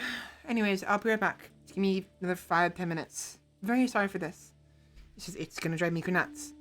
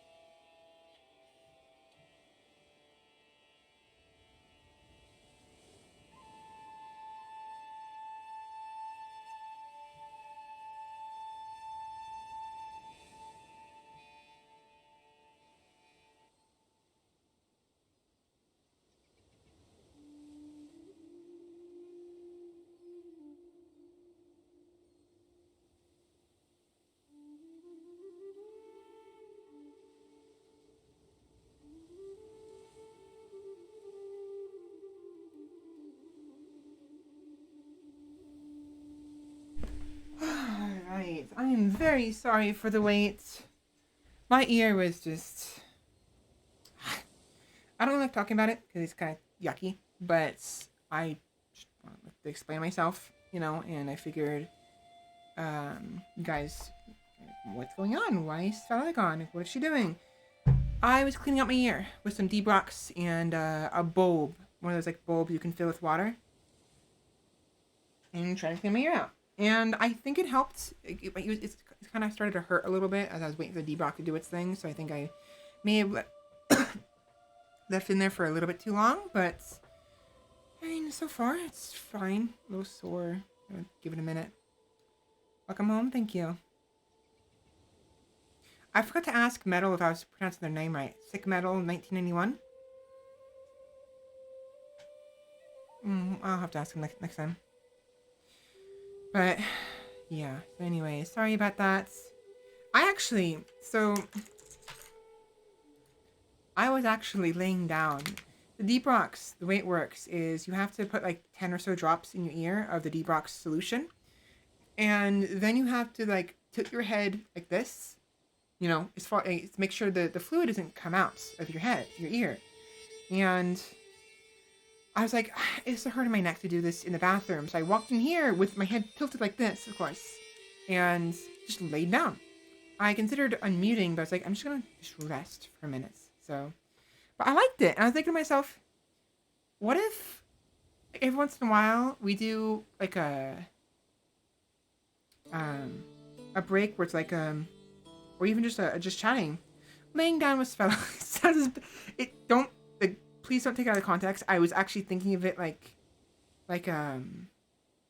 honestly, like innocently at first, and I'm thinking like, oh shit, okay, this is gonna sound bad, but laying down with Svela, you know, just I can look at the chats on my phone just fine. I could like lay down and just read chat. We can hang out, and I can be laying on my bed. There won't be any model, of course, because my camera won't be able to capture my model. But like I could just, you know, or unless I can find a way to like when I eventually get a iPhone, like I say 11 or whatever, I will be using face tracking with that, right? It's gonna be a while because I have to save up money, but that could work. I could have my phone in front of my face as I'm laying down. I can put like a bed behind me, so we're just all just laying down having fun. Falling asleep risk. It kind of does that, honestly. I could fall asleep on stream and my phone would fall my face and wake up, but I could, you know, I could just lay down and just read chat as I'm laying down and relaxing. And my food's taking a fucking long time to get here. They're still waiting to pick up my food. Whatever, it's fine. It's fine. But I was thinking about it. Like maybe I'll do it one day. Make just like nap time. Nap time with Svela, basically.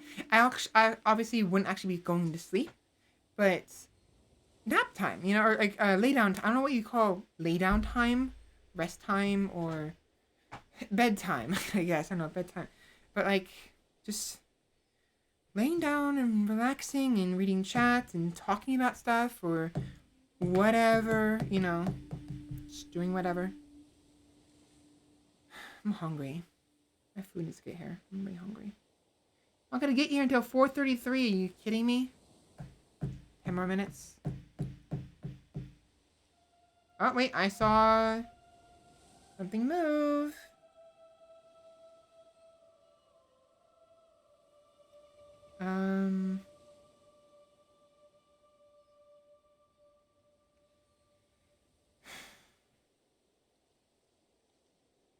I wonder if the DoorDasher's having a hard time parking. Or whatever.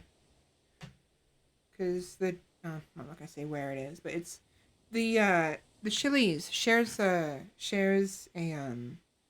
parking lot with a couple of stores for certain reasons. And sometimes it's really hard to find parking. Sometimes. I always have a fear. It's like I either have something in my ear, like a bug, or I'll get one in my ear. So whenever not all the time, but sometimes after a long period of not using them, I will blow into my earphones, my earbuds, to make sure there's nothing in there. And like I look inside of them, and then I put them in my ear, like I'm doing right now. I'm always terrified. There's like like a bug might end up in them one day, and I just like, ugh. I've heard like, I remember reading or seeing the more like listening, because I didn't want to look at the visuals of like a woman and like how they found a dead spider in her ear, and it was like there's like webs in there and shit, and I guess it died in her ear, but it was super dangerous because it could have like bit her from the inside and poisoned her, but it didn't. Apparently, it didn't bother, but it got in her ear somehow and grew in there and died in there, probably because it couldn't get any food. It probably starved to death. But I think of that, I'm like, okay, double check my earbuds, double check my ears, make sure there's nothing in there. Hello, anyone in there? Anyone in my ear? Any uninvited guests? No? It's terrifying. That too. But I don't like bugs for that very reason. I don't mind bugs if they're like just not touching me or near me, but like I remember plain talk. I remember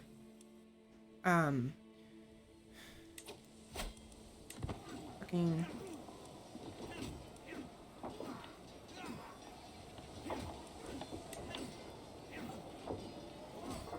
I was riding home from like either school or work one day.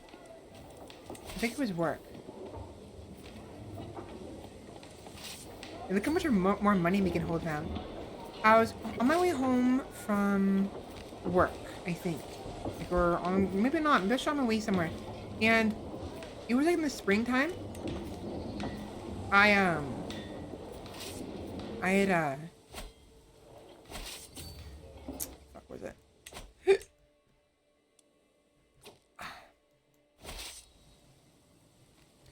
I had been riding my bike down the streets and went under this sort of tree, because the tree had a very large canopy. The canopy kind of went over the road, over onto the road a little bit. So it's a really tall canopy, so cars can get under, no problem. But it was springtime, and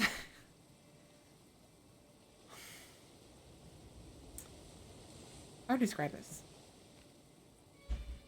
I rode under it and was met with a bunch of tiny things hanging down from the canopy at face level. And I ran right into them with my bike. I was going pretty fast. And I was like, oh my, what the fuck? And like, oh my gosh, I stopped the bike almost. I didn't crash, but I was like, oh, whoa. And I stopped. And I got them off, wiped them off. They were cocoons. Tiny little cocoons hanging down by a super long thread.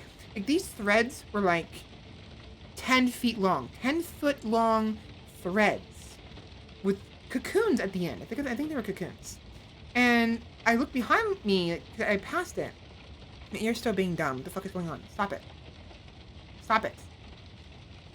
And, I was like, I wanted to throw up. I wanted to scream. I was like, oh my gosh, ew, no, ick. I was like double checking myself, like, did I get any in my hair? Did I get them off of me? And I was freaking out a little bit. And thankfully I was fine. I just, moved on, went home, double checked myself. But things like that, like bugs getting on me, or like, God's forbid, inside me, in my nose, in my ears, in my eyes, like underneath the eyelids. Like, there's other stories of, like, I remember someone apparently had their eyeball was vibrating for some reason, and it turns out there was a bug in this person's eyeball, like, inside, behind the eyelid, like in the cavity, in the ear cavity, the ear cavity, the eye sockets, and it's disgusting, and it's terrifying. It freaks me out, the thought that it could happen to me. And so I'm like, oh, okay. You know, it's just horrible. My ear's still being dumb. What's going on?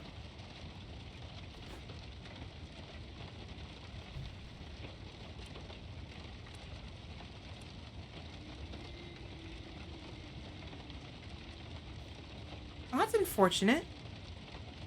So normally before I would gain development from doing this, I don't gain any developments. That sucks.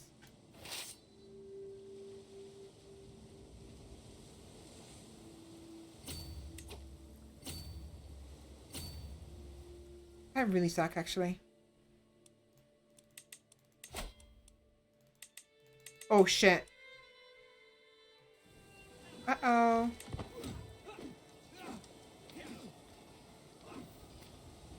We were supposed to win that, and we lost. Okay. Fine.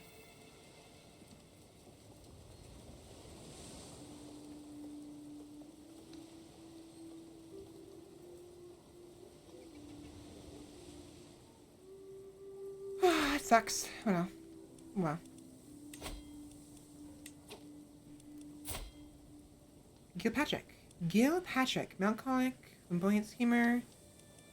Sorry, I don't care.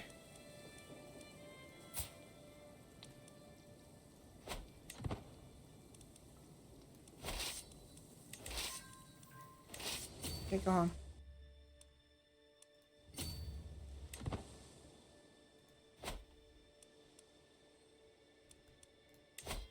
I'm still annoyed by this.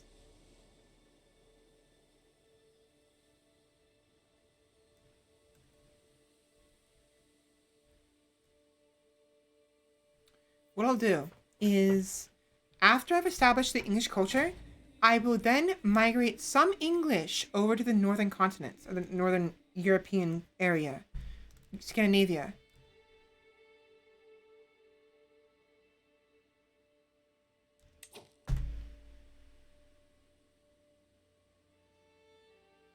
Can my ear please stop doing this? This is freaking me the fuck. I'm gonna grab a Q-tip. I don't normally use Q-tips because I don't want to ruin my ear. Fuck it. I'm gonna gently put a Q-tip in there and rub it around. I'm tired of my fucking ear crackling. It's freaking me out. I'm gonna be right back.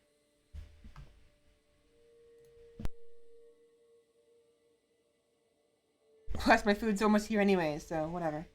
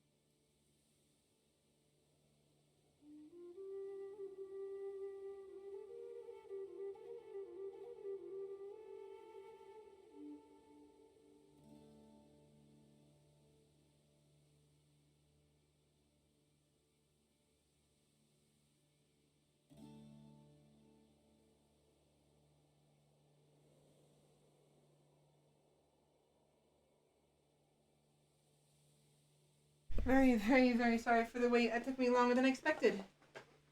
But I have arrived with food. I'm gonna go ahead and turn off Crusader Kings again. While I'll eat a little bit, give my computer a break. I'll just exit game to main menu.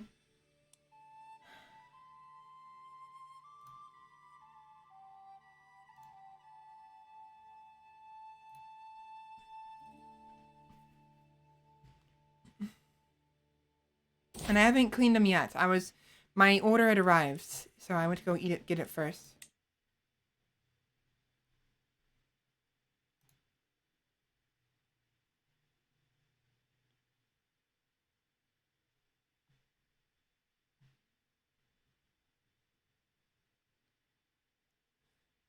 Actually, no, it's not the chicken katsu curry. What I got this time was the chilies. The chilies avocado chicken is what I got done. But so my fucking ears. I don't like using Q-tips because they're dangerous to do.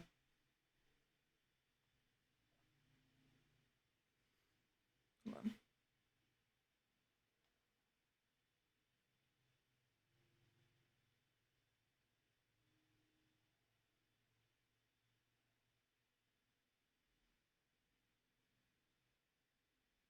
And they have the potential of shoving the earwax deeper in.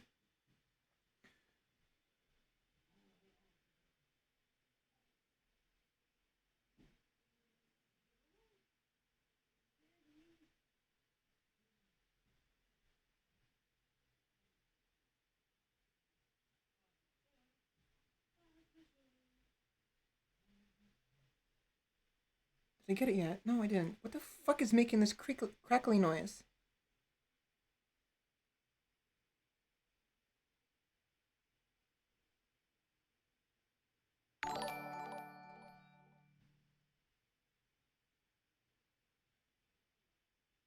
What the absolute... What is this nonsense? Like, I don't want to... I'm going super deep. You're not really supposed to put your Q-tips in your ear. I just did that. It's potentially dangerous, but it's driving me insane. It's the heat, I think. I think the heat is, like, causing earwax to, like, melt in my ear or something. I don't know. It's...